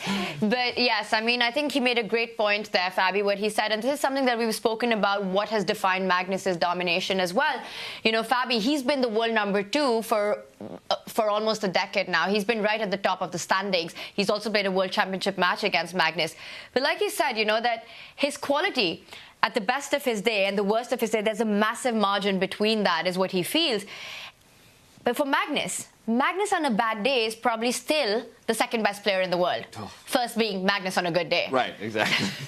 So I think that gives a lot of insight on how the top players feel, because that's the differentiator, right? When you're not feeling your best, how much of good chess you can produce. And speaking of good chess being produced, we've had some turnarounds in this one. I mean, David, I'm looking at this position. That pawn that Gukesh has, that pawn that the world champion has right now, it's 2 steps away from Black's 8th rank, and it looks incredibly dangerous to me. And very often in chess, the big question in these situations become, is that a strength or is it a weakness? Oh, should we have a vote here? I think it might be in the middle somewhere, but I think more likely to be a weakness, just because it's going to be so difficult to promote that pawn, and the only real defender, other than another pawn which is likely to replace it, the only defender is this knight, but that knight is about to get kicked out of the centre. Okay, well, I have a little bit of breaking news to deliver. As we've been checking out this board, we actually have a result coming from one of our other boards, but it's in fact the 9th place matchup between Aronian and Fedoseev. Aronian coming away with a decisive victory in this one, so putting himself up a point in the matchup, of course, to be played again tomorrow as they flip to the other sides of the board, with Fedoseev having a chance to respond. Levon's first win here at Weissenhaus, you know, it's too little, too late, but I think he was very, very upset with the way the round robin went. You don't see Levon sad too often, but I think yesterday one could feel right after, not in the best mood, but then he picks himself up. You know, at dinner, he still had the high spirits, as Andrea said, the first to sign up for the poker tournament, and I think this win is exactly what he needed. Yeah, and just to talk about the final position, this was where Fedoseev as Black resigned. It's actually a queen sacrifice from Levon Aronian to end the game, because his queen can be captured, but if the queen were captured, here Levon would have taken the Black rook first, the Black knight now up for grabs, and if the Black queen defends, just a few moves down the line, you can even give up your rook. And next move, you bring your knight in, you attack the queen, you make a new queen, and too many extra pieces. Levon Aronian finishing off in style. Wow, spectacular finish there. James, you know, you mentioned earlier you love watching the players discuss right after. They got into the position, so many tactics that David was describing, and the arbiter had to step in. Said, you know, guys, there are other games going on. You got to take this to the analysis room. Yeah, but I love to see it, right? I mean, that to me, again, just speaks to the passion and love that each of these players have for the game. It's an endless puzzle to solve. Even referencing back to Fabiano's interview, where when asked about the major differences there in freestyle chess, obviously the players can't fall back on as much preparation, and even more so can't fall back on any memorization. There are just too many starting positions, too many possible lines, that it really is step up to the board on the day, and with just a few thoughts in your head from that maybe 10-minute precursor that you have, put your best foot forward in terms of playing pure chess. And this time around it was Levon who came out on top. But we're going to hop over to that Alireza versus Vincent Keymer game to check in with it, because Vincent Keymer still holds what looks to be solid position here for the black pieces. But it was Alireza who I think took the most unique approach of all of the players playing white from the beginning of the game, reminding everybody that it was kind of about throwing all of the pressure to the right-hand side of the board, launching those pawns out in front of his queen. And while some of the space has been cleared, actually 3 open files with which to work here, David, it looks to be a very tricky position with lots of different pieces getting pinned to others. Yeah, I mean, this one is a mess of pieces. We literally have to look at every single one in isolation in order to kind of figure out who has the advantage. And I would pick black here mainly because of the white king. It looks nice and safe right now, but actually it simply gets in the way of its rook. He simply forgot to develop that side of the board. As you mentioned, James, full focus on the right here. And long term, white is essentially playing without a rook, without a piece. So everything else being equal, Vincent has the advantage also on the clock. Tanya. Absolutely, and those two pieces that you're highlighting next to the White King haven't made a single move in the game so far. Not a single development move. And maybe, David, you can confirm if I'm correct or not, but I think this was the starting position of the bishop. 3-8-1, this is where it started. And that just goes on to show that how difficult, well, it's been for him to find that harmony. Meanwhile, each and every single piece of Vincent is in play at the center of the board. And that's perfect harmony. You know, you've got that beautiful knight, the rook lined up for a trade and capturing that open file. It almost feels as if right now, Vincent has 2 extra pieces. Okay, well, while Alireza decides where he's going to shuffle his pieces next, we're going to do a little bit of a shuffle ourselves here on the caster desk. We're going to let David go. He's got some interview duties that he's got to take care of, and Tanya's going to slot over to be my lead here in analyzing the position and trying to figure out where we'll go next. Now, as I look at the time on the clock, once again, Alireza only working with 6 minutes here, as he has to find a way to get those pieces activated off of the back rank in their starting positions, which I think is going to be quite difficult at this point because, correct me if that bishop feels trapped just because of the ability for the black queen to slide down onto that back rank at the moment that you decide to develop the bishop. Exactly. You've got all these first-rank problems for the White King to deal with. It feels like you're just not going to have the time to get your king to safety, to castle, to connect these 2 rooks. I think Alireza has a big defensive task ahead of him right now. It's not easy for me to see how White actually managed to get those pieces into the game. You know, Black's got all kind of ideas. I would say even if queens were to get traded in this position, if you get the queens off the board, endgames would also suit Vincent just fine. It's advantage Vincent in this one. James, I want to pull our attention back to the World Champions game because I think we're going to reach that stage where Gukesh and Fabi will have so many moves to make with very little time on the clock. All right. And you know what that means. Your wish is my command, or rather production's command. Over to Fabiano Caruana and Gukesh. We are going to go to check back in with this game as Alireza will use the remainder of his time to figure out how to mount that defense. Right into it we go. Checking back in to see how the position has developed since the last time we were here. We still have all that tension between those pawns that are relatively pushed forward. As you mentioned, only a couple squares away from promotion. Still waiting for the answer of the question you asked. Will that be a weakness or a strength in the long run? It's not an easy question to answer because one of the pieces strong holding that pawn is the knight in the center, but it can be easily destabilized, right? One can imagine Fabi pushing that central pawn 2 steps ahead, attacking that knight out of this really strong post and creating the weakness, which is why I think David earlier felt that there's a bigger chance that these pawns might be targets rather than find itself actually promoting. But David, James, the bigger question here is... You know what? If you're going to confuse me for David, I'm a happy man. You've been predicting great moves, so I think, I think your chess strength is rising with everyone around David. But we see 14 minutes on the clock for Gukesh. And I will tell you one of the things that I think Magnus has also mentioned, that for Gukesh, handling the pressure when the clock is low is one of his weaknesses because he relies too much on calculation and not as much as on intuition. Well, I mean, so then we'll keep our eyes on that heart rate monitor as well in the bottom left-hand corner. Still calm, cool, and collected as a cucumber is Gukesh. But while those seconds tick away, we'll see if anything changes for him and if the time pressure ultimately results in a mistake being made. Still a relatively even position, but one that feels like can break apart at any moment. Let's evaluate that D5 push that you were talking about to push the knight away. One thing I'm looking at that, of course, that allows us to maybe reposition the knight back onto C5 since there's no opportunity to push it away once again and still defended by the queen against the queen of our opponent. And I think that's where the knight belongs. But the only thing that White needs to keep in mind is that if you do it immediately in the position, once again, you lose control of the F6 pawn. So Black, because you've got 2 attackers, can actually end up winning that pawn. But David, sorry, Dude, keep it up. James, I think eventually the knight will land there after the move of D5. Sorry, back that up way too long. But you just simply insert pawn takes pawn first. Okay. Trade those pawns off the board, and once the queen recaptures, I really love your idea of getting the knight to a very active square. You could also look at other pastures, but knight c5 looks like the way that I would go as well. Yeah, because then I'm thinking maybe we look for trying to get a position of one of our pieces onto that g4 square. The queen slides up, lining up with the knight for an attack on the king. Obviously defended right now by the queen and the knight, but maybe something we can consider long term. But also still maybe some arguments to be made around similarities to the Alireza Firouzja game, where there's a lot of pieces for white that are kind of stuck on that first rank. Rook, bishop, king, rook, and a queen right now. But it's not a very different story for Fabi as well, James. You've got your queen and the heavy major still on the first rank as well.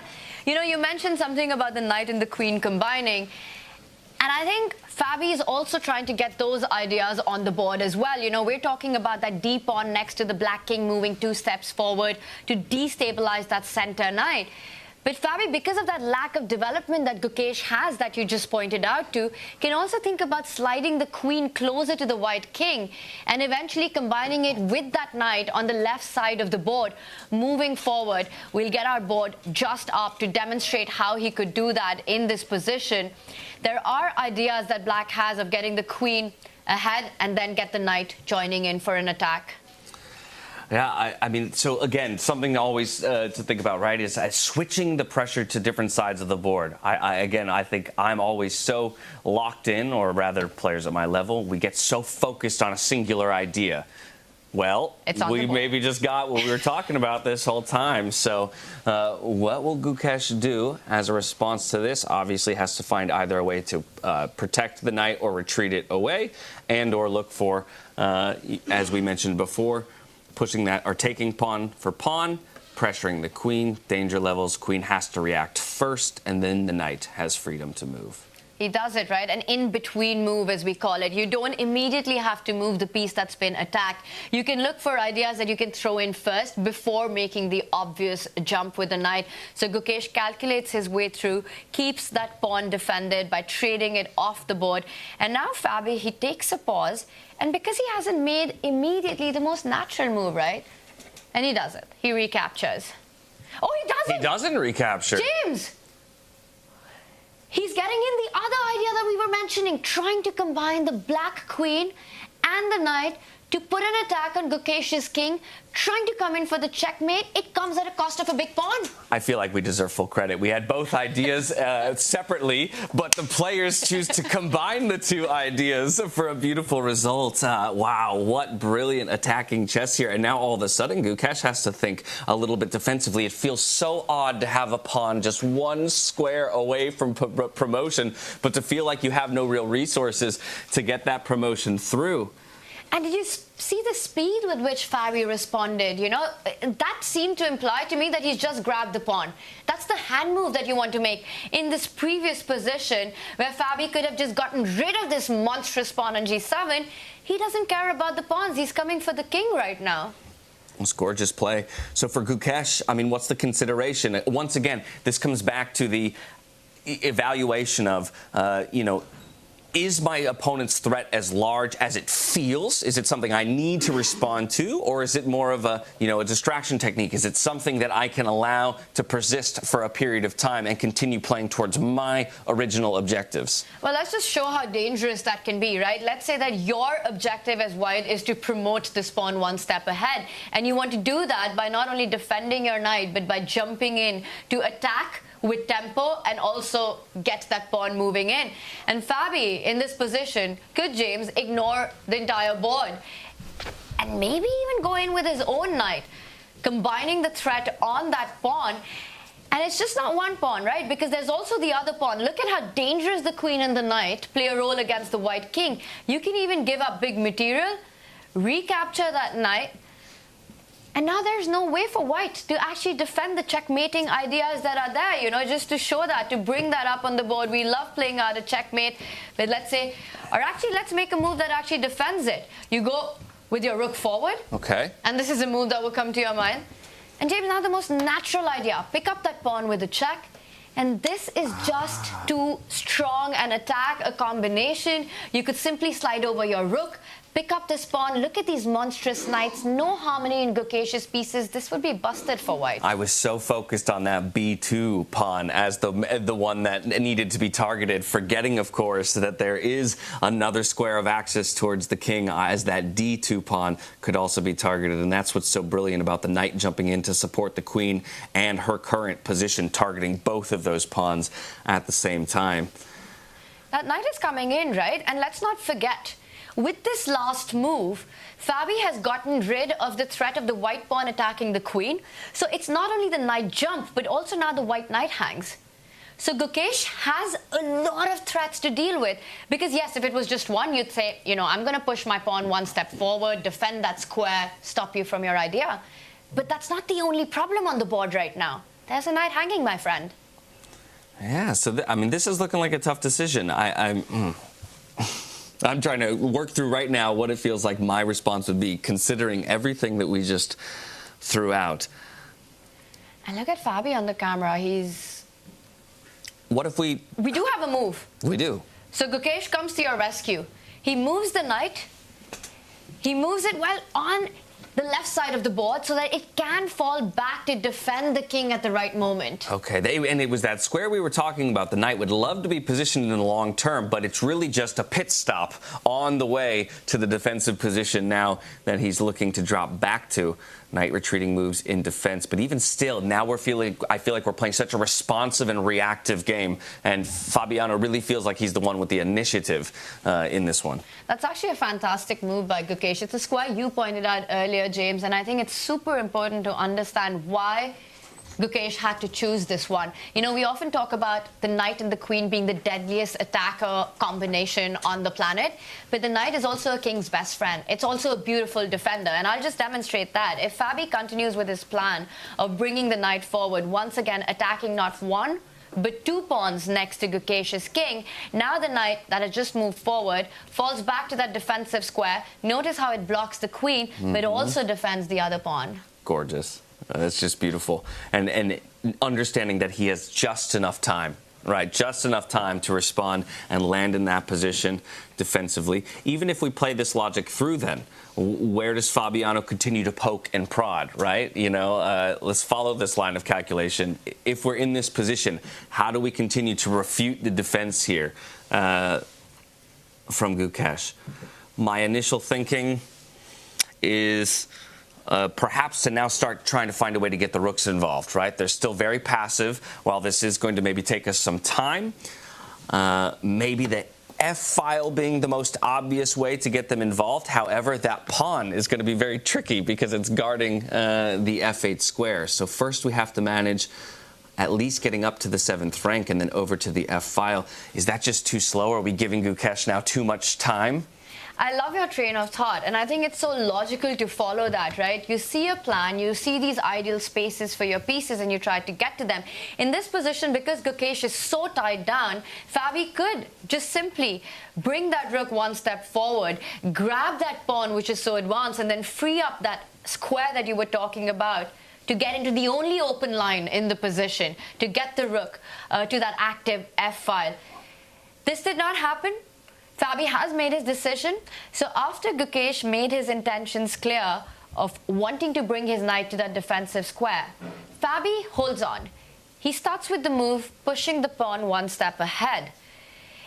And, you know, I see the question mark appear. And it appeared in my mind as well, to be completely honest, because I am slightly surprised with this. It just felt the line that we went through made so much sense. This pause.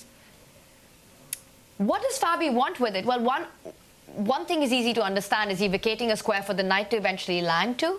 Is that the idea? It does feel like it gives Gukesh just that little time he needs to regroup, to find that defense. It's a struggle to find exactly what that is, though, I'll be honest, James. Yeah, the only other thing I can think of is trying to support an eventual e-pawn push and trying to break the structure that way. Right, exactly. Either loosening the pawn directly in front of the king or that d-pawn that we were trying to attack originally with our queen and knight. The engine, for whatever reason, doesn't love it. I really like the idea that we were discussing earlier, because it felt like such a straightforward line. And even if there was something better for Fabi, and even if it's not the best move in the position, at this moment, just bringing the knight to combine it with the attack and then go with your plan of improving the positions of the rook, just win the pawn back. Very often in chess, when you have a dominating position, it's not about giving checkmate. It's just about getting your opponent's pieces in bad situations where they can't move and then just improving every single piece of yours. Yeah, it's a good question. When it feels like Fabiano, in more than any moment in this game so far, does have permission to take that one extra improving step of bringing that rook up, targeting that pawn, he elects not to do so, and feels like continuing the pawn pressure here on the left-hand side of the board is more a recipe for success for him. And by that token, Gukesh will still finish the defensive idea, though, and bring the knight back. He does. I mean, the last move also disconnected the queen from defending that knight, so he did have to take that time out to once again protect the piece. Queen takes knight was an idea. But the point was that anyway, Gukesh wanted that knight on the square, right? And Fabi just provoked it. So what was the deeper concept of his move? Because Gukesh happily brings the knight back. And again, it's given an accuracy. There was a better move in this position, and I will take a sneak peek to check in at what that was. Oh, it's a beautiful idea, James. Okay, please. And it's really the only moment that you can strike with it. The point in this position is that the black rook is overloaded. You have to defend the pawn as well as guard the square, the queening square. A key central pawn. And here Gukesh had this one opportunity, one window of opportunity to deflect that rook by promoting it. Wow. To sacrifice itself, but then get your own rook, pick up a key central pawn, and on the way defend that knight. Incredible.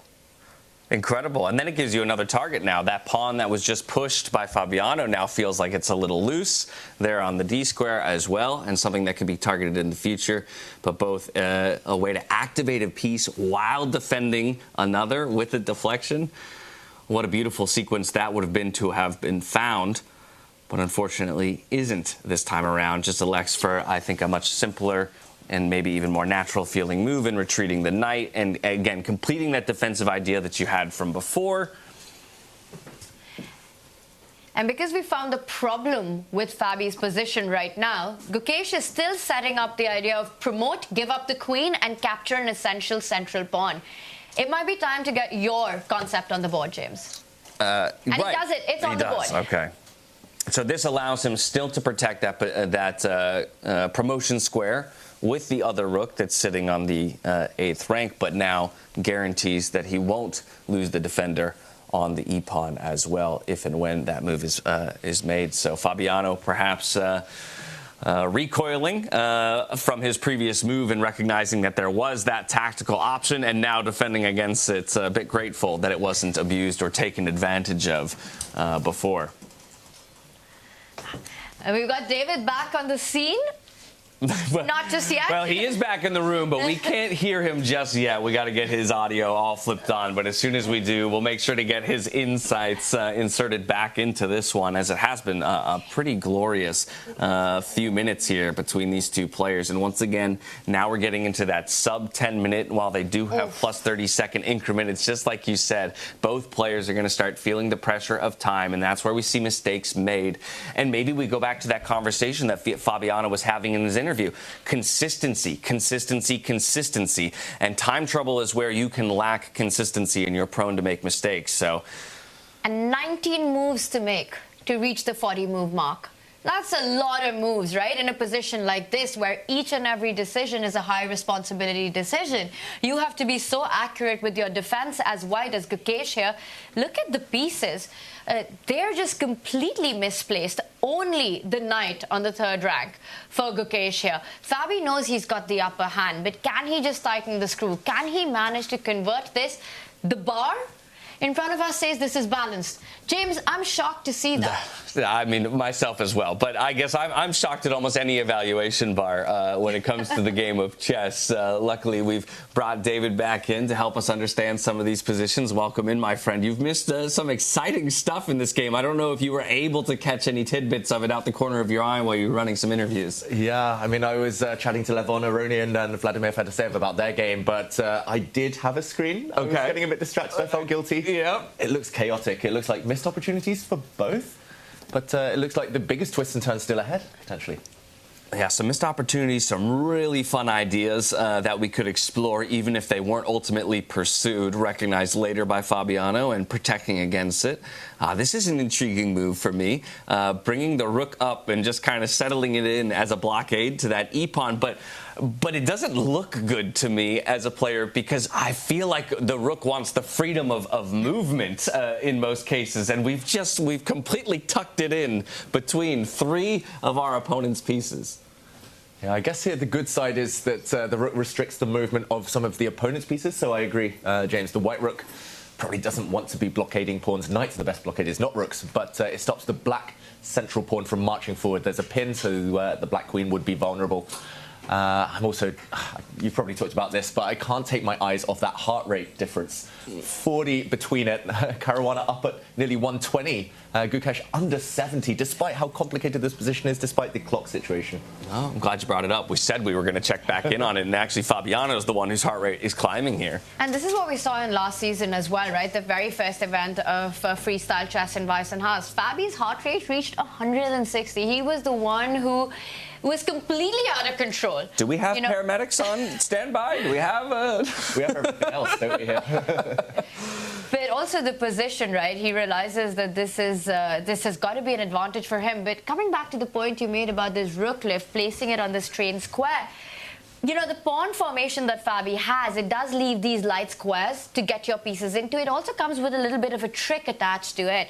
This pawn of Fabiano Caruana, in some ways, is overworked. It's defending 2 pieces at the same time, the pawn on the left and the knight on the right. So Gukesh setting up a tricky tactic here. David, if Fabi is not careful, let me just show that perhaps, you know, with a move, let's say you bring your rook to this side to start capturing the pawn, and then suddenly Gukesh can capture that central pawn, deflect the defender here, and then eventually go on to win that knight. So it does come with a trap attached to it, putting some pressure on Fabi. How does he react? Yeah, and I think for Gukesh, the fact that his king is still stuck on the back rank, maybe that is the one thing he has to worry about. For Fabiano here, he has to worry about all sides of the board, especially that white pawn. There's just this urge to eliminate it, right? If the pawn is 1 square away from promotion, you just want to get it off the board no matter what. Maybe that's what is causing his heart rate to spike like this. But of course, it comes with a downside. Your center starts to disappear, and White's pieces might look passive, but they could spring to life any moment. It is hard, though, to see a world where that rook sitting on A1 eventually gets involved into the game. Obviously, you know, eventually if we could retreat our knight and find a new position for our knight, we could slide up to A3 and then over, but that feels like it takes too long. The king, of course, essentially blockading the rook from getting out the other way. And since we don't have the option of moving the b-pawn, then it seems like only the c-pawn is really a relevant, you know, way to kind of lift the king out of the way and eventually allow the rook into the game. Not suggesting that that move happens now, but yeah, it's possible. It gets complicated. Another idea for Fabiano to worry about. C3 also profits from that pin. You mentioned Tanya, but yeah. I think we should remember that rook in the corner. If it ever does enter the game, it could come with great effect. It's going to be surprising to Fabiano. It's going to be like reinforcements to the battle. It's going to be like the Riders of Rohan joining last minute just to save the day. That white rook in the corner. I don't know about who you prefer, but I quite like Gukesh's chances suddenly. Let me ask you this. We've kind of been looking at 2 very specific points on this board, right? Obviously, the threat against the white king, but also the threat of that pawn eventually promoting. And we have continual threat onto the white queen, or king rather, as the knight jumps in. But the knight jumps in and the bar shoots up. Yeah. And the question mark appears on the board. To me, this looked like a very natural move, David. You bring your knight. You're also sneakily fighting against the trap that we had earlier mentioned, because now the knight and the queen combine to give a huge check, pick up a big pawn next to the white king. A very natural move. Why is this a mistake? Oh, this must be a deep reason that this is a mistake, and a hard reason to fathom with only 8 minutes left on the clock. Maybe it's just the fact that black's position is a bit loose, that white pawn so close to touchdown. You might have some tactics based on that one. I can't see it immediately, Tanya. I must admit, it's a very mysterious kind of evaluation. I'll peek at the engine just to see what the first suggestion of a move is, and it's queen to f1. That would not be in my top 10 moves on my radar. I mean, this is some super GM level chess or stockfish level chess. Queen to f1. David, are you as surprised as I am? Yes. Let's have that on the board. I mean, process of elimination, the white rooks don't look like they're going to move. The white knight can't really move. The white bishop's a bit stuck. Don't really want to move the king or any pawns, so queen is the only remaining option. Maybe you do get there by process of elimination, or you get there by being a genius, like Gukesh. Is that what he just went for? It hasn't been played. Oh, no, okay. I was like, my goodness. I'm also trying to understand what's the deeper meaning. What if black plays the most natural move? That knight has just jumped in. It's defended the central pawn. Now the rook is free to capture that monstrous pawn of Gukesh. So what does Mr. Fish have in mind after rook takes pawn? Rook takes pawn. Are there some potential sacrifices? Is it this pawn to c3? It is pawn to c3. You force the queen away, right? And she can't drop back in defense of the knight in any way. Wow. And if you play pawn takes pawn, if you try to capture here, the white rook suddenly looks like a genius move. It's suddenly lining up with everything on the fourth rank. So what I gather from all of this, the reason why queen sliding over one step is such a strong option for Gukesh right now in this position is because it threatens a deadly c-pawn moving one step forward. The black queen can't stay connected to that knight, which would result in losing a lot of material for Fabi. He needs to spot this idea and then fight against it. But what happens, Tanya, if the black knight that was vulnerable in those positions, what happens if it drops back to attack the white rook in the centre? I think this is Fabiano's kind of fallback option, his secondary idea but behind his last move. Does the white rook retreat? That is the big question, because if it has to sound the retreat, all of white's pieces are just locked at the back of his position there on the baseline. Oh. Yeah, that doesn't feel good. Doesn't feel right. You're also giving a free hand for the pawn eventually to move forward once the knight is defended. You know, black can continue with the idea. The other idea for Fabi in this position, always given the chance, is to slide the rook over and pick up this pawn on g7. Firstly, for Gukesh to find the queen slide by one step, with how many? Under 6 minutes on the clock? Does it even happen to start with? The two of you both kind of commented it felt very unnatural, or not like it would be in the first number of moves that you would even consider in this position. And when we consider, again, time trouble, do you go that far down, you know, your list of possible moves to even entertain the idea of a queen f1 before things that might feel more natural? I think it's far-fetched. I think it's so unlikely. And I think you just have to be practical at some point. Just play any move at this point. You have to kind of budget that time. 5 minutes now left for Gukesh. I'm just curious about whether his heart rate will ever rise above 80. It doesn't look that way. He looks super calm, but he needs to find a good move here and now. So what if we put the queen f1 move to the side? What is stopping us from just launching an attack either on the queen or the knight to dislodge them with one of our pawns right now, as opposed to the queen f1 move? Mm-hmm. Either a c3 push or a d4 push, just to try to get them out of the picture. Yeah, pawn to c3. I think this might be what Gukesh is looking at. He loves his forcing moves. He loves looking at the most direct path. Helps calculation. But Tanya, the black queen could drop back. Maybe white has weakened himself in the process. The other black knight has a nice juicy square to jump into at some point, now that white has loosened up the position somewhat. Oh, and we could technically we could start with that check too, before moving the queen if we wanted. Yeah, forcing the king. That's the idea behind the queen sliding across, actually. Now it's revealed itself. The white queen protects all the light squares, prevents all those knight jumps. And only then push the pawn one step forward. And for Gukesh, the clock keeps ticking, right? You still have 18 moves to make. This is going into extremely dangerous time pressure territory for him. And to your point, right, he's a calculator, Gukesh. He just sits down and works his way through these labyrinth of variations, and he's doing just that. But it's TikTok, and he's got to be more mindful. He's got to make a move. He's got to make a decision. He reaches out, and he finds it. And of all the moves to find, he finds queen f1. Oof. Oh, my goodness.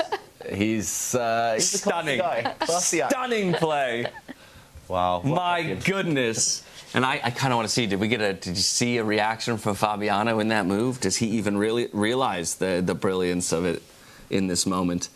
I don't think he does. And Tanya, world champion for a reason, Gukesh, but Fabi was almost world champion himself a few years back. Can he kind of turn the tide back now?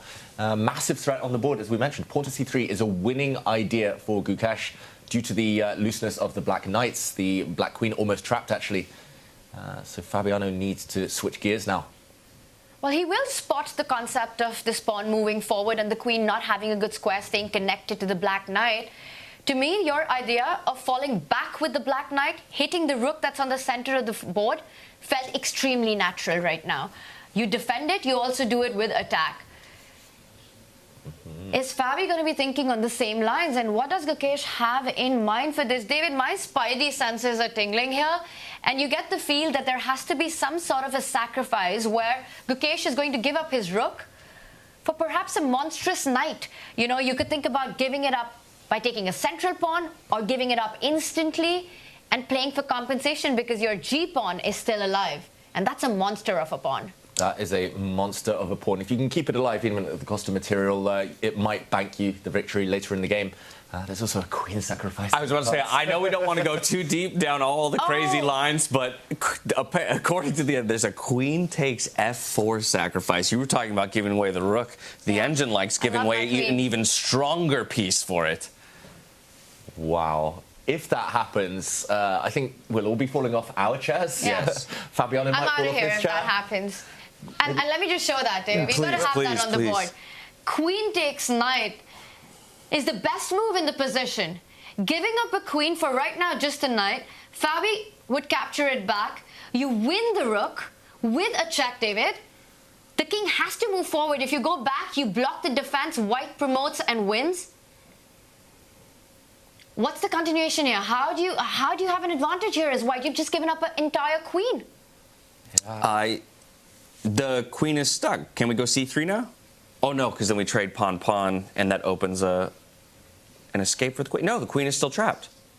Queen is trapped. I wonder whether pawn to c3, if there is an exchange now of pawns and the black queen, she can slide one square across to the right. I wonder whether that white rook in the corner finally plays a role in the attack. Oh, how ironic would be if this rook, which hasn't moved the entire game, is the winning move at the end for Gukesh. Find itself lined up against the black king. And let's not forget, to David's idea, if the king slides over trying to sidestep, thank you very much. You line up against now the bishop, which hasn't made a single move in the game. And it's on the board. The knight has come back. Will Gukesh give up his queen right now?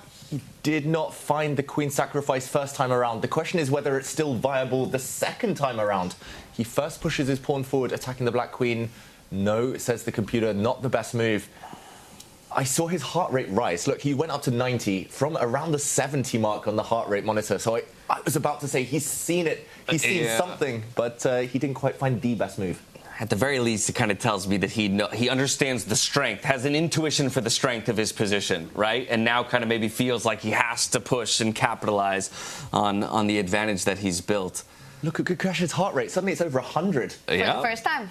Why is it spiking? He must have seen this queen sacrifice. Maybe he can still play it next move if the black queen shifts out the way now. And this was the big missed opportunity right here that Gukesh had. He could have given up his queen, taken a rook and a knight in trade for a very strong attack against Fabi's king. Instead, he chose the move to attack Fabi's queen, which now is offering a trade in the position.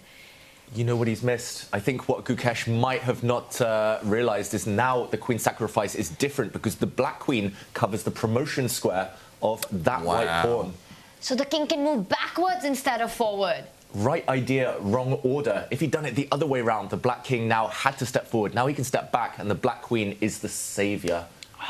Small details. And again, you know, from a human perspective, so hard to work out, James. Okay, the one thing I noticed there is we could then maybe attack the queen with knight takes b5. But he first has to play this move. Whoa. And he decides not to. He's gone for the endgame instead. Okay. And it's given a double question mark, a big blunder on the board. Well, we're removing pieces, right? And in some essence, it feels like we're giving Fabiano a chance to kind of consolidate his position a little bit and remove some of those threats. Yeah, I think that was, I mean, the double question mark there shows it was a mistake, also a missed opportunity, and now that white pawn that almost became a new queen, that pawn on g7, is destined to fall off the board in the next couple of moves. And I also want to add to your point, I think it only gets a double question mark, this move, is because Gukesh had still the huge opportunity to go and give up his queen, and it would still not be winning though, but incredible play for the white pieces. You win the knight, you win the rook, and you know, you've got activity against the black king, your pawn still remains alive in those lines that we checked out on. But instead, with low time on the clock, Gukesh plays it safe, plays it cautious, misses out on an opportunity. Fabi immediately recaptures, and here we are. Wow. From a winning position to an equalized position. Still plenty of pieces on the board, though, and plenty of dangerously placed pieces on the board, right? Wanting to deal with that pawn still. That is sitting from just one square away from promotion. Again, I'm still disliking the position of both of these white rooks. I understand the purpose of the white rook sitting in the center of the board, but it just feels like I'm running out of options on the white side for piece movement. Mm-hmm. Yeah, fully agree. And I think, I mean, that was just so difficult, right? That winning opportunity. But you do sense a shift in momentum. I think Gukesh now might start to realize, oh, whoa, trying tactics here. Knight takes pawn. The black central pawn was pinned. Forgot that for a moment. But yeah, all is well and good here. But there are some tricky knight jumps for black to suddenly have to worry about. What is the best reply for Fabiano? Can he turn the tide? He is a couple of pawns down now. Judging by the count here, it is 7 pawns against just the 5 pawns for black. A 2-pawn deficit. And yes, this one you can pick up any time, but that would still be 1 pawn. I think it's so much of it relies on the lack of coordination for Gukesh's pieces. David, a big question for Fabi. You know, you were talking about knight jumps. There are 2 very tempting ones. You could go forward, you could go backwards, and he's got under 3 minutes to take this decision. Who do you think is the better speed chess player right now out of these 2 when the clock ticks low? Oh, this is funny because when Gukesh broke onto the scene, people were saying he was like a mini Caruana.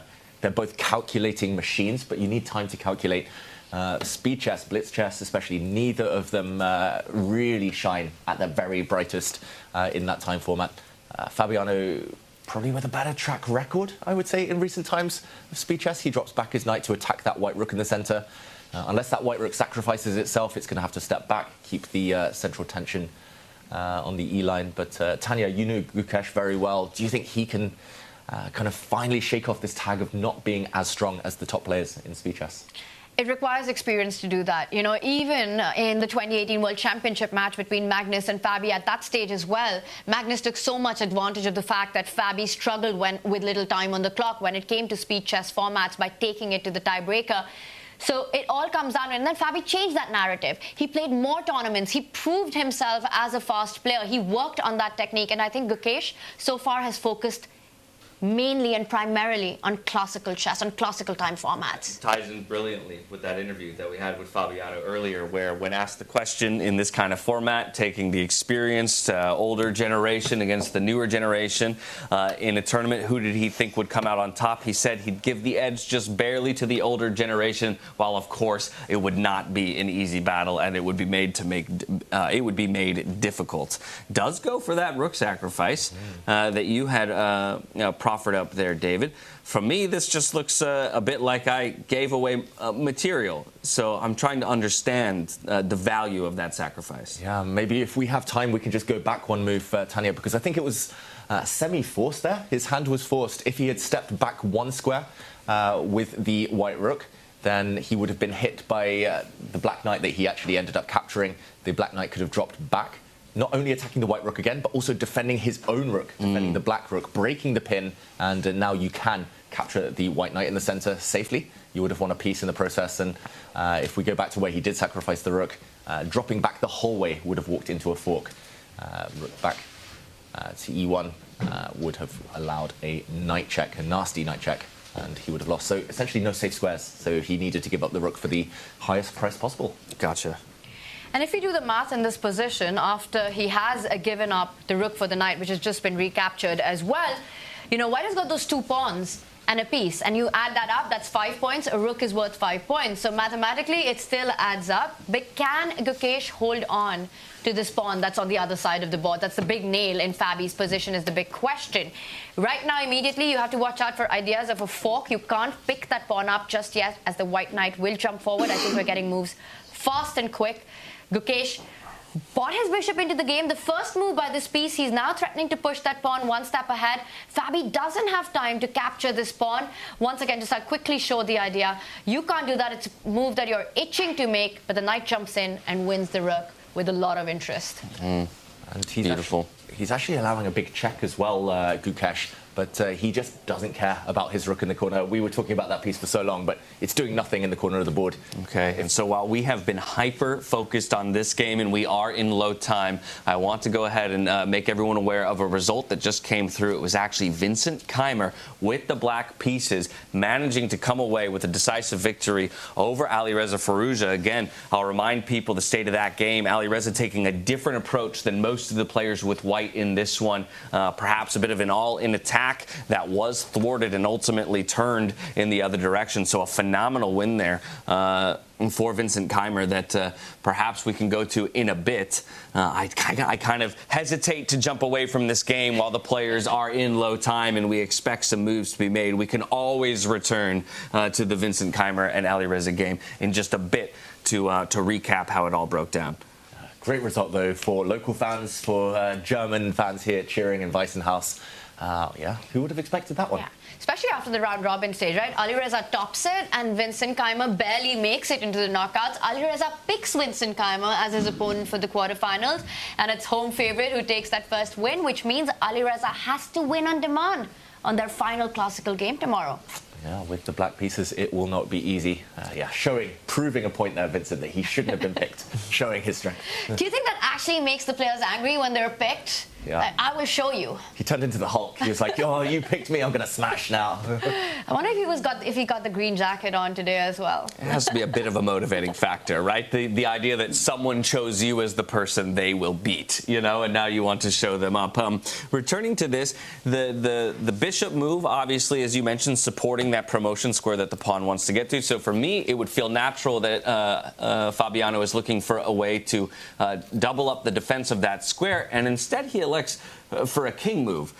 Sometimes those, I think, the hardest to understand in the late game. I understand, as it has been told to me, the power of the king as more pieces fall off the board, but I think it's hard to fully, grasp that concept at the lower level when there is something as obvious as a threat like a promotion on the board right now that I feel is more pressing. Yeah, I'm equally surprised, I've got to admit. I thought black might jump in with the black rook to give check. Essentially, he's walking out of any checks from the white knight, so he was threatening to pick up that strong white pawn, which has now promoted. Basically, Gukesh's hand was forced, so he was like, okay, I'll take that pawn unless you make a queen now. He gives up the rook for it, but he's going to gain that white rook in the corner back now, Fabiano, and we see the computer, the eval bar there, just leveling out. The rook drops. It's suddenly, if we count again, rook versus bishop, but white has a very dangerous now pawn on the g5 square. 3 squares from touchdown. Okay, so let me ask you here, which position, if you had to play through from this board state, which side do you want to be on? Oh, that's such a tough question. We've got the eval bar saying Fabi's doing fine, but if I had to pick without the knowledge of what the computer evaluation here is, I would want to play white here. This pawn looking incredibly dangerous. The h-pawn joining the party as well. My knight at the center of the board. What side are you taking, David? Yeah, instinctively white as well, partly because I saw Gukesh's heart rate is so healthy compared to Fabiano's, but also, like you said, pushing pawns is the most natural thing to do when you have no time on the clock. For him, Gukesh, it's simple. For Fabiano, it's like, where do you even start? Which pawn do you go after? Which piece do you move? Black's rook a bit sidelined now. And look how quickly Gukesh's heart rate from over 100 has dropped down to less than 70. Getting his nerves back in control here. Now I understand why playing chess burns so many calories, bringing it full circle to what we were talking about before. I agree. Instinctually for me, it's the fact that the king for white does feel very safe. Yes, maybe less active in the position in the endgame, but I can't really see a way for black to ever apply threat towards that king, so white feels like they have the permission to focus on promoting those pawns as the main objective. Yeah, and at least we understand as well Fabiano's kind of his strategy with moving the king across. Yes, it's more vulnerable, but he's trying to stop the advance of the white pawns. A king is actually a great defender against pass pawns, but right now Gukesh needs a little bit more. The rook, although it's not doing too much right now for black, it's the best hunter of those pawns long term. So, okay, this one could turn. I mean, one blunder from each side now, and it's just over. Well, how about that? Yeah, a4 is hanging. No? Why did we elect not to take that on this previous move? I think it was just a prioritization topic there, kind of prioritizing stopping the white pawns from marching forward rather than gobbling up these weak pawns that might drop a bit later anyway. But Tanya, despite the kind of presence of those pawns, if Fabiano can stabilize, rook versus bishop, both long-range pieces, but the rook clearly more powerful. Absolutely agree. So time is really of the essence, and that's the one luxury Gukesh doesn't have right now. He's touching the 1 minute mark as well. You know, with this last move, and again, it's given a question mark, but to me, it looks like a very powerful move because it really discourages Gukesh from making the most natural move in the position. Push that g-pawn forward because the black king is beautifully placed to plant itself on the dark squares, kind of trapping that bishop there and taking control of any pawn movements. So getting the king to defense here, keeping the rook active. David, is Fabi ambitious? Do you think he's going to play this one for the win? Despite, well, it is in balance if you do the math right now. Yeah, that's why both of these players are so popular. They're both ambitious, like, just in general. I mean, if you give Fabiano a chance to play it safe here, I don't think he takes it. I don't know if there is a way to play it safe, but I don't think he takes it anyway. I think both players are really desperate to win. But I'm just, look at that clock now from Gukesh. Heart rate's still very healthy, but he's under 20 seconds. Oh, my goodness. So with that concept you just mentioned, though, the king coming over to defend against those squares, feels like we have to evacuate our bishop. And as I say that, Gukesh disagrees, choosing to reinforce the g-pawn. But this pawn can also be extremely vulnerable. We spoke about the power of the rook, right? It's a long-range piece. It's not only eyeing the a-pawn, but it can slide over to the other side of the board. And Gukesh will at some point have to find, or at least prove this pawn push. How are you actually defending that pawn from falling off the board? Because yes, you can come back with your knight, but that knight is also not safe. It can be destabilized by the black rook. In fact, I think Fabi can pick up one of these two pawns. Yeah, very surprising move. I would have maybe prioritized trying to get rid of the black f-pawn. The only way black is going to win this game is by promoting a pawn of his own long term. So I think he's maybe too focused on his own pawns here, Gukesh, but that black f-pawn, if you can eliminate it, you pretty much eliminate the risk. If the white king can go and grab it, if the white knight could go for it. I'm not sure whether he could have gone for that idea, but now the black rook is indeed coming. Well, with sparks flying on this board, we're going to take a moment to welcome in one of our victorious players from the day, Vincent Keymer, coming to join us on the couch. Maybe take a seat right next to David there. First of all, welcome to the studio. It's a pleasure to meet you, and congratulations on your victory today. Thank you very much. How are you feeling coming out of it? Playing from the black side, you were one of the few players that had to stack up against a white opening that was quite different from the rest of the boards. How did you evaluate Alireza's approach to the white position? Well, I think the first few moves, it was the same as two other boards as well. I just took a different road as black, which I was kind of happy about, and also in the game it worked out really well. Of course, I cannot be sure whether it was actually good, but in general I was happy with the way the game went. And maybe broadening out from the round robin into the quarterfinals. You know, obviously the big thing in the round robin is just securing a top 8 position, and then from there it's a bit of a clean slate, if you will, as it's just knockout chess from that point forward. Yesterday we had the reveal where the players picked opponents, and Alireza selected you, and yet you're the one who came out on top. How did you just feel about the matchup stylistically between you two as players? Yeah, I actually think we are quite different. Like, we also played the match in Oslo during the CCT when I had many good positions, but always in time Skabulai was clearly, he was the better player and he managed to win that match. So that was why today my mission was not to go too low on time, because I assumed that this would be like, he would have the upper hand there. And yeah, I think strategically speaking, I was doing well in that match and also today, and we didn't really get to the point that he could use his strength. Speaking of low time, we have a game up on the boards right now between Gukesh and Fabiano. Low time for both players. I'm curious how familiar you are with their game. Of course, as you were playing your own, have you had an opportunity to check in on some of the other results from today or even the games that are currently playing? Yeah, I saw the results, and pretty much of all games I saw the opening. I think, Fedoseev got into huge trouble out of the opening, it seemed like. Actually, the funny thing is that when discussing the position before the game, I was kind of worried that exactly what happened to Nodirbek would happen once we play f4, f5, because I thought that there's some imbalance due to the opposite colored bishops. And yeah, I'm not sure how objectively real it was, but Magnus seemed to have played a great game dominating that. And the other two games are still going on from what I can see. Yeah, because we have you here, Vincent. We'd love to actually just get your thoughts. And it's a very big time scramble with Gukesh, a player you know incredibly well. You were a second to him in the World Championship match. Can we dive into this endgame with you and you can share your thoughts with us? So, yeah, it's complete mess, but it should be that Fabi is pretty safe, like objectively speaking. I want to, just before we get into variations, we've been talking about Gukesh perhaps not feeling very comfortable with low time on the clock, which is true for every chess player, but I think sometimes it's said more about him as perhaps something where you can strike on. Is that something you feel as well, that because he relies so much on calculation, it could be a weakness? No, it really depends. Like, there were also tournaments when I was in a lot of time trouble, and it never was a problem. For me, it really depends on the kind of position that I'm playing. For example, on Black and Z, I often had the problem that simultaneously I got into time trouble and my position was kind of destabilizing, and then it's very difficult to play. If you have like a normal, decent position, it's not that difficult to make a good move for 30 seconds on the clock. But the position we see here on the board is really not the position that's easy to play with that amount of time. And Vincent, I mean, great game from you today. Was it extra motivating to know that Alireza picked you specifically? Did it make you want to prove a point? Not really, no. My most important thing for me was to kind of make up for those all the missed wins that I had during the CCT. Oh, chess players bear a grudge, right?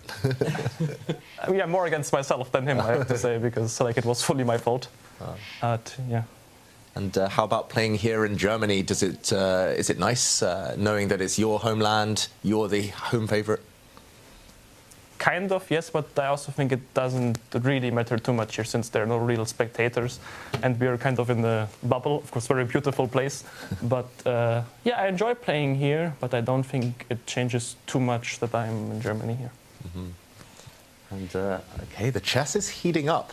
Some tactics on the board. Gukesh made that last move with just 2 seconds on the clock. The knight at the center of the board, hanging. He wants to just try to promote, and Fabi doesn't grab the knight. The pawn would have pushed forward. The bar says it's completely lost for Gukesh. Why is this such a big advantage for Fabi, Vincent? Yeah, I guess there's a good way to push the pawn, but I'm not yet sure how. Maybe just king f6 is actually a good move. But yeah, king f6, knight g5 doesn't seem that clear. A big threat on the board right now. Yeah, I mean, generally maybe just, of course, we have to calculate whether f2 is winning, but I don't see yet how, because king e2, rook h2, there's knight g5. Maybe knight g5, king d5. I might play spoiler and let people know that you just cited the entire top engine line. Wow. Yeah, but I'm not sure. Like, it's not easy to see how exactly he's supposed to win this. Well, he finds that king f6 move, so he's going to entertain the idea. Yeah, I guess knight g5 will be played simply because there's not much choice. But at this moment when you're playing seconds, right, for the players, they don't have time to really evaluate the position. You're just thinking how you're responding. Yeah. What do you think is going on in Gukesh's mind right now, and how much is Fabi thinking that he's close to getting this win? No, for sure. He understands that his position is either winning or very close to winning.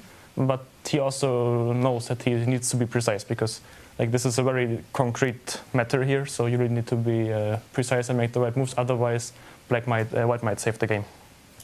Maybe you can speak to where within the game there's a mindset shift when it comes to low time and these endgame scenarios, and it feels like players that sometimes are moving more on intuition than having, you know, the the benefits of long times to calculate. Is that something that you as a player in the moment are having to kind of activate in your brain, a distinct shift in the way that you're approaching the game? Or do you feel like it just is something that's kind of baked into your understanding of the game, and it happens naturally as the clock ticks down? No, it actually is a shift. Okay. And actually it sometimes happens, especially in, for example, rapid games, that when one side has been low since, let's say, move 25 on the clock, and of course, when you have more time, usually the situation is very comfortable. But then once you catch up, the other guy is already way more used to playing low on time. And then actually these moments are very dangerous because you might need a little bit of time to get used to this other, like the amount of time you have left. Well, the other player is already used to it.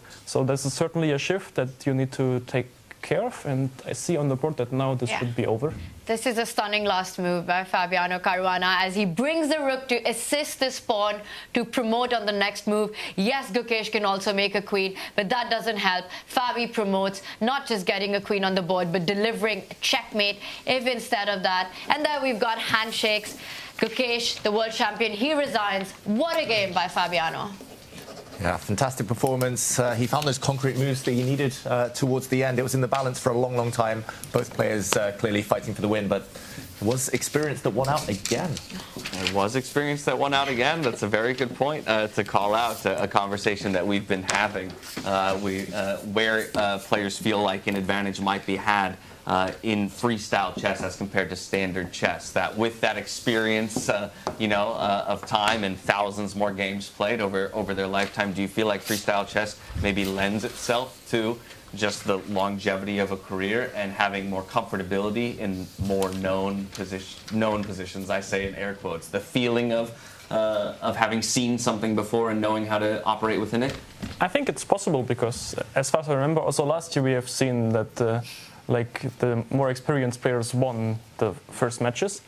I'm not so sure whether it's only experience, but also the way that top chess is being played.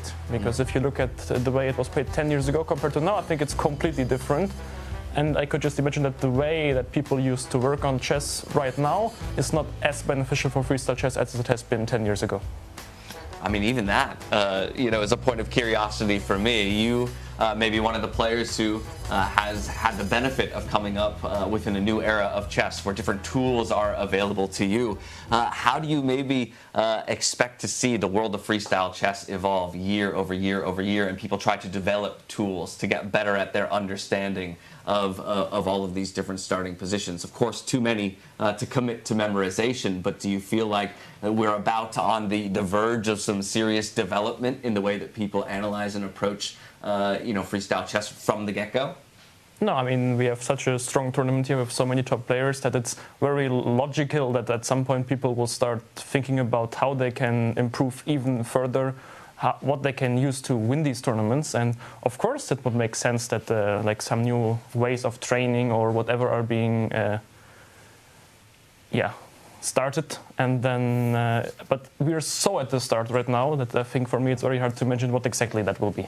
Simply there's so much new to learn and so many things we don't know yet that it's very tough to say in which direction this is going to go long term. Now, before taking too much of your time, perhaps while we have you just a bit longer, Tanya, we can hop over to Vincent's game now that we've had the conclusion to this one, so we can get a bit of your explanation as to where you maybe thought some of the key moments were and where you ultimately were able to come out on top with a decisive victory on the black pieces, setting yourself up very nicely for tomorrow. Is there a particular moment you'd like to start with? Yeah, the opening was... I was kind of surprised actually by playing e4, but it made some sense because there's this kind of problem with the rook on e8, which is kind of weird. And for example, after fe rook e4, there's always the idea of white going bishop h5 because I cannot really play g6 due to bishop d4. So actually this rook is kind of trapped. I guess this is also one of the reasons why many of the players played bishop d5, but I thought that I can play c6 because after bishop h5 I can go bishop d5 then. This was my whole point. And yeah, I guess this kind of annoyed him because he was already feeling quite confident. I mean, queen h2 is a move he can't have been very happy to make. I'm not saying it's really bad, but after that I'm sure that I am already on the better side of things. And yeah, this was just, I think, going back and forth. It's not really clear to me what else I could have done. I mean, queen g8 also seemed quite normal. Knight He played knight a3, right? Yeah, and here, of course, it's an interesting moment. I have many moves, and nothing was clear. I mean, of course, if I go d5, he would just take on e7, and then g5, rook c7. This is the idea. So because of that, I was considering to go king b8. Simply to make sure that we have this idea. A lot of moving pieces on the board, a lot of moving pieces here on the broadcast. We're actually going to take a moment to let David slip back out. He's got another interview responsibility, and then we'll kind of work through the final bits of this game before thanking you and letting you go rest up and prepare for tomorrow. Just in general, the sense I got from this game, now understanding that I'm a much lower rated player, was just that Alireza's approach to this game felt very all in, that it was an aggressive attack, that if defended well and thwarted, ultimately left you with the opportunity for a victory, as opposed to maybe a more cautious approach where a draw was more possible. Yeah, I think actually in freestyle it's very hard to have a solid approach or something like that. You just have to play which moves you think are best, and what happens, happens. It's because we don't have this like evolved theory or anything like that, which of course gives us less stability than we have in classical chess. Was there one particular moment where you felt you had the win in your hand here in this game? Not yet, no. I mean, I was, of course, annoyed that rook e7 didn't seem to work after knight takes e7. I'm not sure. Maybe there was win. But Vincent, if we just go to that one moment where you thought that the first game, you know, a sort of a turnaround moment for you in this game one. Yeah, it was actually very close to the end only. Oh, so, wow. I mean, of course, I was aware that my position is very good and that I am, like, pushing. But to claim that it's winning was a bit much for me still. So even now you felt like white has play and you have to be careful because... Yeah, for sure. I was not sure. And already, as Engine suggests, I seem to have made also quite some mistakes. But of course, my play is so much easier. Yeah, his pieces are still tight down here. Yeah, I think as soon as I played queen h4 and I realized that he has no real like move coming next. Yeah. Actually, we can maybe show that instead of queen d3, of course, normal move would have been rook f3 to chase my queen on this third rank, and also then I go bishop h5, rook f1, rook f1, and there's no way to prevent this beautiful mate. And this would have jumped in, and this was really nicely converted after getting that opening advantage. We do have one more game going on. Vincent, this was brilliant. James, do you... Oh, we should jump there, but I do want to ask one final question before we let you go, which is just about tomorrow. You've set yourself up beautifully by taking the victory here. It's just one game that stands between you and qualifying into the semifinals. You'll, of course, have the privilege of playing the white pieces tomorrow. What's your confidence level going into it? And maybe without strategically revealing too much, does the decisive result today kind of change the way you ultimately want to step into the game tomorrow, or is it more of the same? I think it changes it only barely. The reason being that, as I said, we have no official theory. Like if we play a classical game, I could say, okay, I'm more going for a rather solid idea, maybe something that gives him less fighting chances, because of course a draw is great for me. But here, that's not really possible. So I will just have to play a good chess, and yeah, then we will see what happens. That's a really interesting point, because in freestyle chess, a best of two really becomes a best of two. There's no way to actually shut down the game. Even though you've got the white pieces, you know it's going to be a fight on the board. For sure, yeah. We look forward to that. We look forward to it. You played confidently today. I hope you take that into tomorrow. Congratulations again on your victory. We'll let you go. Enjoy the rest of your evening. Get fueled up and prepared for tomorrow. Thank you very much. Thank you so much. And as Vincent Keymer slides out of the studio, we are going to refocus into that final live game of the day. It's Javokhir Sindarov up against Hikaru Nakamura. And honestly, Tanya, I couldn't think of a better game to end with, all because of the story that was Javokhir even electing to jump into this matchup against Hikaru, confidently calling him out. This is who I want to take on in the quarterfinals. And then he comes on, he gets into trouble very quickly in the game, but still manages to hang on, create his own chances. I mean, even right now, we look at the position on the board, right? Hikaru Nakamura has one extra pawn. It's 4 versus 3. But the blockade on the light squares that Javokhir has set up with the king and the bishop don't allow those pawns to move in very easily. And that last move given a double question mark here. And Hikaru realizes it, that it has been a missed opportunity by him. I'm going to back up just one moment here. Yeah, this is impossible. Apparently, in this moment, Hikaru had to keep the knight in the center, just improve the position of his king and play slowly, waiting for his opportunity to push the pawns. He falls back with the knight, and if I understand that correctly, is the idea to walk the king all the way around the right side of the board for Hikaru? You have to time it really well, because remember the 3 versus 2 majority. This is how tricky Javokhir is, right? He set up that potential advance of a pawn and queening of one of them if the king slides far too right on the board. So it's not an easy convert. It almost looks like these 2 pawns, they've got to be deciding the game. But white's pawns are really distracting black right now on that endeavor. Yeah, and look at that eval bar at the bottom of your screens, y'all, just to give you an overall picture of the state of the game, fairly even from the engine's perspective until Hikaru had found a nice advantage. But just like that, for every easy advantage that can be found, it can be thrown right back here in freestyle chess. And the right move seems to be found here by Javokhir, getting that exclamation point as well, forcing the trades. And I imagine in my head, actually a question of I was gonna capture towards the center, not towards the outside. So maybe you could help me understand why capturing towards the outside is the motivation. Well, in this position, yes, if it was a middle game, this is what you really want to do. But let's not forget, we are at the final stages of the game, and that's all about creating a passed pawn. What you really want to do by capturing from the center towards the side is to make sure that the black king can't run too far away, because then you'll push the side pawn and convert a queen. Now, imagine that exact same dynamic by capturing with your A pawn, with your side pawn. It's that much harder to push your C pawn ahead because the black king will stay closer. So you really want an outside passer when it comes to the endgame. The further the pawn, the better it is. Yeah, the idea of creating space between yourself and the opposing king. This is also the kind of situation. Yeah, heart rates, by the way, spiking. You talked about Fabiano getting up, I think it was, to 160 in previous events, and now both of these guys spiking well up into the triple digits. They're feeling the pressure of the moment. Absolutely. And, you know, just a few moments ago, I mentioned that, wait, the players have got a number of moves to make to the 40-move rule, and then I realized there's no increment. This is it. It's 90 minutes for the entire game. And that completely slipped my mind. There's no 40-move mark. This is all they get. Well, they get 30. 30 seconds per move. Yes. But there's no added time. So in standard chess, classical time controls, very often after move 40, you get an additional 30 minutes added to the clock. Here you've got 90 minutes for the whole game and then 30 seconds increment from move 1. So the players are essentially just playing on the increment now. Yeah. There's going to be no added second time control here. And that's generally where I would look at a player like Hikaru and his prevalence in any faster-oriented game of chess to say, okay, maybe I give him the edge. But at the end of the day, this is also one of those positions where typically, as it's been explained to me, less pieces on the board, you're going to favor something like the bishop that's got longer sight lines and more mobility than, let's say, the knight. Either way, though, not too many pieces left to put to use for either player. And, of course, at this point, I'm thinking maybe we even put the king to use. King to d3, now threatening that pawn. It makes a lot of sense, and now this just requires a calculation, and I think that's exactly what the players are doing, that what happens if black steps in with a check, and if you capture the pawn, black pushes that pawn closer to promotion, forcing white to give up the bishop, and then is this position a draw? Now, if the pawns are traded off, it ends in a draw.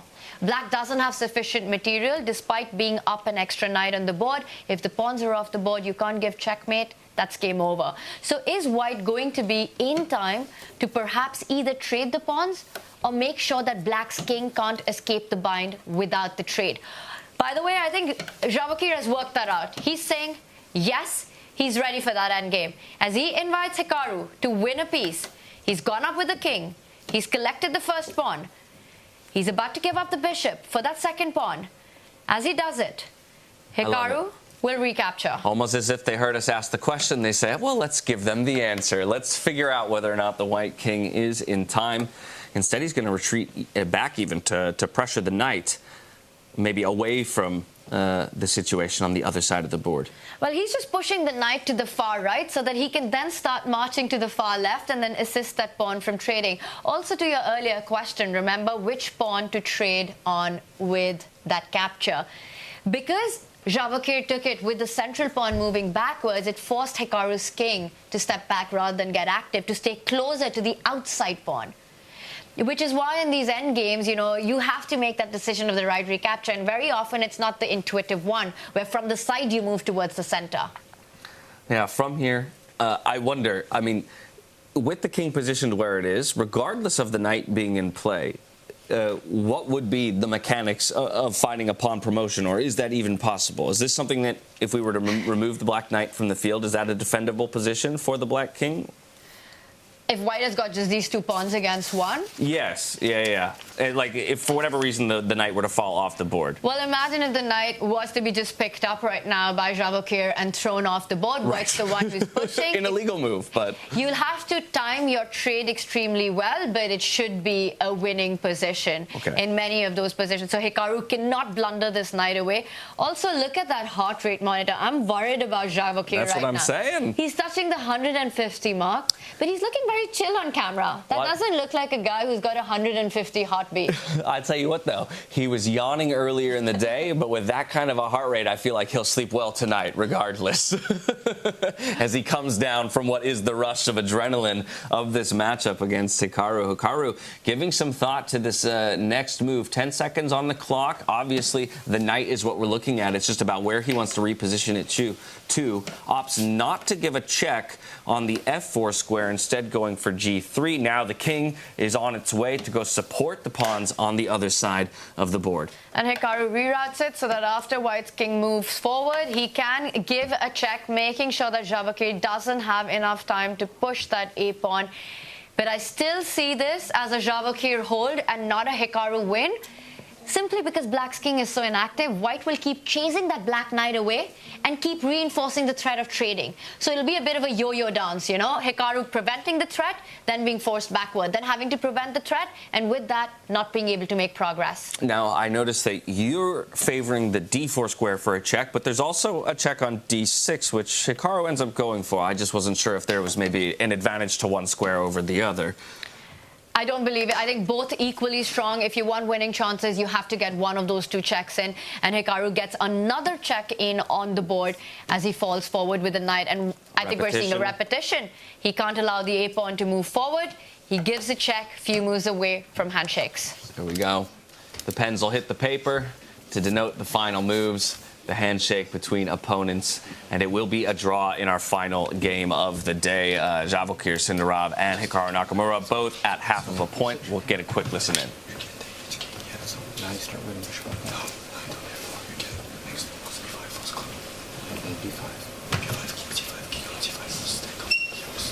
not so sure about that. Maybe. Probably any move.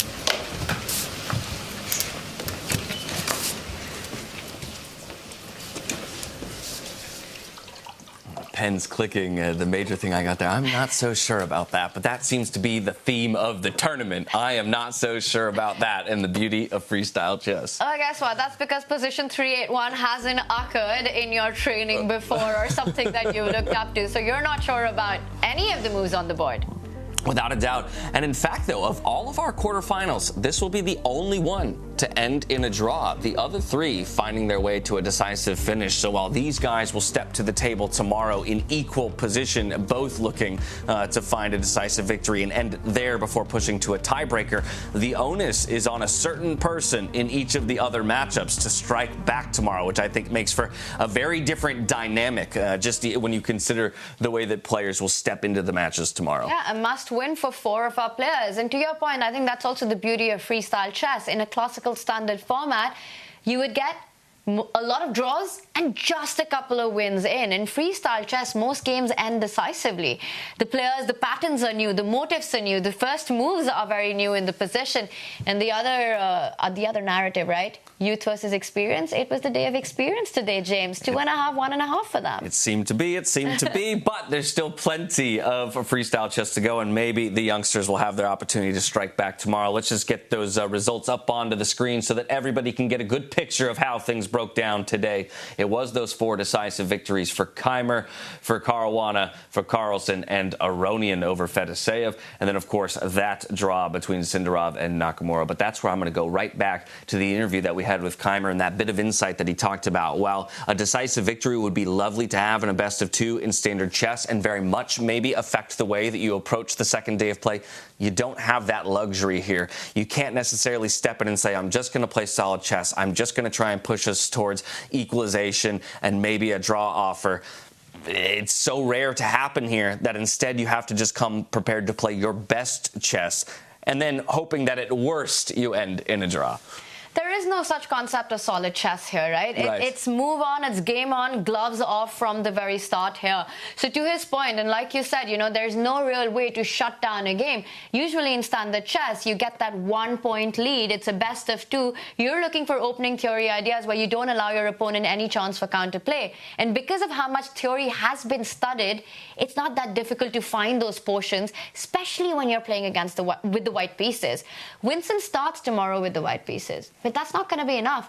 Alireza with black, this is the best format to have for that comeback. It's going to still be a boxing match. Yeah, if you look at this, we had 2 black wins today, right? So while the, conventional wisdom wants to say, white has the advantage, and even by the computer's standards in the majority of freestyle chess positions, sure, they might have a slight edge. In actuality, in practicality, it doesn't always work out that way. Now's about the time, though, where we turn our attention and our focus to you at home, and we ask you to pick one of our 10 players here who put a show on today for the most valuable player of the day. Go ahead and throw your votes in chat with exclamation point followed by the player name. We'll collate those results and we'll deliver them to you in just a bit. So 3 decisive wins by Magnus, Fabiano, and Vincent Keymer. Hikaru ended in a draw. If you had to take a guess here right now, who do you think our chat's MVP would be with the results we've had and the gameplay we've had? I feel like people might go for Magnus in this case because he seemed to be, and maybe I'm hinging on the confessional that we had from him, but it seemed that very early on he had identified that he felt he had an advantage. He had kind of identified a bit of a trick that would garner him an advantage in his game, and from there pretty cleanly played it out to a victory as compared to a lot of our other games that had some ups and downs while including some brilliant play. Over 98% accuracy is what it showed, right? So how do you vote against that? That's just amazing stuff. And he's playing against the world number 6. He's playing against one of the biggest stars, Nodirbek Abdusattorov, and he gets that one opportunity. And exactly, right? He comes into the confession booth and it's almost like he's worked the whole game out, because the path he chose to victory, we saw all those plans being played out eventually, just because Nodirbek rushed on move number 3. Yeah, rushed on move number 3, and again, this is classical time controls. We saw many of the other players eating up their time, maybe only making it to move 10, 12 with 20 minutes on the clock, as opposed to, in that game, finding a, quote-unquote lost position, but still having an hours of time to work with. Better to use that time and avoid the lost position altogether than to be in a lost position and have a lot of time to try and figure a way out of it. I will also say, though, right, one of the players who did figure the way out, which for me would be a big candidate for the MVP, would be Javokhir Sindarov. And the reason for that is, yes, that's the only game that ended in a draw, but he did this super gutsy, brave, Sigma move of picking Hikaru as his opponent. He starts, he gets into trouble, but he's so tricky. He keeps the fight on. And in those final moments, sacrificing that piece, finding the perfect defense, that was impressive stuff by Javokhir. Yeah, I have to wholeheartedly agree with you. It seems almost every move that Javokhir's made at this tournament on and off the board. Yes, exactly, is one that should encourage people to become fans of his if they aren't already. Right? Again, I think the way that he has shown up, assuming the shoes of another great, having such an incredible group stage and round-robin performance, and then to have that call-out, I just feel this is a player who might be finally coming into an element of confidence that I'd like to see displayed more and more in freestyle chess. And we'll welcome David Howell back in one more time to help us close out the day and reflect on the results of the game. Go ahead and scoot on through, my friend. Welcome. We just took a look at the final result of the final game. The only draw of the day is Javokhir versus Hikaru. Again, I know you were interviewing, but I also know your predilections for peeking over at chess games on second monitors. Did you see how it all ended up? I did. I was surprised. Hikaru is normally so efficient, so brutal in those kind of winning endgames, and really surprising to see him let it slip at the death there. Sindarov proving that he's a bit of a warrior at this point, showing that he wasn't kind of too courageous in proving Hikaru. I'm going to put David on a spot because James and I were discussing, our chat has to pick, our community has to pick the MVP, the most valued player of the day. James made a case for Magnus, a very strong case. I made one for Javokhir, saying that he held on to his decision, saved a very difficult position, just been a star on and off the board. David, what about you? I'm going to say Fabiano Caruana, not just because I played Avalon with him last night and he went on to defeat the world champion today, just because he kept his nerve in such a crazy-looking position. And Fabi, it feels like he's brought his best here to Weissenhaus, which is really nice to see. It's been a tough few months, but it feels like he's back. Well, as you give us your answer, I have received the results. And guess who's right? One of us three is correct on who chat chose. And I will reveal that it is one David Howell, who is correct. Caruana coming away with chat's vote for best player of the day, taking a look at his results across the entire tournament. But I think one of the players that we had our eyes on because of his performance in that very first day of the group stage, and again citing what he talked about he felt was one of his weaknesses in his chess play, is consistency. And so I think the question left for all of us to wonder is, will he find that consistency that he feels like when he has it, he could be compared to the world's best? I mean, it feels like he's been so close so many times. Of course, last year in Weissenhaus, he coming close. That practice match against Magnus in Singapore probably stood him in good stead. I'm not sure about consistency, but this tournament alone, it feels like he's definitely one of the favourites at this early stage. Yeah, and such a strong statement, right? He comes on yesterday, says that my pick to play is the world champion, comes back on, and it was not just the score, but also the quality of his play today. It was just a very dominating win with the black pieces. He didn't allow Gukesh to ever get going. So, I think David's pick, our community's pick, it really holds strong as the most valued player indeed.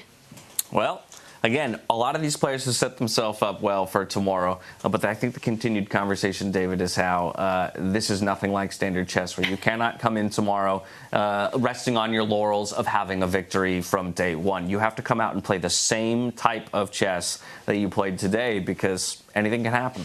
Yeah, the biggest problem for the players is how to pass the time before the next game, right? Do you look at any chess knowing it might not be relevant? Do you study? Do you take your mind off things? Do you have a glass of wine? That might affect your sleep. So many questions, but we'll only know tomorrow during the games. Maybe you play some Avalon. Seemed to have worked well for Fabi. True. That could be good preparation. So as we did on day one, we took a look at a move of the day. I'm curious for either of you, as you reflect back on these games, lots of moves to consider. Was there one in particular that stood out to you as the most impressive find? Ooh, some difficult decisions there. I'm going to say maybe Vincent Keymer playing a move he mentioned when he joined our studio, the move Queen to G8. He kind of bypassed it as if it was nothing special. But to me, that was already an early sign that he was tactically aware, that he was in the mood to set some traps. And he later was able to bamboozle Alireza Firouzja. So maybe not the most dramatic move, but a move that's kind of proved ominous in that game later on. Yeah, perhaps we'll pull it up on the screen here, and we'll work our way towards it. So G8, yes, okay. Help me understand once again, because this feels like just a simple repositioning move of the queen, nothing spectacular about it. And yet sometimes those small moves can be the most effective. Yeah, silent move here. It looks like the queen is barely better here than she previously was, but it's all based on this trap. White's last move was attacking the e7 pawn. The white rook, white queen are lined up together on the same pawn. But this trap now that he'd set to try and ensnare Alireza, if the white rook were to take this pawn, the reason, it all becomes clear. Queen to G8, it supports this pawn push to G5, severing the connection between the white queen, the white rook. This pawn is protected by the black queen, so white's queen cannot take. If there is an exchange, then the white rook would drop at the very end, and black would have an extra rook. But not just that, it sets up en passant, which everyone loves to see, right? I don't think we've seen an en passant in the classical portion today, at least, of freestyle chess, but now the knight would jump out with a nasty fork. Yes, white could potentially save himself by trading rooks, but the black knight would snack on the white queen or a pawn afterwards. And for me, it was just the vision, kind of the 3-4 step sight into the future that Vincent was already showing this early in the game to set him up. Beautiful find. Really nice, and I think another queen move that impressed me a lot was from our MVP, right? You remember that moment when Fabi, instead of grabbing Gukesh's pawn, went ahead and just dashed with his queen towards Gukesh's king on that b4 square, and that created so many problems for the world champion as well. Yeah, that's true. It completely shifted the focus right into that bottom left-hand side corner of the board where we saw the majority of the game play out around until we finally found a way to trade pieces off. James, speaking of move of the day, well, okay, the board's gone, but that last position that we had, also a spectacular finish here, David, by Fabiano. Oh, yeah, this was worthy. Yeah. Maybe this was more... I agree. A better choice. A flamboyant, We've changed our mind. Look, we're spoiled for good choices. That's what I will say. But yeah, as we explain this one more, maybe I'll attempt to explain it. Essentially offering up the rook, right, in exchange for the promotion. No real options here for the white king, because even if you don't take it, I can now promote with a protected pawn regardless. So, yeah, there it is. If the white king had stepped back to try and blockade that black pawn, the black knight then would have leapt forward and forced the promotion, finally. So the queen about to appear on the board forced Gukesh to resign. That was the last move of the game. Yeah, Rook this F3. wins it. This is the move of the day. Deal. All right, we found our way to it, folks. But again, like I said, spoiled for choice here at Weissenhaus in 2025. Looking at tomorrow, actually, before even looking at tomorrow, looking at results today, did anything feel from you guys like it completely went against your expectation? I mean, we do expect to see a lot of decisive results here, and all of these players obviously very capable of beating each other. But obviously, we had the world #1 take his victory, Fabiano as well. Comes to victory. I think maybe Vincent Keymer being the surprise of the day over Alireza. Yeah, I think especially because Alireza topped the round robin, he was the first pick. He got the option of 4 opponents. He chose Vincent Keymer, and Vincent kind of proved that to be a foolish decision. I think Vincent maybe the happiest player of the day. Other than that, I would say that the experienced players, of course, Vincent against Alireza is kind of a clash of youth, but the more experienced players tended to have the upper hand in the other encounters. And I know one commentator who's going to be very happy. We've also got our pro stream on, right, where we've got Peter Lecco, Judith Polgar, 2 absolute legends of the game commentating. And Peter Lecco, I mean, Vincent is Peter Lecco's prodigy. He's the home favorite. So I know Peter's going to be happy with this win. The round robin, a lot of missed opportunities for Vincent to come back with this power statement against Alireza, the player who topped the standings. It's just the confidence you need to go forward in the knockout stages. And that means Alireza must win on demand. It's the only result that works for him. Well, with today's results in the books, let's pull up that tournament bracket and take stock of how things stand. Of course, nobody has moved forward or down just yet, but we can see what will happen as tomorrow's results conclude. The winners of those 4 matches that you see up on the top of the screen will move solidly to the inside of the bracket, while the losers drop down and continue to play each other for each respective place, just as Levon Aronian and Fedoseev are doing now for 9th. Important, again, to remind everybody, we are playing for circuit points and prize money. This is a year-long endeavor. It doesn't just end here in Weissenhaus. While there will be a champion of this event, there will also be a champion at the end of the year. So you want to fight for every possible point that you can, because you never know what will make the difference come December time. Yeah, imagine if this one game for Levon Aronian, this one extra point he can gain, is the difference between winning the season-long tour or coming second. Yeah, every game, every move matters. And look at that, a lot of money on the line. Of course, people's eyes will naturally gravitate to the top position, but every step along the way, plenty of dollar signs to be playing for on top of those all-coveted circuit points. Not too bad. Not too bad. Not too bad. It wouldn't be a bad week in any of those placings. Regardless, that's going to do it for us today. Things are heating up on the chessboard, and tomorrow 4 players are facing elimination from the knockout stage. Again, still to play for placing, but we are beginning to narrow things down. So while we shut things down here in Weissenhaus, we thank you so much for joining us here for an exciting day of chess. We invite you back tomorrow, same time, same place, for more exciting over-the-board action. And until then, stay healthy, stay safe, and be good to each other, all right? Good night.